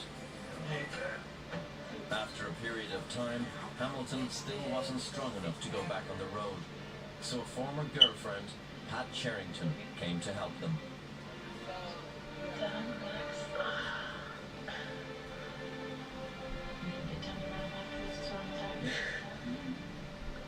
Hamilton needed time to recover from his injuries, and in order to throw the police off the scent, Dillinger circulated stories to the press that Red had been killed. But Dillinger and the rest of the gang should have been covering their own tracks. Some of the gang headed for Tucson, Arizona, and shortly thereafter, the police in Tucson became aware that members of the Dillinger gang were in their midst. And one by one, they caught Harry Pierpont, Fat Charlie, and Ruby Clark, and then they caught Dillinger himself. And this would be the end of the line for Pierpont and Clark and Macklin. It looked like it would be the end of the line for Dillinger too, unless he could get a message to the last member of the gang who was still on the outside, John Red Hamilton. Luckily for Dillinger, the cameras were never too far away. The time that he was captured and taken to the Crown Point jail, if you ever get to see that bit of newsreel, you can see him sort of handing it up a little bit for the camera. There's a part where he puts his arm on the shoulder of, I forget if it's the governor of the state or someone, and he goes like this. And some people have interpreted that as a signal to his guys who might be watching this in a movie theater on a newsreel. This is, get me a gun. And it is believed that it was Red Hamilton who set things up for John Dillinger to break out of the Crown Point jail. Dillinger escapes from Indiana jail after taking away pistol from guard, the point of the self-made Trust Johnny. This is the reason a man killer is free. Commandeers sheriff's own car. Taking Negro captive along in his flight. Hey, he never does anything quietly. Johnny's out.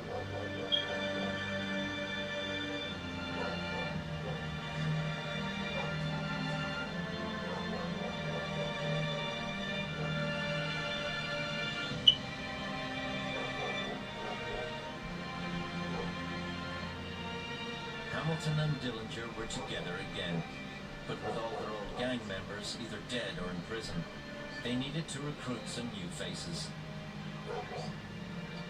They decided to team up with Homer Van Meter and Babyface Nelson, an infamous villain known for being a psychotic killer, and they set off on another spate of bank robberies.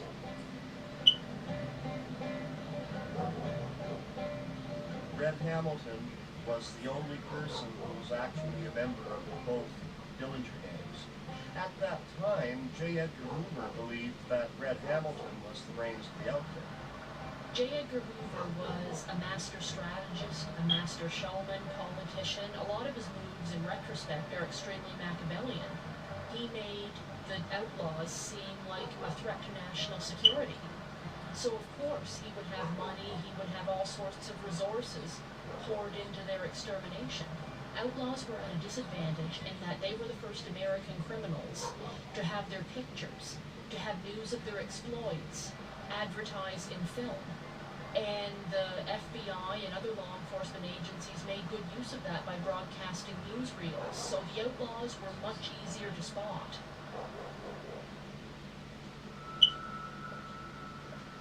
The outlaws were forced to go from one place to another. They could never put down roots anywhere.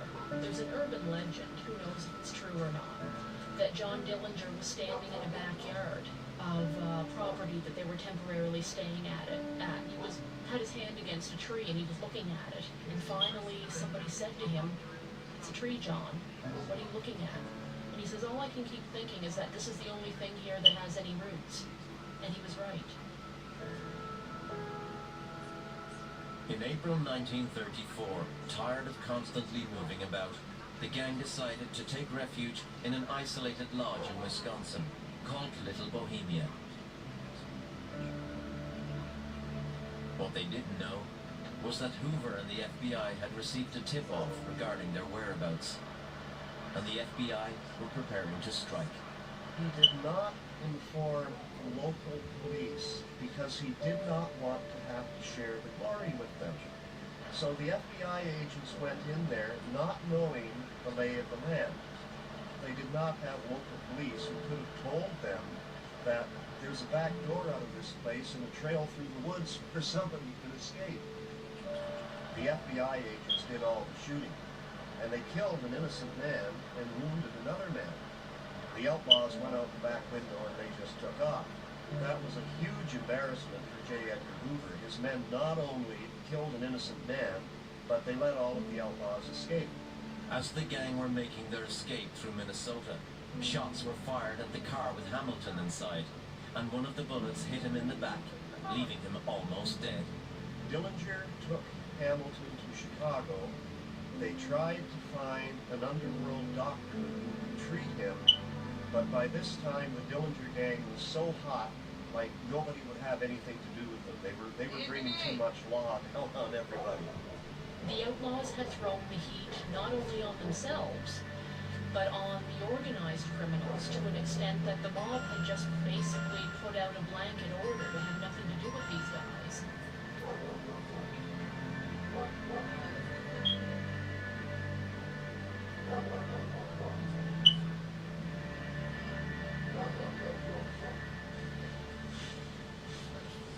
It is believed that John Red Hamilton died, and according to Dillinger, they buried him in a grave outside Chicago. And within a few months, Dillinger, Babyface Nelson, and most of the second gang were all in hiding. However, the story doesn't end there, because even to this day, controversy surrounds the death of John Red Hamilton. J. Edgar Hoover insisted that the remains were Hamilton's because he wanted the ends all neatly tied up. No loose ends left over. Hamilton is dead. The Dillinger gang is all gone. However, there is a man, a resident of New Mexico named Bruce Hamilton, who is a great-nephew of Red Hamilton. He told me that around about 1950, 1951, Bruce Hamilton says that they met a man, he said, whom I was told was my uncle, Red Hamilton, who was supposed to have been killed by the FBI in 1934.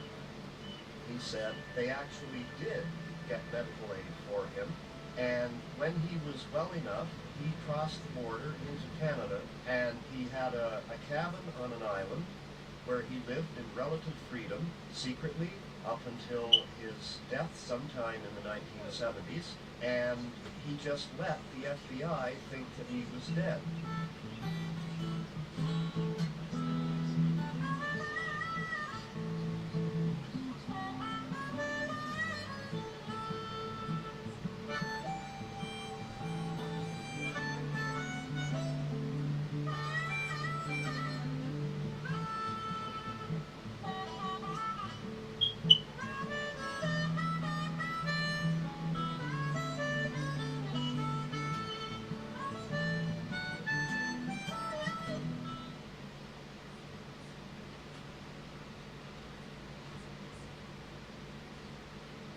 Al Capone may have ruled over Chicago.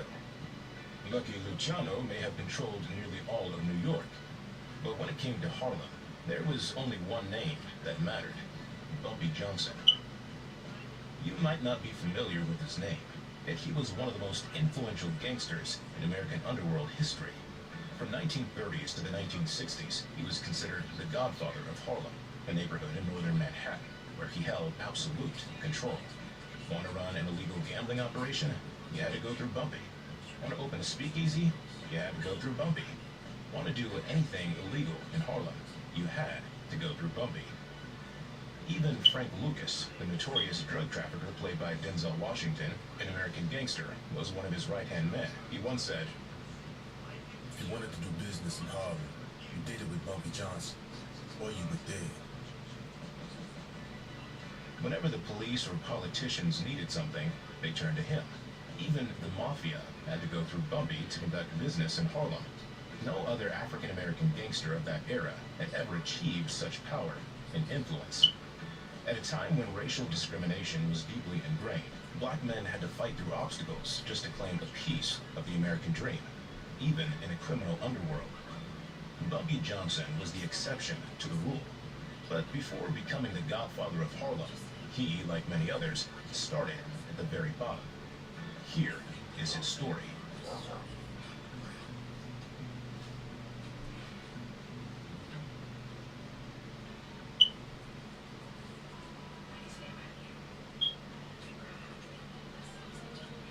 You know, back in the day, if you wanted to stay safe, you had to watch your back. Make sure no one was following you. Keep your business quiet. Today, the real threats aren't in the streets. They're online. Hackers, data brokers, people looking to snatch your personal info without you realizing it. That's why I've been using CyberGhost VPN, who also happens to be the sponsor of today's video. It's honestly one of the easiest ways to stay protected. It encrypts your internet traffic, hides your IP, and makes sure no one can track what you're doing. No sketchy websites, no data leaks, just peace of mind. And on top of that, you can access content from anywhere in the world. There's nothing more annoying than trying to watch something and seeing that stupid, "This content is not available in your country" message. With CyberGhost, you just switch your location, and it's like you're there. And it works on 40 streaming platforms like Netflix, Amazon Prime, and more. So you can get 40% more content in your streaming library. And that's simple. I wouldn't recommend it if I didn't actually use it myself. Over 38 million people trust CyberGhost, and it's one of the highest rated VPNs out there. You can use it on 7 devices, so I've got it on my phone, laptop, even my TV, and you can even share with family and friends. Right now, they've got a crazy deal, $2.03 a month, plus 4 extra months free. And if you don't like it, there's a 45-day money-back guarantee, no questions asked. So yeah, if you're online, you need a VPN. Hit the link in the description and stay protected.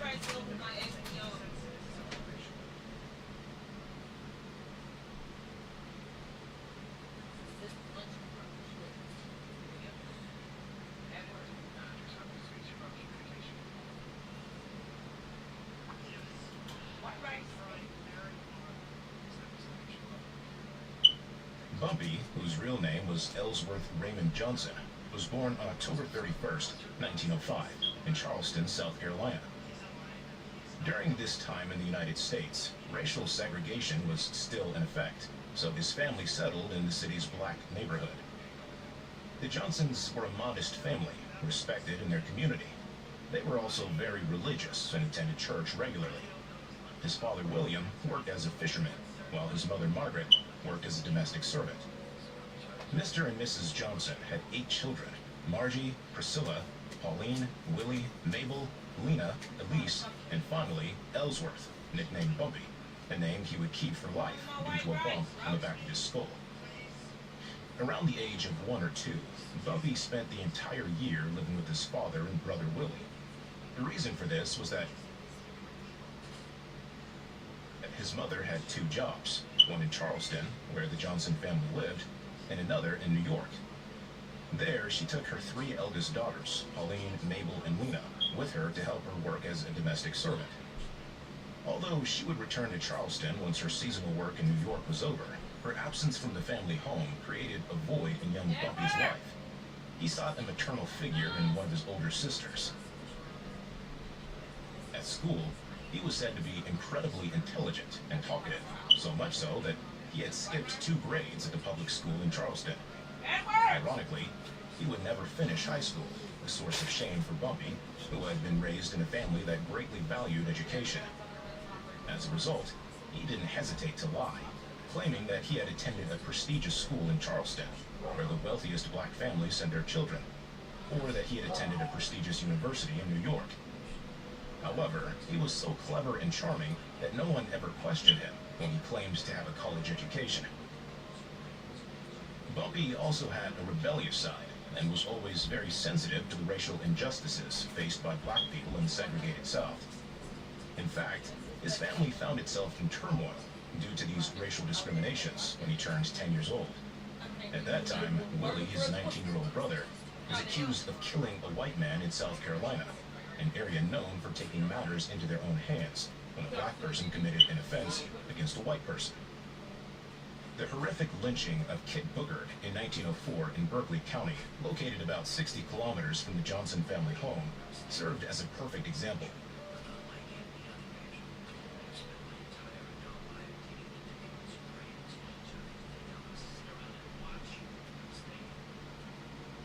Kit Booker, a 21-year-old black man, went fishing one day with 6 white men.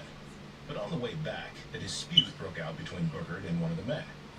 Booker threatened to strike him, apparently because the man had struck his younger sister, and he wanted revenge. However, revenge was something he could not fulfill.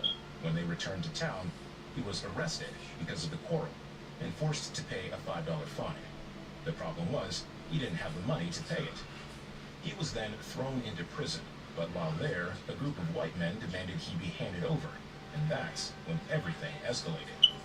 They took him to the edge of a river and tortured him. They scalped him, gouged out his eyes, cut off his genitals and tongue, then tied him to a grate and threw him into the river to drown. None of the people responsible for this crime were ever brought to justice. So when Willie, Bumpy's older brother, returned home and told his family that he was accused of killing a white man, the Johnsons panicked. They wanted to save their son from a possible lynching, so they quickly got him out of town and sent him to New York, where Margie and Pauline were already living. Bumpy joined them later in 1919. His father had arranged for him to be sent to his older sister Mabel, who lived in Harlem, hoping to give him the opportunity for a better life.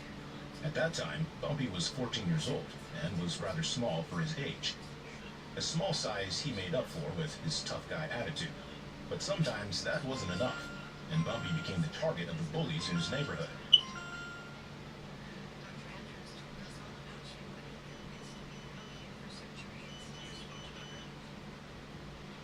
One such altercation happened on his first day at school in Harlem. He was only 2 blocks away from his school when he crossed paths with 6 other teenagers standing on the street corner, throwing dice against the building. He slowed down and took a glance, and just as he was about to walk away, he heard one of the boys call out to him and felt someone grab his arm. Hey you, country, what you got in your pocket? My hand? Why? You got a problem with that? Old country boy got some mouth on him, said one of the bullies named Junie with a laugh. Well, take your hand out your pocket and let me see what else is in there, said another boy, nicknamed 6 and 8, as he stepped closer. Man, you don't want me to take my hand out of my pocket, because if I do, I'm going to smash it against your head. Meanwhile, the other boys were betting on who would win the fight between 6 and Bumpy.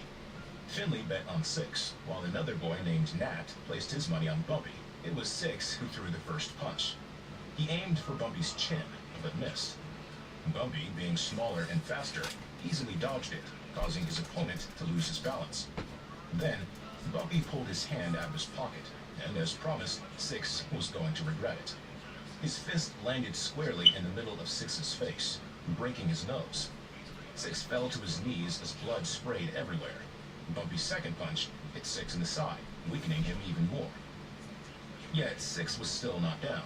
He climbed to Bumpy's pants, trying to push himself back up, but Bumpy struck again, and this time, when he hit him, coins fell from his fist and scattered on the ground. Finley, who had bet on 6, saw the cheating and shouted, That's not fair, he's fighting dirty. On his side, Bumpy kept landing punch after punch on his opponent.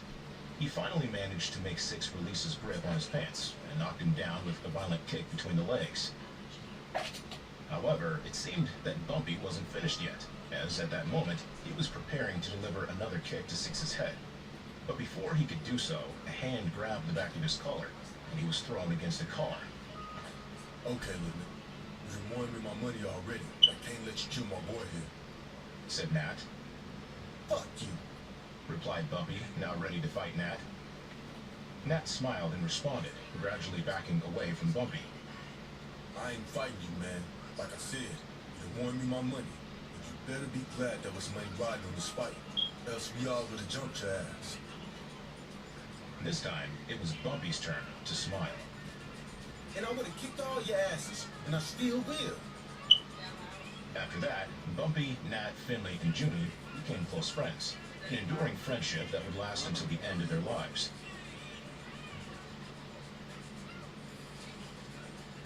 Edward, where's my water? Following this encounter, Bumpy never set foot in school again. Every morning, he would leave his sister Mabel's apartment to meet his new friends. They would go out to try to make money playing pool, shooting craps, or selling newspapers. They soon started sweeping the sidewalks in front of certain businesses in Harlem, and they earned even more money. Bumpy was clearly the brains of the gang, and it didn't take him long to realize that he and his friends could make even more by offering their protection to some of the new stores in the neighborhood. And it was through this that he met Bud Hewlett. Bud Hewlett was one of those fearless thugs in Harlem who never walked around without a knife, a baseball bat, or a gun in hand. They would use any excuse to pull out their weapons, whether it was against the police or Irish gangsters who dared set foot on their turf. Of all these criminals, Bub was the most violent. Standing at 6'1" with an imposing build, he was the kind of guy you didn't want to mess with. Bub made his living by... Boys!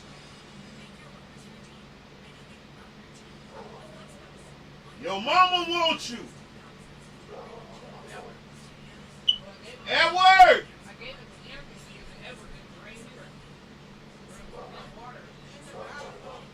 Oh, can you rinse out my cup and bring me some water then? Damn! Bring her water.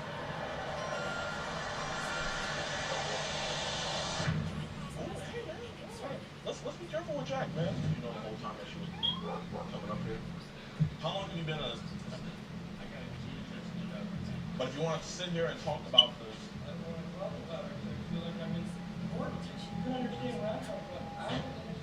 But are you an innocent man right now?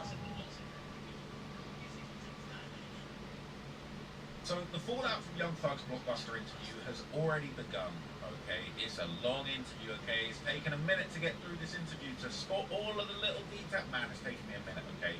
But there's been some response and people aren't feeling what Thug was saying, okay? There's already been a few people, couple of, you know, infamous Atlanta street rap figures, people in the industry saying that they're not rocking with it, man. So let's just take a quick look at what's up. I can guarantee you that Donald Trump and his administration do not want you to see the clip on your screen right now, which is exactly why I'm going to play it, and we're going to talk about it. Yesterday at the White House, at this meeting of a bunch of different tech leaders, Mark Zuckerberg and Donald Trump got caught on a hot mic, essentially admitting that the economic numbers that Trump brags about are totally fabricated, that he just makes them up, pulls them out of thin air, and runs with them. Mark Zuckerberg said to Trump, we're going to be investing over $600 billion in the U.S. by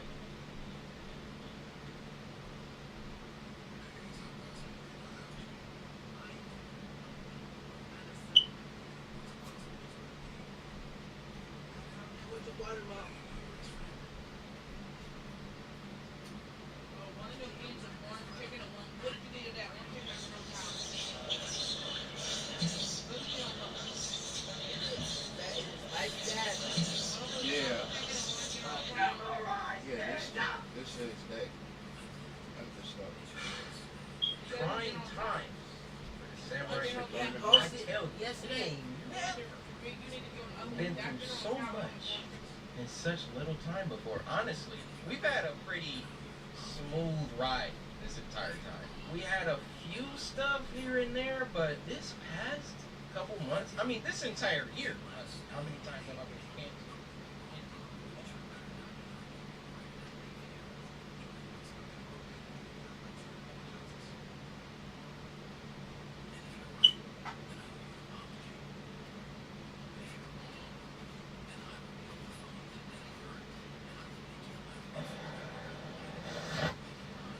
Today's the day that I get to drop my daughter off for the rest of her life. I can't really say that I feel sad about it. I really don't care. I gave up custody of my kid. I put her up for adoption. She's 7 years old. That's all good. When she continues to tell her story and she tells you exactly who gave her this advice to give her child up, it's going to totally shock and floor you. But we're going to examine parents and adoption today. Because right now, parenthood doesn't mean much to many parents, and it's very sad. And we're going to see what adoption is.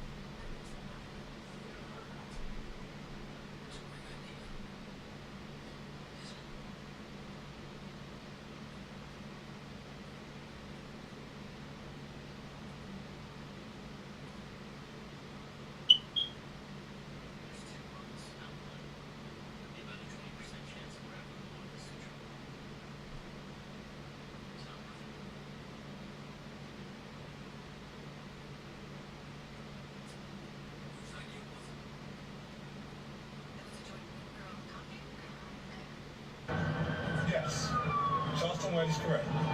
I'm a rapper, not a... Be sure to catch my new show, 50 Cent, 50 Ways to Catch a Ghost. 50, who are your masters? Who are your masters? I'll buy your masters. Ready? I will buy your masters. I see that Meatron concert got the streets talking. The biggest Meatron. Streets back, that's what I'm talking about. That's how real let's come home and get it down. 50 Cent just straight up clowned Big Meat.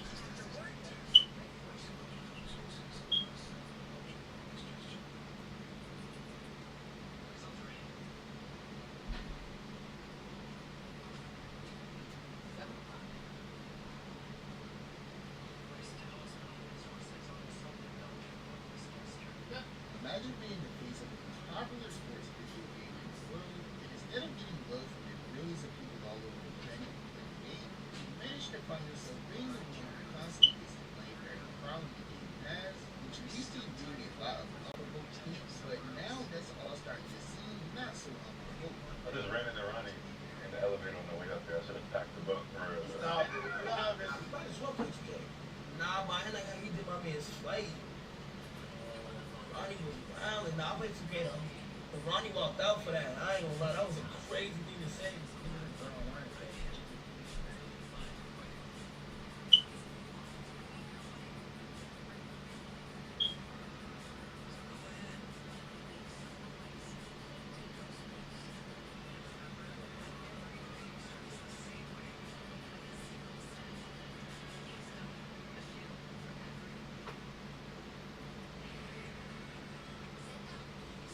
That my family ain't good.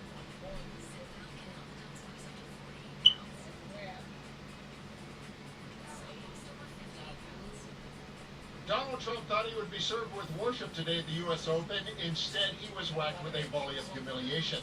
I have the satisfying ace that you'll love coming up next. Today, the United States' most important tennis championship is playing out in New York City. So Trump, who was always looking for his next photo op, took a break from Epstein denialism to be there. And it appears that someone in his camp put pressure on the event to censor out any Bronx cheers that his presence may generate. Have a listen to this expose by Ben Rothenberg, and then I'll share the raw footage from the U.S. Open that Trump doesn't want you to see.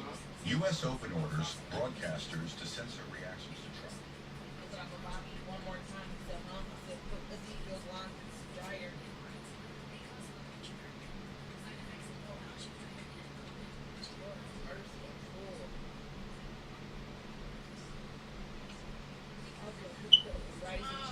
What? Sure. Yeah, I don't mind the vibe. You know, the album to me, the vibes you hear when you're at a Beverly Hills luxury hotel. This is like a lobby elevator music. The vibes when you're sitting in the lobby of the SLS hotel having some drinks on a leather couch with the lights dimly lit. You got a suit on, no tie, first couple of buttons on your shirt open, some slippers on, loafers, no socks. I mean, I'm never gonna revisit the album again, but if it comes on when I'm in the lobby of a luxury hotel, I'm not. Charlemagne the God just turned the spotlight on Drake in a way that has the internet buzzing. During a heated segment on The Breakfast Club, Charlemagne accused Drake of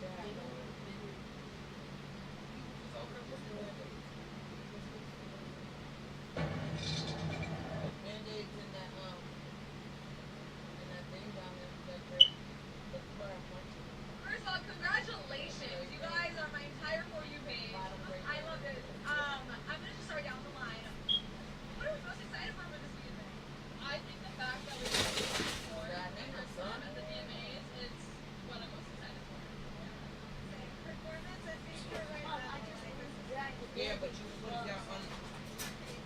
Listen, there have been so many groups that have passed through here, iconic groups. Who are you guys most excited to see today? Oh God, that's a tricky question. Like we're excited for everyone, but I think Sabrina Carpenter.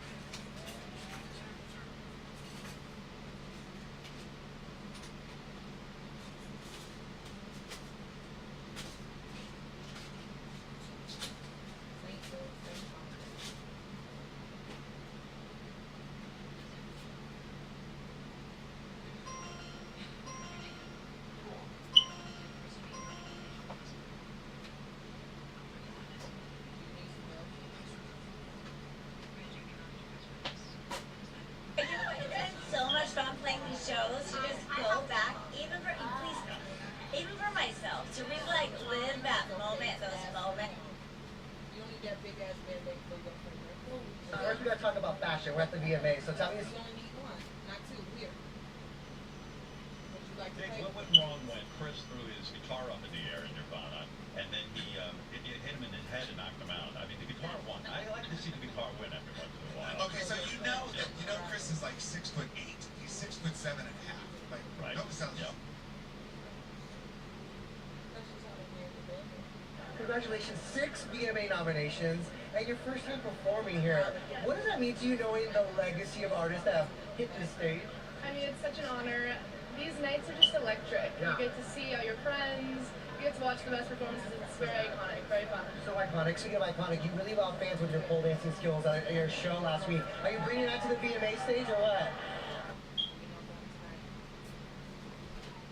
So smooth, young moves up. I hit that dead. It's called the shoot. You hit the shoot, shoot. I hit the snake. I'm not from New York, but I call them snake.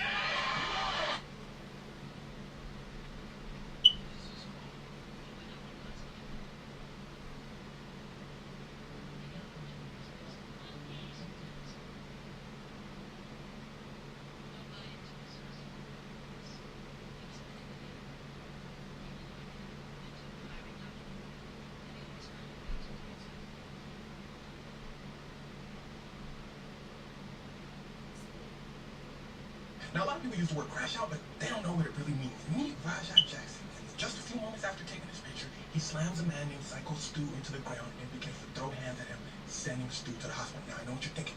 What did Stu do to get him that mad? And I know what else you're thinking. Why did they call him Psycho Stu? Well, be patient. We're going to answer that in a second. See, this all starts when Rajah Jackson pulls up to a wrestling event. He's live streaming. Rajah Jackson is a streamer. The dude coordinating the event said, yo, Rajah, welcome. You're going to have a great time. Somebody in the back said, who said that? It's Psycho Stu. He gets up in Rajah's face immediately saying, who said you said have a good time? Now, Psycho Stu seems to be in character. He's a wrestler named Psycho Stu. And his character is, well, Psycho. Rajah seems to catch on, so he goes, man, get on my face, Stu. Stu says, well, what? And this is when Rajah has a problem. He didn't realize how in character some people get. Stu immediately grabs a beer can, smashes it on Rajah's head, and goes, woo! Everybody goes, Stu, he's not a wrestler. Stu says, oh! Rajah is pissed. People immediately jump in between Stu and Rajah. Stu says, dude, I saw the cameras. I thought you was a new guy. My bad. Stu begins to apologize. Rajah says, boy, I don't just stream. Yeah, Rajah's also an MMA fighter, so he calms down. He seemingly accepts Stu's apology, and they say, let's move past it now. I know what you're thinking. Well, hold on. I thought Stu ended up in the hospital.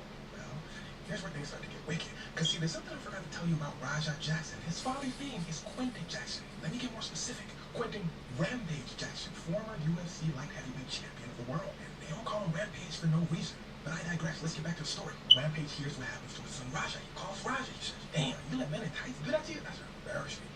Rampage is known for trolling his son Rajah. He be calling Rajah soft, and it's gotten to a point where the two have can't blows. Rajah said, look, I'm not in the mood. He ends the call with his dad. He's agitated. Then he begins to look at his chat. His chat, remember, his live stream is going, damn, Rajah, you gonna let Psycho Stu do you like that? That's embarrassing. Rajah says, somebody said, Rajah. Somebody said, Rajah. Rajah said, it's the event coordinator. He said, look, I know you're a little mad at Psycho Stu, but what we gonna do is we're gonna get you in the ring. Why is Rajah get look like back mine? at Psycho Stu. You know, it's all gonna be in good fun. Okay. And well, Rajah pulls up the Psycho Stu's match. And so look at the chat again. They said, Rajah, you soft. Rajah said, who soft? As soon as I get in that ring, I'm finna keep hitting nobody can stop me. Chat said, boom, they said, Rajah, it's time to come in. Rajah said, slam Psycho Stu into the ground. And well, I can't see, that's Psycho Stu is immediately rushed to the hospital. Roger leaves the event. He's still going on saying, everybody finna stop playing with me. And there it is right there. That's a crash out. It seems that this wasn't about Psycho Stu. It seemed that this was about everybody getting to him. He said, everybody finna stop. You know what I'm saying? Rampage Jackson then sees what his son did, and he says, look, he does not condone what his son did, but it's his son, so he always want to have his back. Psycho Stu is seemingly recovered. He's awake. He's talking. He's good. And as for Roger, he hasn't made any comments, and he probably won't be making any comments because the police are involved now. So the police in this sort of situation. Now, a lot of people use the word crash out, but they don't know what it really means. Meet Rajah Jackson. Just a few moments after taking this picture, he slams a man named Psycho Stu into the ground and begins to throw hands at him, sending Stu to the hospital. Now, I know what you're thinking. What did Stu do to get him that mad? And I know what else you're thinking. Why did they call him Psycho Stu? Well, be patient. We're going to answer that in a second. See, this all starts when Rajah Jackson pulls up to a wrestling event. He's live streaming. Rajah Jackson is a streamer. The dude coordinating the event said, yo, Rajah, welcome. You're going to have a great time. Somebody in the back said, who said that? It's Psycho Stu. He gets up in Rajah's face immediately saying, who said you finna have a good time? Now, Psycho Stu seems to be in character. He's a wrestler named Psycho Stu. And his character is, well, Psycho. Rajah seems to catch on, so he goes, man, get out my face, Stu. He says, well, what? And this is when Rajah has a problem. He didn't realize how in character some people get. Stu immediately grabs a beer can, smashes it on Rajah's head, and goes, woo! Everybody goes, Stu, he's not a wrestler. Stu said, oh, Rajah is pissed. People immediately jump in between Stu and Rajah. Stu says, dude, I saw the cameras. I thought you was a new guy. My bad. Stu begins to apologize. Rajah says, boy, I don't just stream. Yeah, Rajah's also an MMA fighter, so he calms down. He seemingly accepts Stu's apology, and they say, let's move past it. Now, I know what you're thinking. Well, hold on. I thought Stu ended up in the hospital. Well, here's where things start to get wicked. Because, see, there's something I forgot to tell you about Rajah Jackson. His father's name is Quentin Jackson. Let me get more specific. Quentin Rampage Jackson, former UFC light heavyweight champion of the world. And they don't call him Rampage for no reason. But I digress. Let's get back to the story. Rampage hears what happens to his son Rajah. He calls Rajah. He says, damn, you let men in tights do that to you? That's embarrassing. Rampage is known for trolling his son Rajah. He be calling Rajah soft, and it's gotten to a point where the two have came to blows. Rajah said, look, I'm not in the mood. He ends the call with his dad. He's agitated. Then he begins to look at his chat. His chat, remember, his live stream is going, damn, Rajah, you gonna let Psycho Stu do you like that? That's embarrassing. Rajah says, somebody said, Rajah. Somebody said, Rajah. Rajah said, it's the event coordinator. He said, look, I know you're a little mad at Psycho Stu, but what we gonna do is we're gonna get you in the ring, and you're gonna get your get back at Psycho Stu. You know, it's all gonna be in good fun. Rajah said, okay. And well, Rajah pulls up the Psycho Stu's match. He begins to look at the chat again. They said, Rajah, you soft. Rajah said, who soft? As soon as I get in that ring, I'm finna keep hitting them and nobody finna stop me. The chat said, ooh, he came a little serious.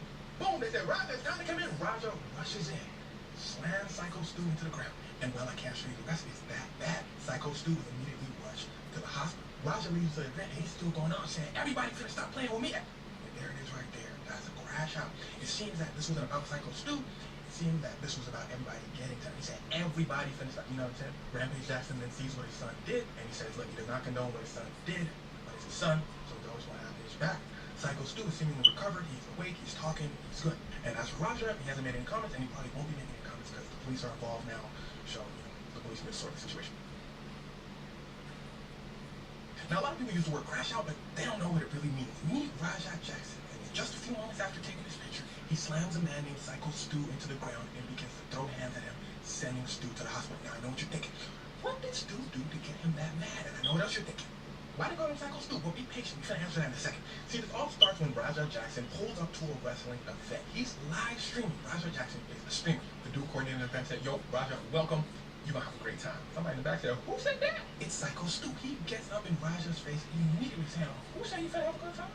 Now, Psycho Stu seems to be in character. He's a wrestler named Psycho Stu. And his character is, well, Psycho. Rajah seems to catch on, so he goes, man, get out my face, Stu. Stu says, well, what? And this is when Rajah has a problem. He didn't realize how in character some people get. Stu immediately grabs a beer can, smashes it on Rajah's head, and goes, woo! Everybody goes, Stu, he's not a wrestler. Stu said, oh, Rajah is pissed. People immediately jump in between Stu and Rajah. Stu says, dude, I saw the cameras. I thought you was a new guy. My bad. Stu begins to apologize. Rajah says, boy, I don't just stream. Yeah, Rajah's also an MMA fighter, so he calms down. He seemingly accepts Stu's apology, and they say, let's move past it. Now, I know what you're thinking. Well, hold on. I thought Stu ended up in the hospital. Well, here's where things start to get wicked. Because, see, there's something I forgot to tell you about Rajah Jackson. His father's name is Quentin Jackson. Let me get more specific. Quentin Rampage Jackson, former UFC light heavyweight champion of the world, and they don't call him Rampage for no reason. But I digress. Let's get back to the story. Rampage hears what happens to his son Raja. He calls Raja. He says, "Damn, you let men in tights do that to you? That's embarrassing." Rampage is known for trolling his son Raja. He would call Raja soft, and it's gotten to a point where the two have came to blows. Raja said, "Look, I'm not in the mood." He ends the call with his dad. He's agitated. Then he begins to look at his chat. His chat, remember, his live stream is going, "Damn, Raja, you gonna let Cycle Stu do you like that? That's embarrassing." Raja says, somebody said, "Raja." Somebody said, "Raja." Raja said, It's the event coordinator. He said, "Look, I know you're a little mad at Cycle Stu, but what we gonna do is we're gonna get you in the ring, and you're gonna get your get back at Cycle Stu. You know, it's all gonna be in good fun." Raja said, "Okay." And well, Raja pulls up the Cycle Stu's match. You have to look at the chat again. They said, "Raja, you soft." Raja said, "Who soft? As soon as I get in that ring, I'm finna keep you there and nobody can stop me." The chat said, "Ooh, you seem a little scared." Boom, they said, "Raja, it's time to come in." Raja rushes in, slams Psycho Stu into the ground. And well, I can't show you the rest. It's that bad. Psycho Stu is immediately rushed to the hospital. Raja leaves the event. He's still going on saying, "Everybody finna stop playing with me." And there it is right there. That's a crash out. It seems that this wasn't about Psycho Stu. It seems that this was about everybody getting to him. He said, "Everybody finna stop." You know what I'm saying? Rampage Jackson then sees what his son did. And he says, "Look, he does not condone what his son did. But it's his son. So he's always going to have his back." Psycho Stu is seemingly recovered. He's awake. He's talking. He's good. And as for Raja, he hasn't made any comments. And he probably won't be making any comments because the police are involved now. So, the police are in this sort of situation. Now, a lot of people use the word crash out, but they don't know what it really means. Meet Raja Jackson. And just a few moments after taking this picture, he slams a man named Psycho Stu into the ground and begins to throw hands at him, sending Stu to the hospital. Now, I know what you're thinking. What did Stu do to get him that mad? And I know what else you're thinking. Why did they call him Psycho Stu? Well, be patient. We're going to answer that in a second. See, this all starts when Raja Jackson pulls up to a wrestling event. He's live streaming. Raja Jackson is a streamer. The dude coordinating the event said, "Yo, Raja, welcome. You're going to have a great time." Somebody in the back said, "Who said that?" It's Psycho Stu. He gets up in Raja's face and immediately says, "Who said you finna have a good time?" Now, Psycho Stu seems to be in character. He's a wrestler named Psycho Stu. And his character is, well, Psycho. Raja seems to catch on, so he goes, "Man, get out my face, Stu." Stu says, "Well, what?" And this is when Raja has a problem. He didn't realize how in character some people get. Stu immediately grabs a beer can, smashes it on Raja's head, and goes, "Woo!" Everybody goes, "Stu, he's not a wrestler." Stu says, "Oh!" Raja is pissed. People immediately jump in between Stu and Raja. Stu says, "Dude, I saw the cameras. I thought you was a new guy. My bad." Stu begins to apologize. Raja says, "Boy, I don't just stream." Yeah, Raja's also an MMA fighter, so he calms down. He seemingly accepts Stu's apology, and they said, "Let's move past it." Now, I know what you're thinking. Well, hold on. I thought Stu ended up in the hospital. Well, here's where things start to get wicked. Because, see, there's something I forgot to tell you about Raja Jackson. His father's name is Quentin Jackson. Let me get more specific. Quentin Rampage Jackson, former UFC light heavyweight champion of the world. And they don't call him Rampage for no reason. But I digress. Let's get back to the story. Rampage hears what happens to his son Raja. He calls Raja. He says, "Damn, you let men in tights do that to you? That's embarrassing." Rampage is known for trolling his son Raja. He would call Raja soft, and it's gotten to a point where the two have came to blows. Raja said, "Look, I'm not in the mood." He ends the call with his dad. He's agitated. Then he begins to look at his chat. His chat, remember, his live stream is going, "Damn, Raja, you gonna let Psycho Stu do you like that? That's embarrassing." Raja says, somebody said, "Raja." Somebody said, "Raja." Raja said, It's the event coordinator. He said, "Look, I know you're a little mad at Psycho Stu, but what we gonna do is we're gonna get you in the ring, and you're gonna get your get back at Psycho Stu. You know, it's all gonna be in good fun." Raja said, "Okay." And well, Raja pulls up the Psycho Stu's match. He begins to look at the chat again. They said, "Raja, you soft." Raja said, "Who soft? As soon as I get in that ring, I'm finna keep hitting them and nobody finna stop me." The chat said, "Ooh, you seem a little scared." Boom, they said, "Raja, it's time to come in." Raja rushes in, slams Psycho Stu into the ground. And well, I can't show you the rest. It's that bad. Psycho Stu is immediately rushed to the hospital. Raja leaves the event and he's still going on saying, "Everybody finna stop playing with me." And there it is right there. That's a crash out. It seems that this wasn't about Psycho Stu. It seemed that this was about everybody getting to him. He said, "Everybody finna stop." You know what I'm saying? Rampage Jackson then sees what his son did, and he says, "Look, he does not condone what his son did, but it's his son, so he's always going to have his back." Psycho Stu is seemingly recovered. He's awake. He's talking. He's good. And as for Raja, he hasn't made any comments, and he probably won't be making any comments because the police are involved now. So the police in this sort of situation. Now, a lot of people use the word crash out, but they don't know what it really means. Meet Raja Jackson. And just a few moments after taking this picture, he slams a man named Psycho Stu into the ground and begins to throw hands at him, sending Stu to the hospital. Now, I know what you're thinking. What did Stu do to get him that mad? And I know what else you're thinking. Why do you call him Psycho Stu? Well, be patient. We're gonna answer that in a second. See, this all starts when Raja Jackson pulls up to a wrestling event. He's live streaming. Raja Jackson is a streamer. The dude coordinating the event said, "Yo, Raja, welcome. You're gonna have a great time." Somebody in the back said, "Who said that?" It's Psycho Stu. He gets up in Raja's face immediately saying, "Who said you finna have a good time?" Now, Psycho Stu seems to be in character. He's a wrestler named Psycho Stu. And his character is, well, Psycho. Raja seems to catch on, so he goes, "Man, get out my face, Stu." Stu says, "Oh, what?" And this is when Raja has a problem. He didn't realize how in character some people get. Stu immediately grabs a beer can, smashes it on Raja's head, and goes, "Woo!" Everybody goes. Stu, he's not a wrestler. Stu says, "Oh!" Raja is pissed. People immediately jump in between Stu and Raja. Stu says, "Dude, I saw the camera. I thought you was a new guy. My bad." Stu begins to apologize. Raja says, "Boy, I don't just stream." Yeah, Raja's also an MMA fighter, so he calms down. He seemingly accepts Stu's apology, and they said, "Let's move past it." Now, I want you thinking, well, hold on, I thought Stu ended up in the hospital. Well, here's where things start to get wicked. Because, see, there's something I forgot to tell you about Raja Jackson. His father's name is Quentin Jackson. Let me get more specific. Quentin Rampage Jackson, former UFC light heavyweight champion of the world. And they don't call him Rampage for no reason. But I digress. Let's get back to the story. Rampage hears what happens to his son Raja. He calls Raja. He says, "Damn, you let men in tights do that to you?" That's embarrassing. Rampage is known for trolling his son Raja. He be calling Raja soft, and it's got to a point where the two have came to blows. Raja said, "Look, I'm not in the mood." He ends up calling his dad. He's agitated. Then he begins to look at his chat.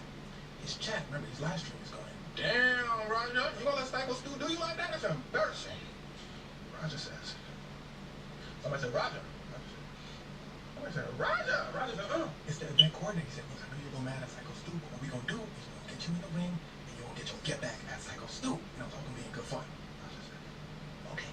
And well, Raja pulls up the Psycho Stu's match. He begins to look at the chat again. They said, "Raja, you soft." Raja said, "Who soft? As soon as I get in that ring, I'm finna keep hitting them and nobody finna stop me." The chat said, "Oh, we think we'll fear." Boom, they said, "Raja, it's time to come in." Raja rushes in, slams Psycho Stu into the ground. And well, I can't show you the rest. It's that bad. Psycho Stu is immediately rushed to the hospital. Raja leaves the event. He's still going on, saying, "Everybody finna stop playing with me." And there it is right there. That's a crash out. It seems that this wasn't about Psycho Stu. It seemed that this was about everybody getting to him. He said, "Everybody finna stop." You know what I'm saying? Rampage Jackson then sees what his son did, and he says, "Look, he does not condone what his son did, but it's his son, so he always want to have his back." Psycho Stu is seemingly recovered. He's awake. He's talking. He's good. And as for Raja, he hasn't made any comments, and he probably won't be making any comments because the police are involved now. So, the police need to sort the situation.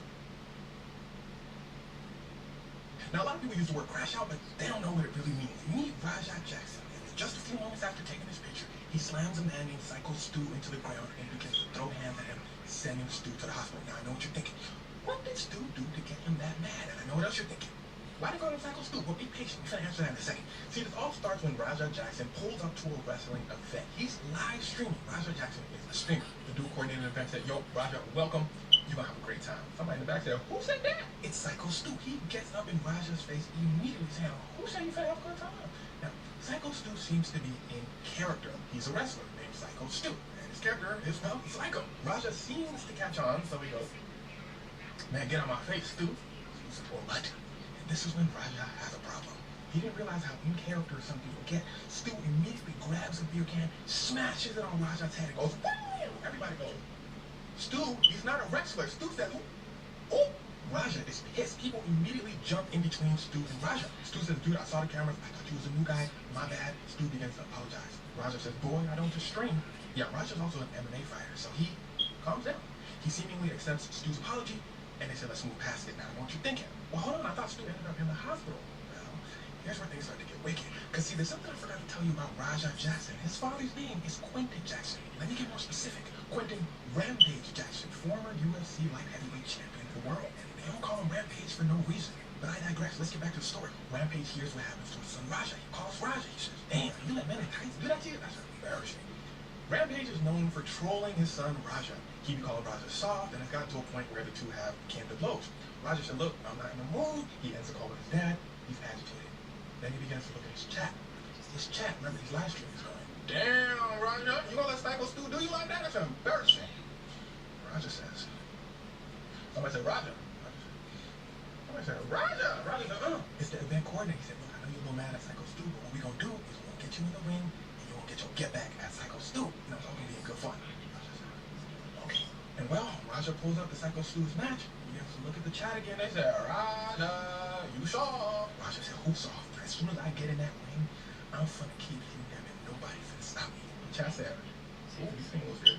Boom, they said, Raja, it's time to come in. Raja rushes in, slams Psycho Stu into the ground. And while I can't show you the rest, it's that bad. Psycho Stu is immediately rushed to the hospital. Raja leaves the event and he's still going on saying, everybody finna stop playing with me. And there it is right there. That's a crash out. It seems that this wasn't about Psycho Stu. It seemed that this was about everybody getting to him. He said, everybody finna stop. You know what I'm saying? Rampage Jackson then sees what his son did. And he says, look, he does not condone what his son did. But it's his son, so he's always going to have his back. Psycho Stu is seemingly recovered. He's awake. He's talking. He's good. And as for Raja, he hasn't made any comments, and he probably won't be making any comments because the police are involved now. So, the police in this sort of situation. Now, a lot of people use the word crash out, but they don't know what it really means. Meet Raja Jackson. And just a few moments after taking this picture, he slams a man named Psycho Stu into the ground and begins to throw hands at him, sending Stu to the hospital. Now, I know what you're thinking. What did Stu do to get him that mad? And I know what else you're thinking. Why did they call him Psycho Stu? Well, be patient. We're going to answer that in a second. See, this all starts when Raja Jackson pulls up to a wrestling event. He's live streaming. Raja Jackson is a streamer. The dude coordinating the event said, yo, Raja, welcome. You're going to have a great time. Somebody in the back said, who said that? It's Psycho Stu. He gets up in Raja's face immediately saying, who said you finna have a good time? Now, Psycho Stu seems to be in character. He's a wrestler named Psycho Stu. And his character is spelled Psycho. Raja seems to catch on, so he goes, man, get out my face, Stu. Stu says, well, what? This is when Raja has a problem. He didn't realize how in character some people get. Stu immediately grabs a beer can, smashes it on Raja's head, and goes, woo! Everybody goes, Stu, he's not a wrestler. Stu said, oh! Raja is pissed. People immediately jump in between Stu and Raja. Stu says, dude, I saw the cameras. I thought you was a new guy. My bad. Stu begins to apologize. Raja says, boy, I don't just stream. Yeah, Raja's also an MMA fighter, so he calms down. He seemingly accepts Stu's apology. And they said, let's move past it now. What you thinking? Well, hold on. I thought Stu ended up in the hospital. Well, here's where things start to get wicked. Because, see, there's something I forgot to tell you about Raja Jackson. His father's name is Quentin Jackson. Let me get more specific. Quentin Rampage Jackson, former UFC light heavyweight champion of the world. And they don't call him Rampage for no reason. But I digress. Let's get back to the story. Rampage hears what happens to his son Raja. He calls Raja. He says, damn, you got men in how you do that to you? That's embarrassing. Rampage is known for trolling his son Raja. He be calling Raja soft, and it's gotten to a point where the two have came to blows. Raja said, look, I'm not in the mood. He ends up calling his dad. He's agitated. Then he begins to look at his chat. His chat, remember, his live stream is going, damn, Raja, you gonna let Psycho Stu do you like that? That's embarrassing. Raja says, somebody said, Raja. Somebody said, Raja. Raja said, it's the event coordinator. He said, look, I know you're a little mad at Psycho Stu, but what we gonna do is we're gonna get you in the ring, and you're gonna get your get back at Psycho Stu. You know, it's all gonna be good fun. Okay. And well, Raja pulls up the Psycho Stu's match. He begins to look at the chat again. They said, Raja, you soft. Raja said, who soft? As soon as I get in that ring, I'm finna keep hitting him and nobody finna stop me. The chat said, oh, he came over here. Boom, they said, Raja, it's time to come in. Raja rushes in, slams Psycho Stu into the ground. And well, I can't show you the rest. It's that bad. Psycho Stu is immediately rushed to the hospital. Raja leaves the event and he's still going on saying, everybody finna stop playing with me. And there it is right there. That's a crash out. It seems that this wasn't about Psycho Stu. It seemed that this was about everybody getting to him. He said, everybody finna stop. You know what I'm saying? Rampage Jackson then sees what his son did. And he says, look, he does not condone what his son did. But it's his son, so he's always going to have his back. Psycho Stu is seemingly recovered. He's awake. He's talking. He's good. And as for Raja, he hasn't made any comments, and he probably won't be making any comments because the police are involved now. So, the police in this sort of situation. Now, a lot of people use the word crash out, but they don't know what it really means. Meet Raja Jackson. And just a few moments after taking this picture, he slams a man named Psycho Stu into the ground and begins to throw hands at him, sending Stu to the hospital. Now, I know what you're thinking. What did Stu do to get him that mad? And I know what else you're thinking. Why did they call him Psycho Stu? Well, be patient. We're going to answer that in a second. See, this all starts when Raja Jackson pulls up to a wrestling event. He's live streaming. Raja Jackson is a streamer. The dude coordinating the event said, yo, Raja, welcome. You're going to have a great time. Somebody in the back said, who said that? It's Psycho Stu. He gets up in Raja's face immediately saying, who said you finna have a good time? Now, Psycho Stu seems to be in character. He's a wrestler named Psycho Stu. And his character is spelled Psycho. Raja seems to catch on, so he goes, man, get out my face, Stu. Stu says, well, what? This is when Raja has a problem. He didn't realize how in character some people get. Stu immediately grabs a beer can, smashes it on Raja's head, and goes, woo! Everybody goes, Stu, he's not a wrestler. Stu said, oh! Raja is pissed. People immediately jump in between Stu and Raja. Stu says, dude, I saw the cameras. I thought you was a new guy. My bad. Stu begins to apologize. Raja says, boy, I don't just stream. Yeah, Yeah, Raja's also an MMA fighter, so he calms down. He seemingly accepts Stu's apology, and they say, let's move past it now. Know what you're thinking? Well, hold on, I thought Stu ended up in the hospital. Here's where things start to get wicked. Because, see, there's something I forgot to tell you about Raja Jackson. His father's name is Quentin Jackson. Let me get more specific. Quentin Rampage Jackson, former UFC light heavyweight champion of the world. And they all call him Rampage for no reason. But I digress. Let's get back to the story. Rampage hears what happens to his son Raja. He calls Raja. He says, damn, you let men in tights do that to you? That's embarrassing. Rampage is known for trolling his son Raja. He called Raja soft, and it's gotten to a point where the two have came to blows. Raja said, look, I'm not in the mood. He ends up calling his dad. He's agitated. Then he begins to look at his chat. His chat, remember, his live stream is going, damn, Raja, you gonna let Psycho Stu do you like that? It's embarrassing.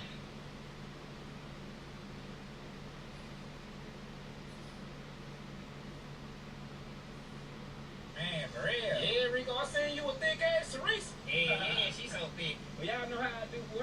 Okay, boy, I see you. Hey, man, how long y'all been together? Oh, no, we really just started getting serious. Oh, damn, for real? How long y'all been talking? Shit, about, I say about 4 months. Oh, that what's up, man. Y'all look good together, though, bro. Appreciate that, bro. Appreciate that. Oh, yeah. Look like she found the one. Man, about time, because, woo. What you mean? He don't know. Oh, yeah, she didn't tell him. Look here, bro. Teresa used to do porn, bro. Bro, I ain't finna play with y'all ass, man. Hey, we ain't playing. For real, bro. Niggas be playing this shit. Look here, Rico, bro. You my dog, bro. Look out for me.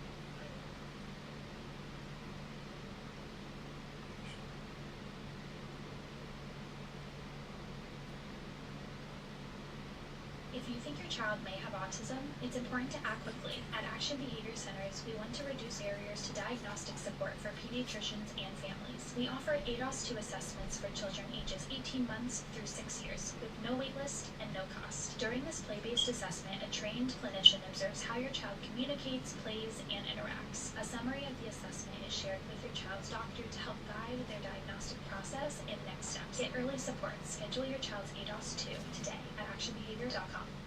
Here's to trading skylines for tree lines in Wisconsin. I'm a nigga. Just going with the flow. And savoring fall flavors all season long. Here's to you, Chicago. Come on up. Bro, you don't watch porn? Yeah, no, I don't watch. Oh, man. Well, you need to go look her up, man. Her name is Coco Bootylicious Brown. That used to be my favorite. No offense. I don't blame you. No offense. Did you see the scene when she took on all 3 of them dudes? This is not the right time to talk about that. You're right. My bad, Rico. But yeah, Rico, man, you gotta do your research for real, man. Because, you know, Rico, you straight? Yeah, I'm good. You sure? Cause her boy, we saying ain't bothering you. No, hell no. Cause, you know, her past ain't got nothing to do with me. Right. It's about what we got going now. You know, as long as she don't do this shit no more. It's all good. I can't judge her. Who am I to judge her about her past? You feel what I'm saying? Man, you a real dude, bro. I'm good. Man, bro, that's what's up, bro. We gotta look at you totally different, bro. You know what I'm saying? Hopefully I can find me a woman that can accept my dirty past like you accept hers, bro. That's real, though. Get up with y'all, bro. Are you finna head out? You gone? Yeah, I'm finna go call my sister and ask her if she need anything to eat, cause she ain't ate all day. Oh, okay. I'm gonna get up with y'all, though. Oh, okay. Hey, stay on time, my boy. 15 minutes later.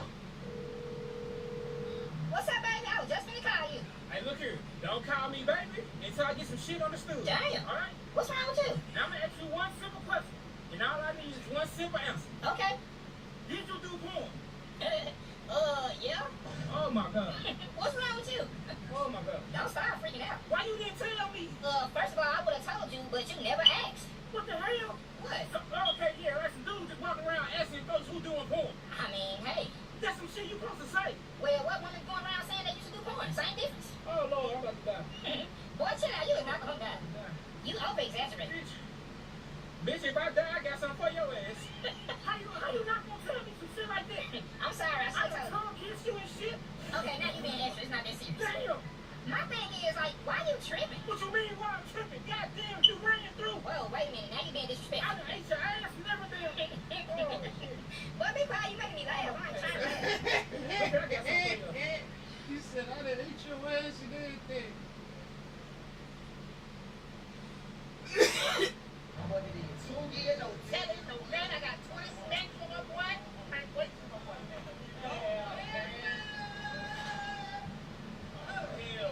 Look how it's so crazy, bro. No, this not you, bro. This ain't you, bro. This ain't you. Rico, this not you, bro. I bet you I can slide up. What can I get you today? Let me get 2 hot dogs, no buns, and I got the buns. You don't want a burger now? No, I'm taking a hot dog. You here, boy. You here. You can go ahead when you're ready. He said he wants 2 hot dogs. Say so, still up in the bed. What happened, bro? Man went in one way and came out another way. You both been the game. That's what I did. But You got your own luck, Rico. We don't know what them little men in there, Rico. shit get crazy. Say everybody be talking about that shit. Hey, man, you got to stop showing the goddamn video. Hey, look, you can't tell me what the fuck to do with my motherfucking Instagram. I do what the fuck I want to do with that motherfucker. Sit back, go handle this shit, and do what the fuck we got to do, alright? Hey. Look, I ain't killing no kids, alright? What type of kids gonna be out here at 12 fucking trying to do it in fucking playtime? Kids at school right now. And look, you act like a motherfucking bitch. You act like a real bitch right now. They came in your spot, took over your shit, threw your body on the floor, threw a cup in your face, and you ain't gonna do shit? You act like a bitch right now. You act like a real bitch. Hey, man, both y'all shut the fuck up. Both y'all acting like some bitches. Here you on the YouTube, Instagram podcast with some niggas named Joshua and Herbert. You my motherfucking joint back, nigga.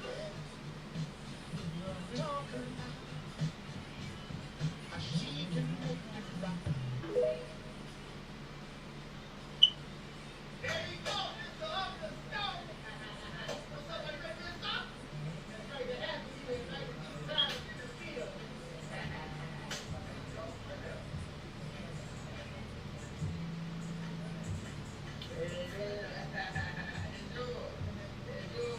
And let's not forget, you know we got to put it on you. Yeah, it's official now. It's official now. You know what we said? Let's go now.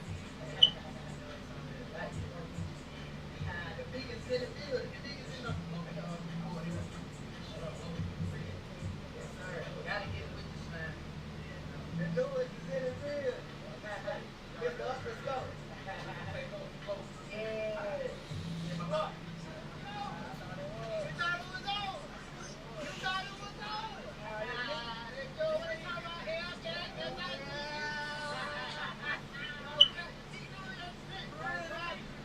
Hey, what you doing?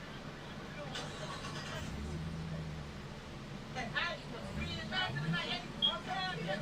Hey, you don't see it. It's not hanging. Hey, you fit the ball in there right now. Hey, yeah. Hey, you fit the ball in the fence for a long time. Hey, real one. Yeah. Get in it. No. Hey, on the floor. I'm put on the over real. I put on the over real. That's it. Right there. Dummy. What you said, baby?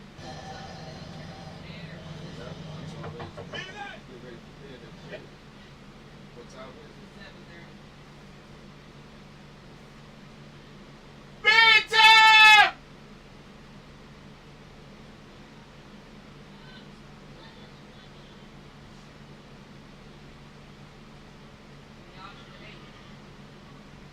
Here.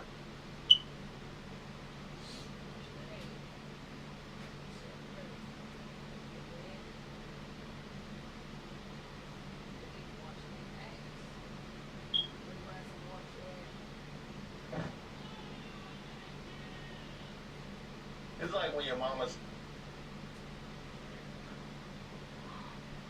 Don't worry, I'll wait there until next meal. Expected to see job creation of 75,000 last month. Instead, just 22,000 jobs were added to non-farm payrolls. The unemployment rate ticked up I said bedtime! expected to a 4.3% number. That is a 4-year high. Come here! Today's jobs number, right? The more you drill down, the uglier it gets. One thing that really leaps out to me, almost 600,000 more part-time jobs, 360,000 fewer full-time jobs. So what's Y'all what not gives gonna it? shower tonight, y'all shower in the morning, but y'all need to go y'all butt to bed. This coolest guy could come over here and teach us. Yeah, I wish Martin would hurry up. This is his stupid idea.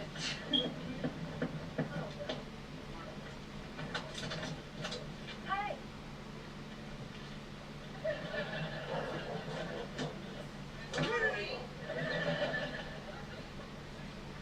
Nanny, it is a pleasure for you to meet.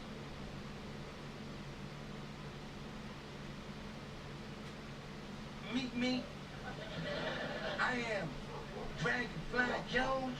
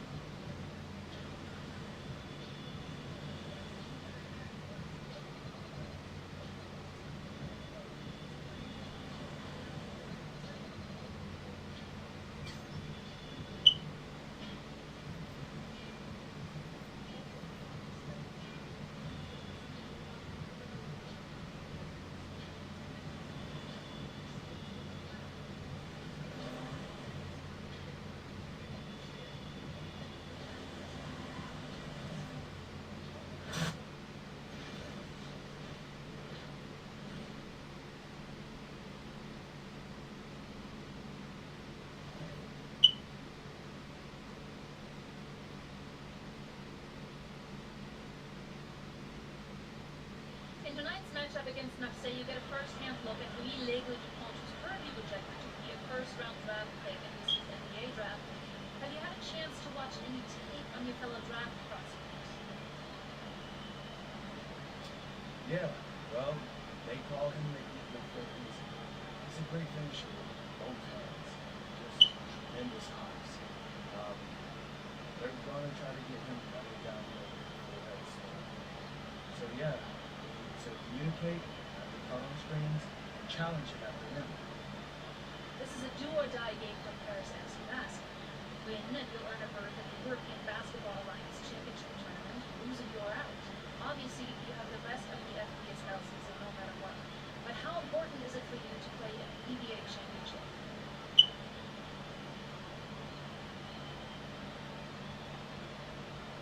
You're right, Miss Aruba. That's a big deal for us. We've been chasing that all year. And I know our fans want it too. A lot of them even have tickets already to Istanbul. So we're going to leave everything we have tonight on that floor and make sure nobody's calling the airlines asking for that deal. Thank you, Anthony. You're welcome. What a view of Paris. We are live here in one of the world's most iconic cities for tonight's game. Welcome, everyone. Thanks for joining us for tonight's FBSL action with Paris FC and Marseille. I'm Lake Studio with Tim Sports and Brian Beneficetti. Guys, this should be a fun one. Walker's Jr., it's an interesting one. Picturing Marseille on one side, looking to steal a win against the youth movement, Paris FC. And tonight, Paris needs this victory to qualify for the EBA tournament. Well, certainly a lot on the line for MP and the rest of the Paris squad. But I know that Louis Vuitton and Marseille would love the chance to play the spoiler here in front of a rowdy Parisian crowd.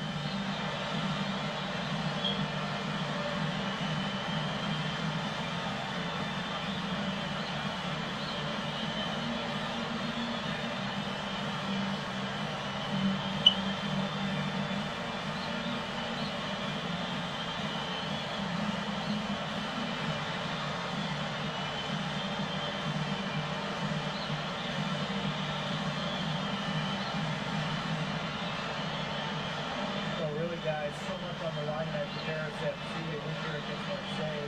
They'll come there to if they lose, that's the end of the aspiration this year. Now here's Barrow. Pass to the ball. And stolen by Thomas. Inside, Sadirko, and good. Coming off the assist by Thomas. Just about 250 pounds. Sadirko could be expecting the ball in close. You get the feeling that MP is going to do everything in his power to get this Paris into the tournament. For MP, it's not just about getting to the tournament. He wants to win the whole thing. And usually a team from France has as good of a chance as any to make some noise there. There are some great teams in Spain and Turkey as well. But from what I've seen, they can do it. Now here's the ball. Ball with the ball. He's picked up by Dumont. There's Barrow with the three. Good on the triple. And we knew coming into this season that Marseille would be strong. They really turned it on down the stretch. No doubt, and has led the way, taking this game to another level now. Overall, the entire team that's the Paris expectations already. Now here's Thomas. And that one's good. Good aggressive play by MP. Takes it up inside, but is using to back off because of the contact.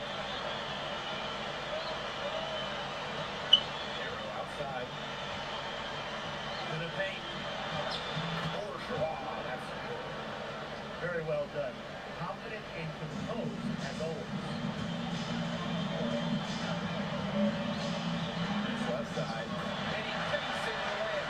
Relentless inside effort from MP. He was committed to getting that to go. Ball outside. Jacks up a three. Rebound goes to your coach. What a surprise season for Paris FC. Most have them in the middle of the pack, but as we mentioned, they have a chance to clinch a spot in the EBA tourney tonight. It shows you how a few key players can make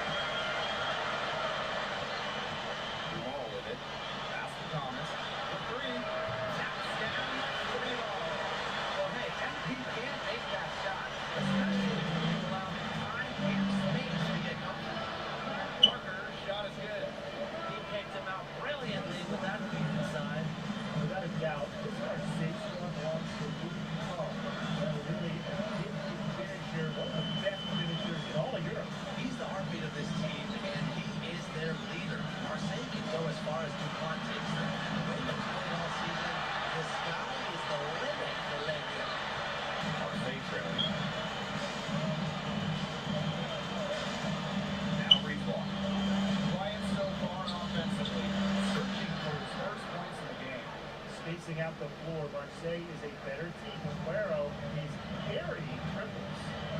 Now here's Thomas. Ball on the wing. Outside Elich. Pass to Thomas. Yes, get up. Assist from Elich. All the guys want to go down the perimeter. It's the last guy on the list. Through the middle. Here's the ball. Takes it off the glass. You see Clark making things happen inside.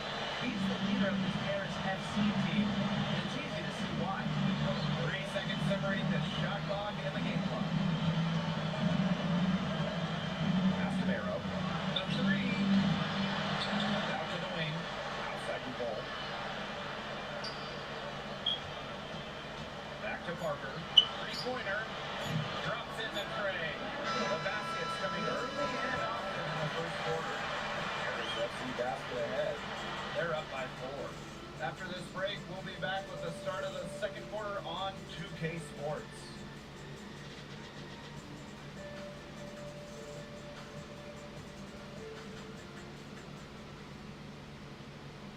Welcome back to Paris for the second quarter.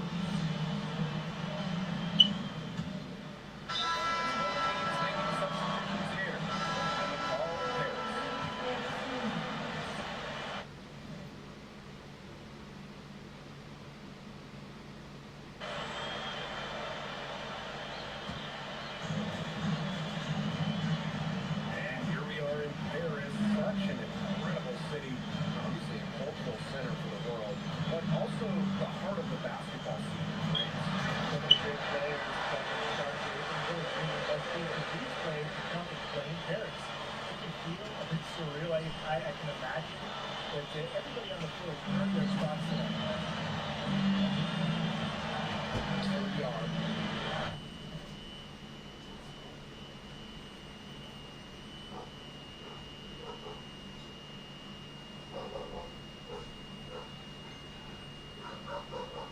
She barking because of my thing, babe.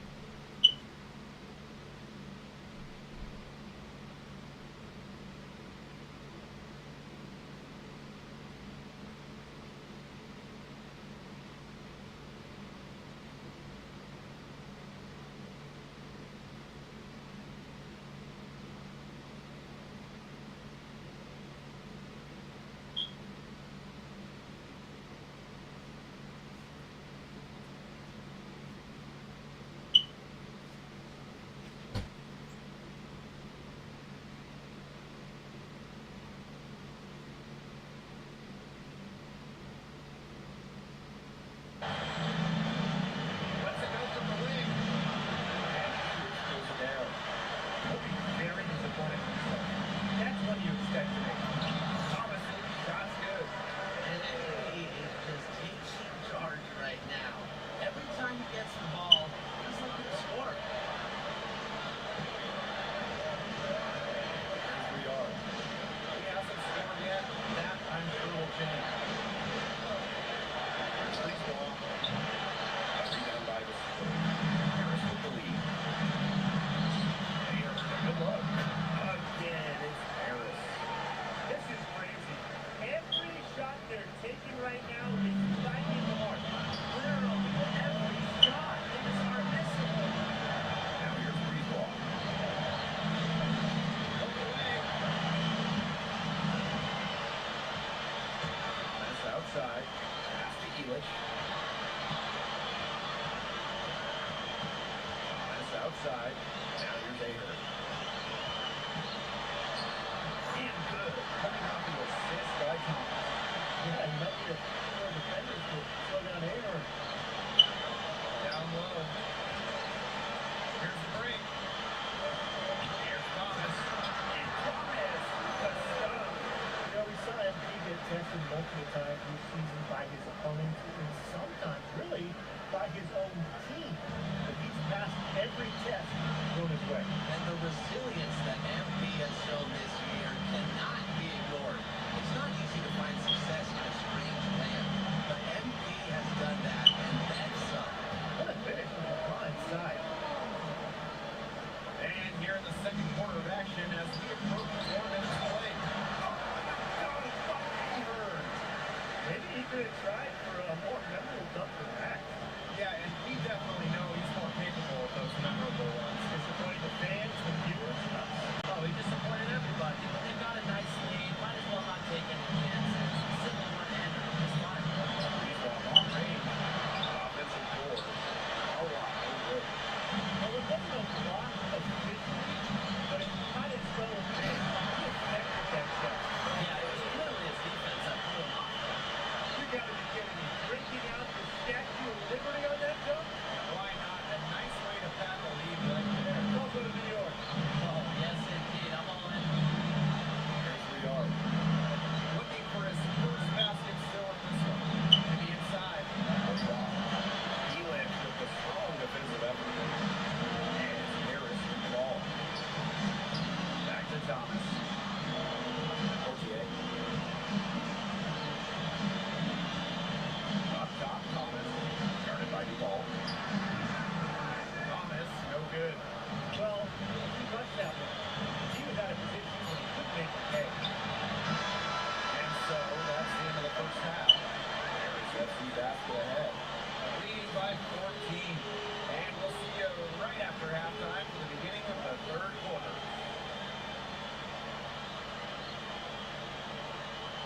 If you're just joining us here on 2K Sports, it's Harris FC Basket hosting Marseille Basketball as we get going here in the second half of this FBSL matchup. Well, you look at the French culture, and they absolutely love their sports here. Soccer, or rather, let me be correct here, football is still king and probably always will be, but basketball isn't too far behind now.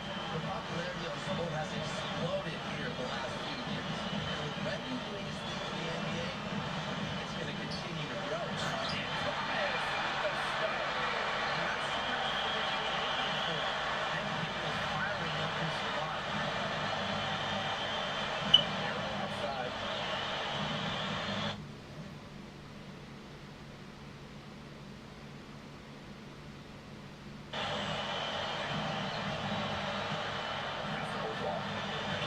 That's in there.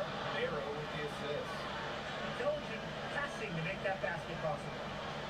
And here's Harris.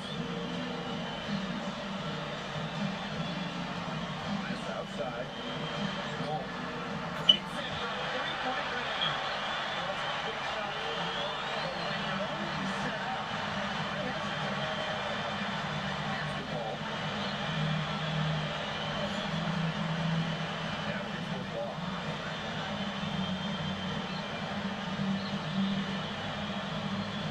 Five o'clock.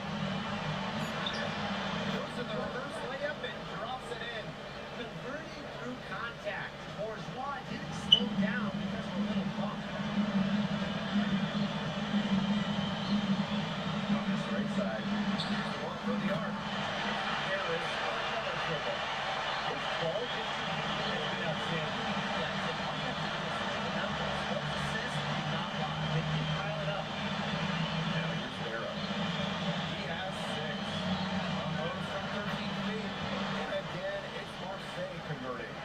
Well, when Miro is nailing mid-range jumpers, it helps keep the defense off balance. Here's Thomas. And the rebound goes to Marseille basketball.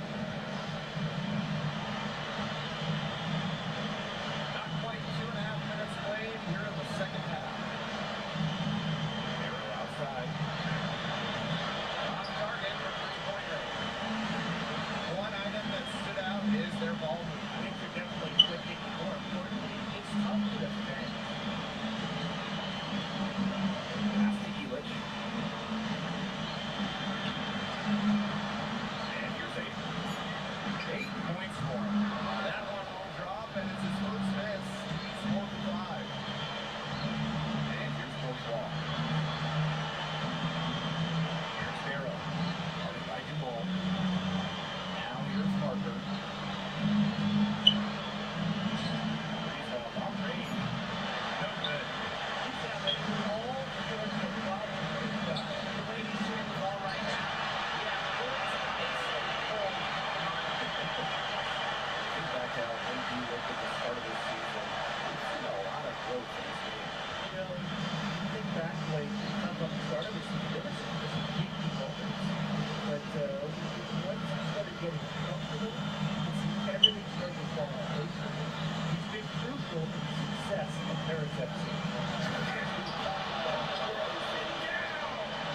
Whatever angle he needs to use, the Eagles will find a way to tap into the minutes.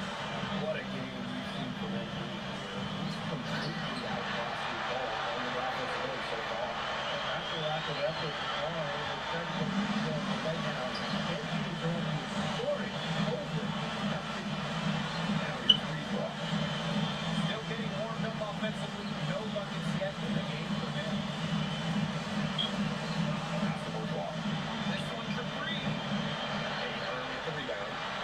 You can just tell he thought that triple was going to fall. Boy, I mean, he's just shaking his head after that miss. No good on that shot. That's a shot you've got to hit. You don't get too many chances like that from short range. Here's the ball. Over to the wing. Here's Bourgeois. That's good, and it's Dupont with the assist.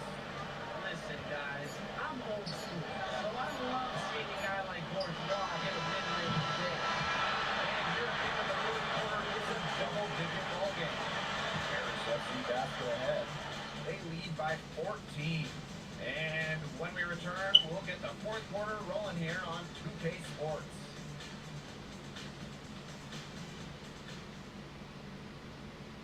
Welcome back. It's the final quarter of action here between Paris FC and Paris FC basketball time.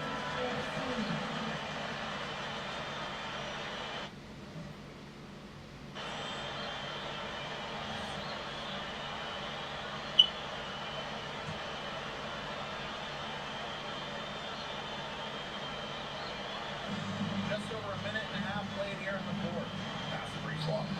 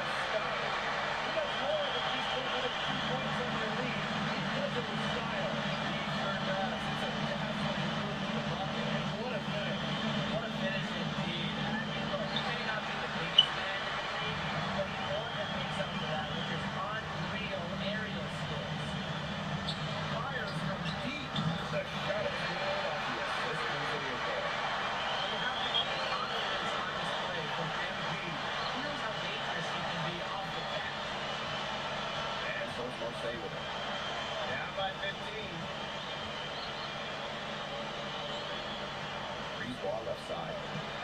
Moves over to Long. And the jumper is on the mark. That's what happens when Brisebois finds what he wants on the floor. He elevates and connects. And now here's Thomas. Guarded by Duvall. Thomas, no good. Tries it from 16. That's good. Whatever their plan was defensively that time, it did not work. Not if it results in that shot. Here's Thomas.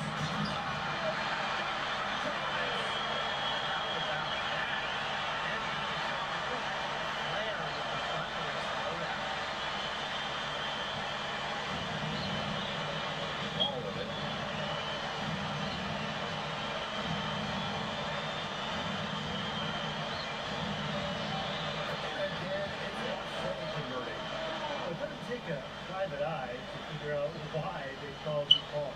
Hey, he simply soars through the air. And along with Barcelona's Alvarez as a claim that's junker. Reminds me a bit of a player named Ryan who played a few years over here. You might remember him as the Flying Dragon. They both have the ability to explode off the floor when they take it to the rack. What focus and strength from MD, even with the contact against the shot.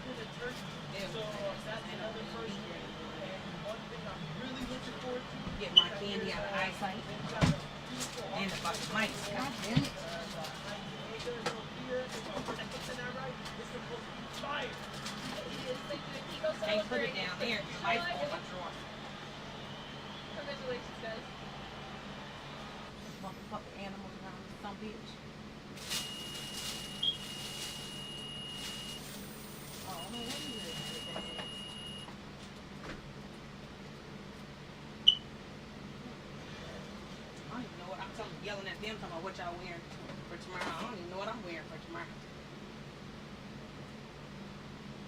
I got to go to work. A bunch of shit I'm supposed to be doing. Guess who did it? Not me.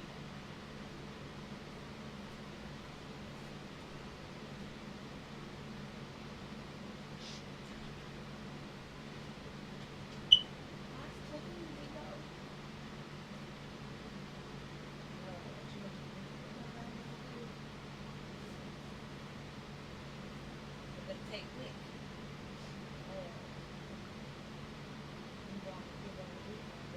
Seems like just yesterday I was trying to convince you to come to Europe. Now here we are, about to play Istanbul for the EBA Championship. Also, you keep popping up on me, and you realize I almost fired you for less, right? Yeah, I was there. I remember. Alright, but I mean, I guess you kind of knew what you were doing. Well, it only worked because you have what it takes. No, seriously, you earned everything you're about to get here. If you take home this chip, you're gonna get a lot more wins. But hang on to know what the NBA draft is looking like. There's been some upward movement, nothing too drastic. But if you put on a legendary performance in this tournament, who knows? You might get yourself in the first round. Fast, huh? Yeah, this is a crazy time of life for NBA prospects. So much is up in the air and things change drastically. And if you're an NBA kid, I feel like half the league has a dad who went pro. Sometimes I have those advantages, but then it wouldn't be you. Plus, there's plenty of NBA kids who don't get a whiff of the pros. The jeans only take you so far. Learn at this level, right? That's right. And look at it this way. Coming from Vermont, growing up around that diner, that gave you a work ethic and put a chip on your shoulder that'll take you as far as you'll let it.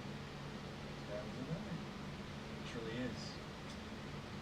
But first, you've got to take down Istanbul basketball. And you only got one shot to do it.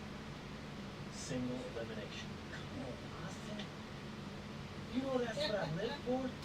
That kind of thing excites me. Okay, so you're not nervous? Nah. You train hard so the game is easy. Pierre told you that. My first day of practice. I think he's right. There's nothing that can happen in this game that I haven't already put myself through 10 times over on a random Wednesday. But I'm ready. Want some water? Please. Ali is a two-time EBA MVP. What advice would you give the team for championship? You know what you need to do to beat FC Baskets. You don't have to say nothing. What do you expect from your opponent? They got hot at the right time. Baskets the best players in the tournament. Most experienced. Strongest. I expect some moves.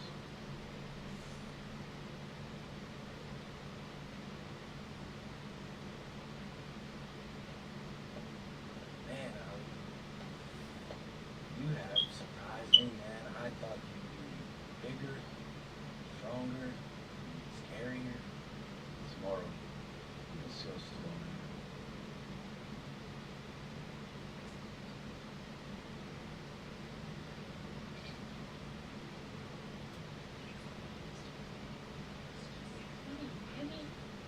Yeah. Andy, how are you feeling ahead of this championship game?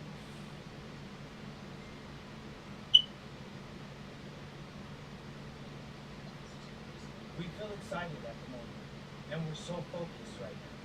This is a tremendous opportunity to bring home the EBA title to Paris. And I know a lot of guys on my team have worked their entire careers for this very moment. So I'm just hoping I can play a big role in making everyone happy. So, do you have any thoughts on your opponent? He's the whole basketball.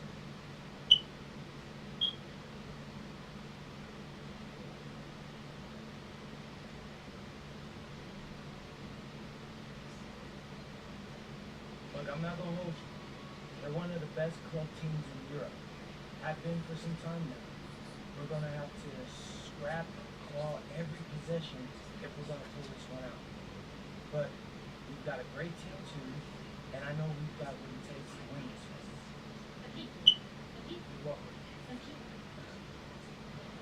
And a distant view of the skyline of Rome, Italy, our site for tonight's action. Good evening, everyone. What an exciting night.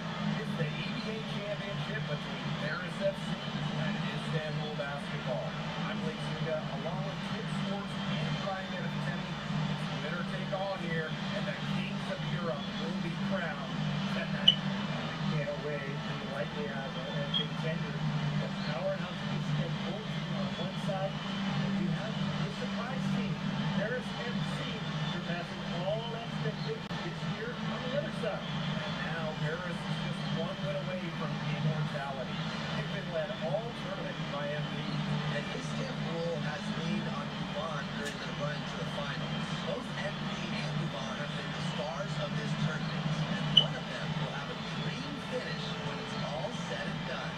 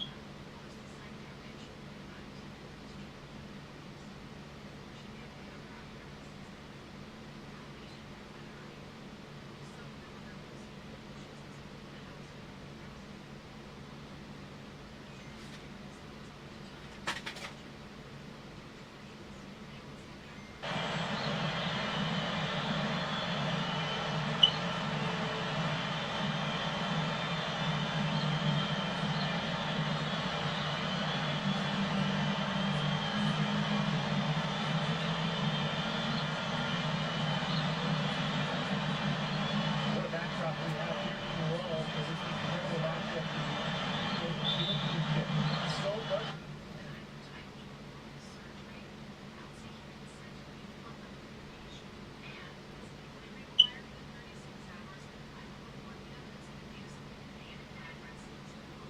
On the line tonight.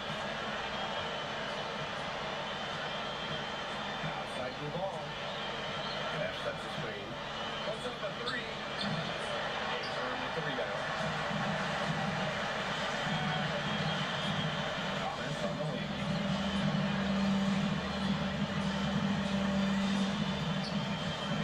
Outside Elish. Back to Thomas. Corner shot. That's no good. Misses his first shot of the night. Istanbul with the ball. Inside. And stolen by Zanico. And now Paris on the break. And Thomas. The stud. That's the kind of finish we're looking for. MD is firing up his squad. And after the horn sounds, one of these teams will be crowned the kings of Europe. And what a journey it has been for MD with this team. But they have some stiff competition on their hands with Duvan and a very tough Istanbul team. And so much drama hanging in every possession here of a winner-take-all title game. And that's part of the magic of the EBA Championship. It's not a 7-game series. Who has one shot at this? Anybody can be the hero today. Send your code. And out of bounds. Istanbul.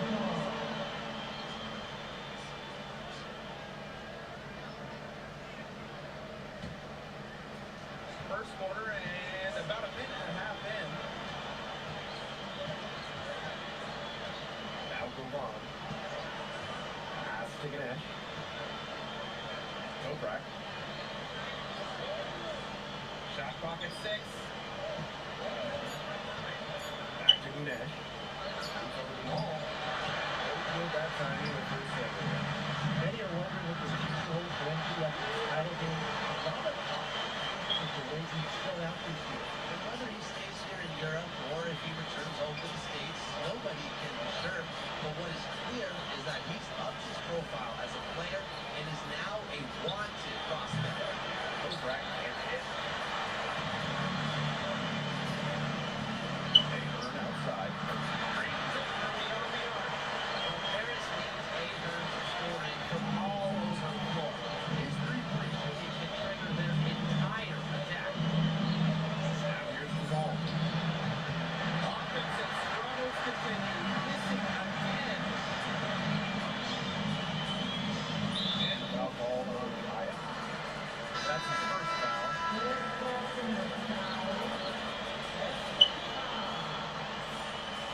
It's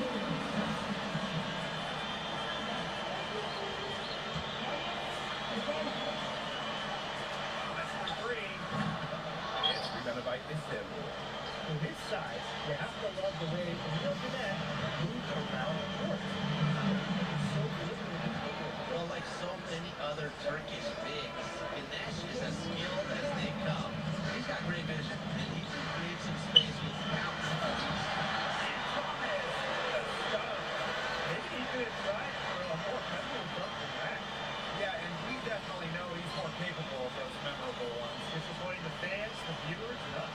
Oh, he disappointed everybody, but they've got a nice lead. Might as well not take any chances. Simple one-hander, which is fine. Now here's the ball. And then for the three. They get it back. Tries again. Count it. Just so reliable, guys. His offense doesn't come and go. It's always there. And Harris leading. Pass to Zierko. No Breck with it. Picked up by 8. And miss there on the triple. Not many can argue Dubon is the star of his big-step side. Arguably the best guard in Europe. But he's equal to his team. He does everything so well and has been doing it for so long. Dubon isn't a player you can rattle.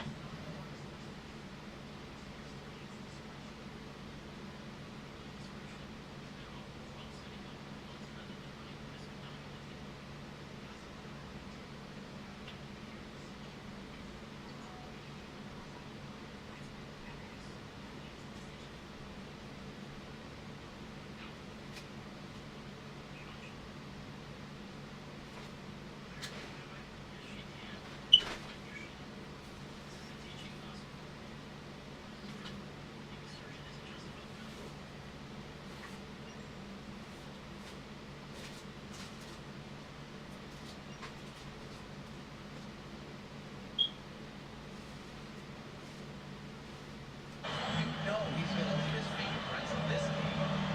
Now here's Gannett. He's been patient so far. Nothing yet on the scoreboard. Knocks down the 3 ball. And Toprak plays with a lot of fire. He loves getting revenge with the 3 ball. Here's Thomas. Goes up and lays it in nice and easy. Good job to create these buckets. 8-second difference between the shot clock and the game clock. Back to the wall. Tries it to the top of the key. And again, it's Istanbul. Perfect screen there. Set him up with a terrific look. Yeah, but that's a bad job by the defender to not fight through that screen contest. You want to see more effort there. Here's Thomas. And Thomas, the stone. Inflicting some punishment with the two-hand flush. They're just going for the throat now. I feel bad for him. Yeah, I can see why you feel bad for the rim there, Ted. But now's the time to do this, right? Keep attacking that rim. And that concludes the first quarter of play. Harris FC basket ahead. They're up by 7. Let's take a quick break, and then it's on to the second quarter after this.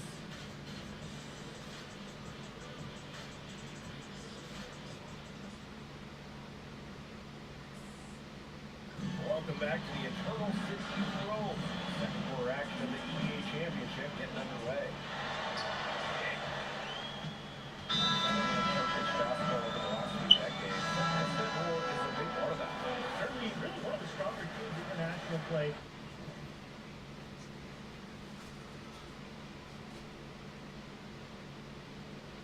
Along with the talent from the NBA, a lot of their success is from the players Istanbul has produced.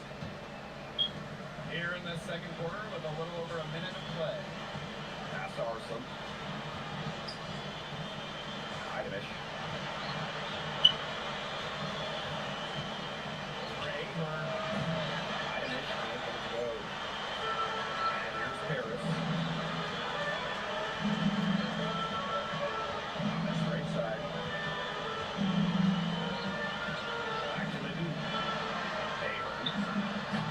That 3 off the mark. To the middle.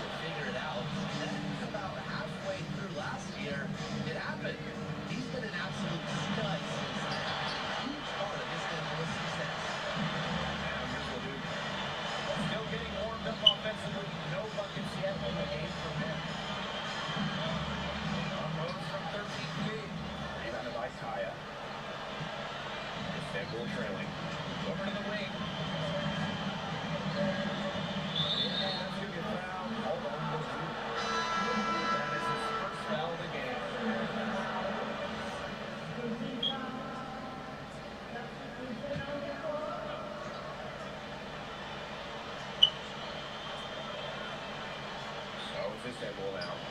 Shoots the three. Rebound by Zadirko. Here's Thomas. The shot is good off the assist from Zadirko. What intensity MD in the game, not allowing the contact to hold it back. And almost 4 minutes gone in the second quarter of play. Back to Kaya. So good on the triple. Here's Harris. They've got a 9-point lead. Here's Thomas.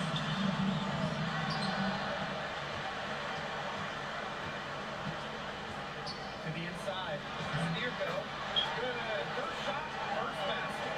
Well, just about 250 pounds, Zadirko can be injecting the ball in close.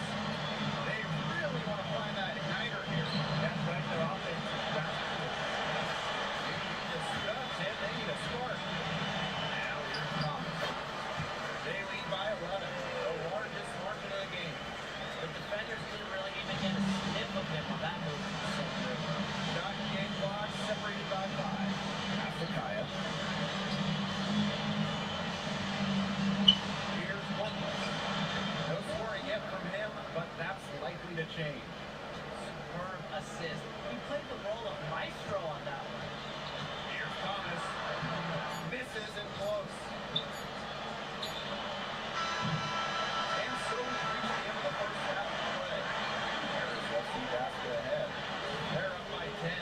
Don't go anywhere, folks. We'll be back in a moment. Thanks for joining us on 2K Sports as the second half of this NBA championship game gets underway.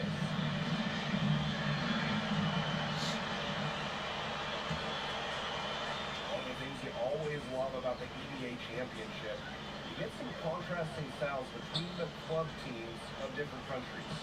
And there are players from all over the world on these rosters, but each club has their own identity, and it's been fun to watch a clash.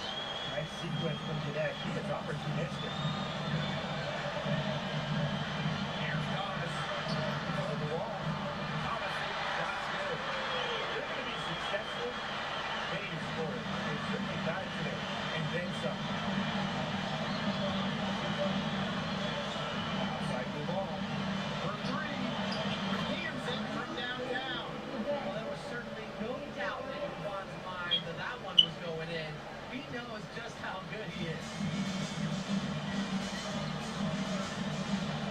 Up top, Thomas. He's covered by Gabal. Zadirko can't hit. Outside Toprak. Rayburn. Toprak can't hit. Harris with the lead. Down low. Thomas in. Shot's good. But if you do scoring that every time he has a game like this, every he gets that much closer to his dream of making it to the NBA. Now here's Toprak. 5 points in the game. Let's go. To the paint. He's quiet. That's stop. A little showmanship as he increases the lead. That's going to be a tough pill to swallow for the defense. I don't think they probably see that. Well, we know he can hurt you with his passing, and right now he doesn't get him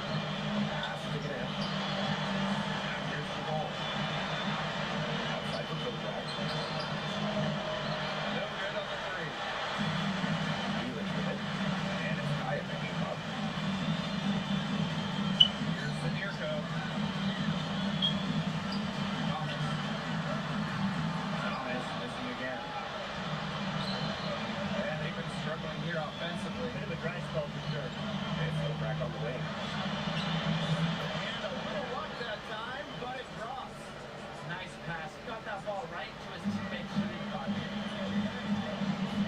Here's Thomas. Once SB gets rolling, defense looks helpless. Takes it all the way out and throws it down. Third quarter of basketball here, a little under 3.5 minutes gone now.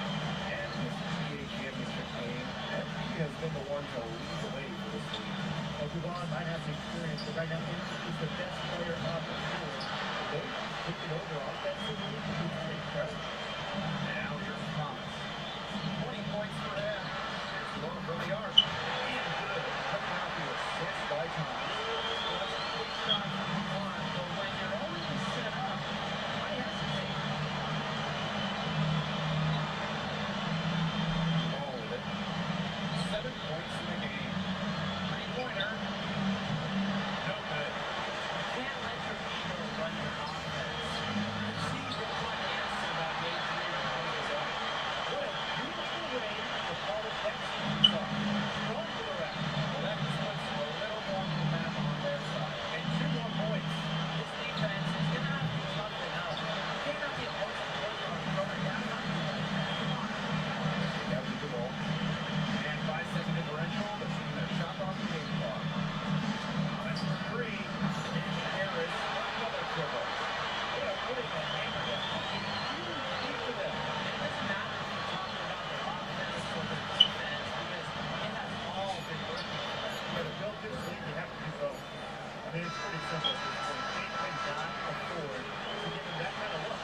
Well, it came off a good screen, but still, as a defender, you have to fight over the top of it. He needs some help as well. And as we end the third quarter, a double-digit deficit will make it tough to come back. Harris FC basket ahead. Up by 15. And we're coming back right after this break to get the fourth quarter started.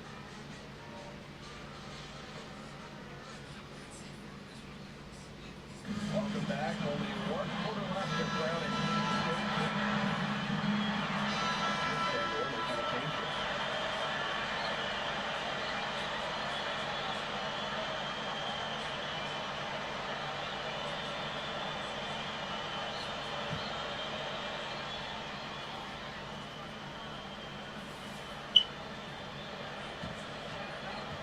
pass to Elich.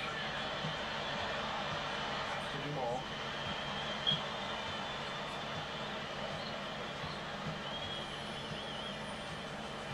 Thomas left side. 6 on the shot clock. Puts it up for 15. That misses off the backboard. He kind of short-armed that one. After doing a nice job to get open. Disappointing. And there's a foul. That is his first foul of the game.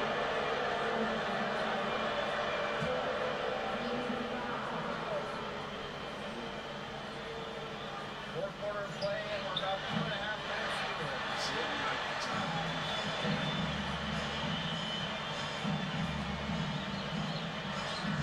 Trying to make it in, but he misses. For what's a routine shot, you look a little nervous on the miss. Lets it go from deep. Here's the net. Nice work on the boards, paying off with the basket. Just shrugging off the defense on the way up. I like how strong Ganesh plays inside. Here's Thomas. Soft touch up the glass. And here's Duval. They're looking for a way to score here. Yeah, they've had a tough time getting the lid off. They got to score. Dobrak. Arias grabs the miss. Defense has nothing to worry about out there because they just can't dial it in on the defense side. Good work there as it goes. Already, his percentage is pretty high for that. Now here's the ball. He's tightly guarded. Ganesh, high post. There's the triple. Again, Duval is good for 3. And when you try to compare Duval to the other great guards in Europe, it's hard to find a direct 1-for-1. No doubt. There's not a lot of other guards that give you as much as you want to scoring.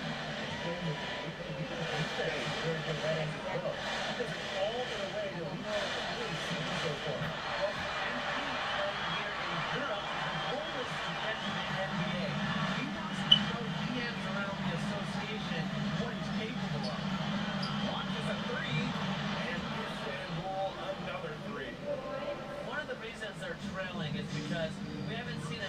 that.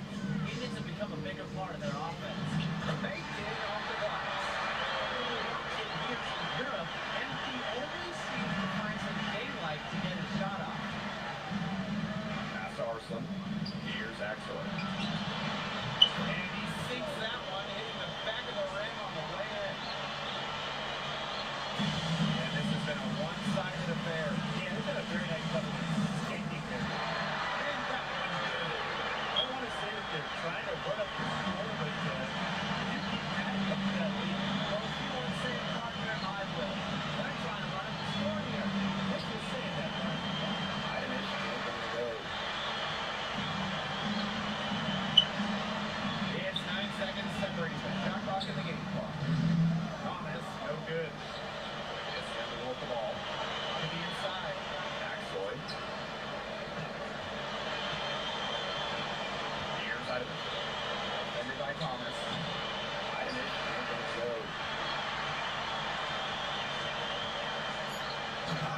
Good shot.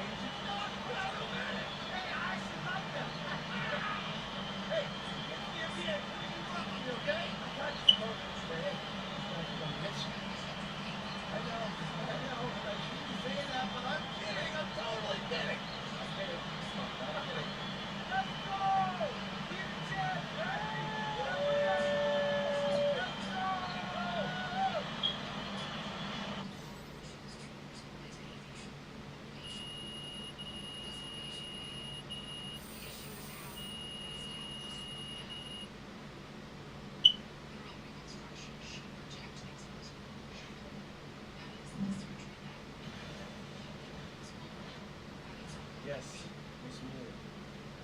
MP, congratulations on your stunning achievement. As a 19-year-old playing his first season in the French Basketball Super League, how do you feel looking back at your accomplishments?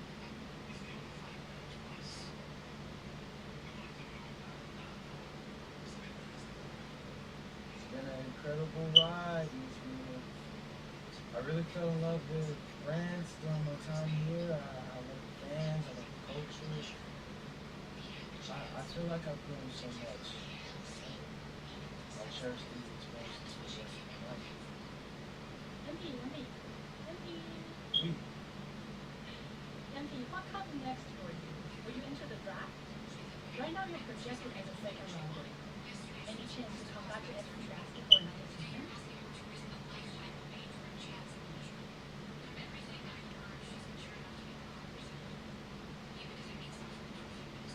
It's a tough decision for anyone, really.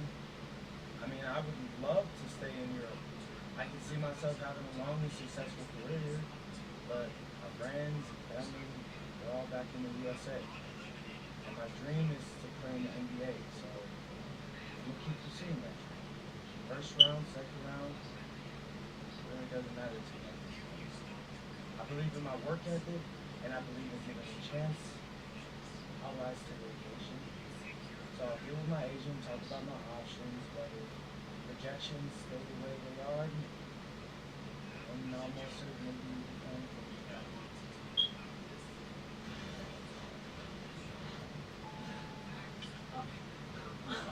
Welcome. Look at this. How can you afford all this? Ma, can I get a hello before you start questioning my finances? I missed you. I missed you. What's wrong? Because I am. Hey, did you bring my room? Man, that stuff stunk up my luggage. I'm surprised surprised customs let me through. But that is the king of cheeses there. Of course, food monster, about just secrets from it. You didn't have to get me anything. No, how else would you know I was thinking about you? So hey, don't mind your stuff. Leave that there, and we'll go talk to Austin and Sandra, and after what you do after dinner. Okay.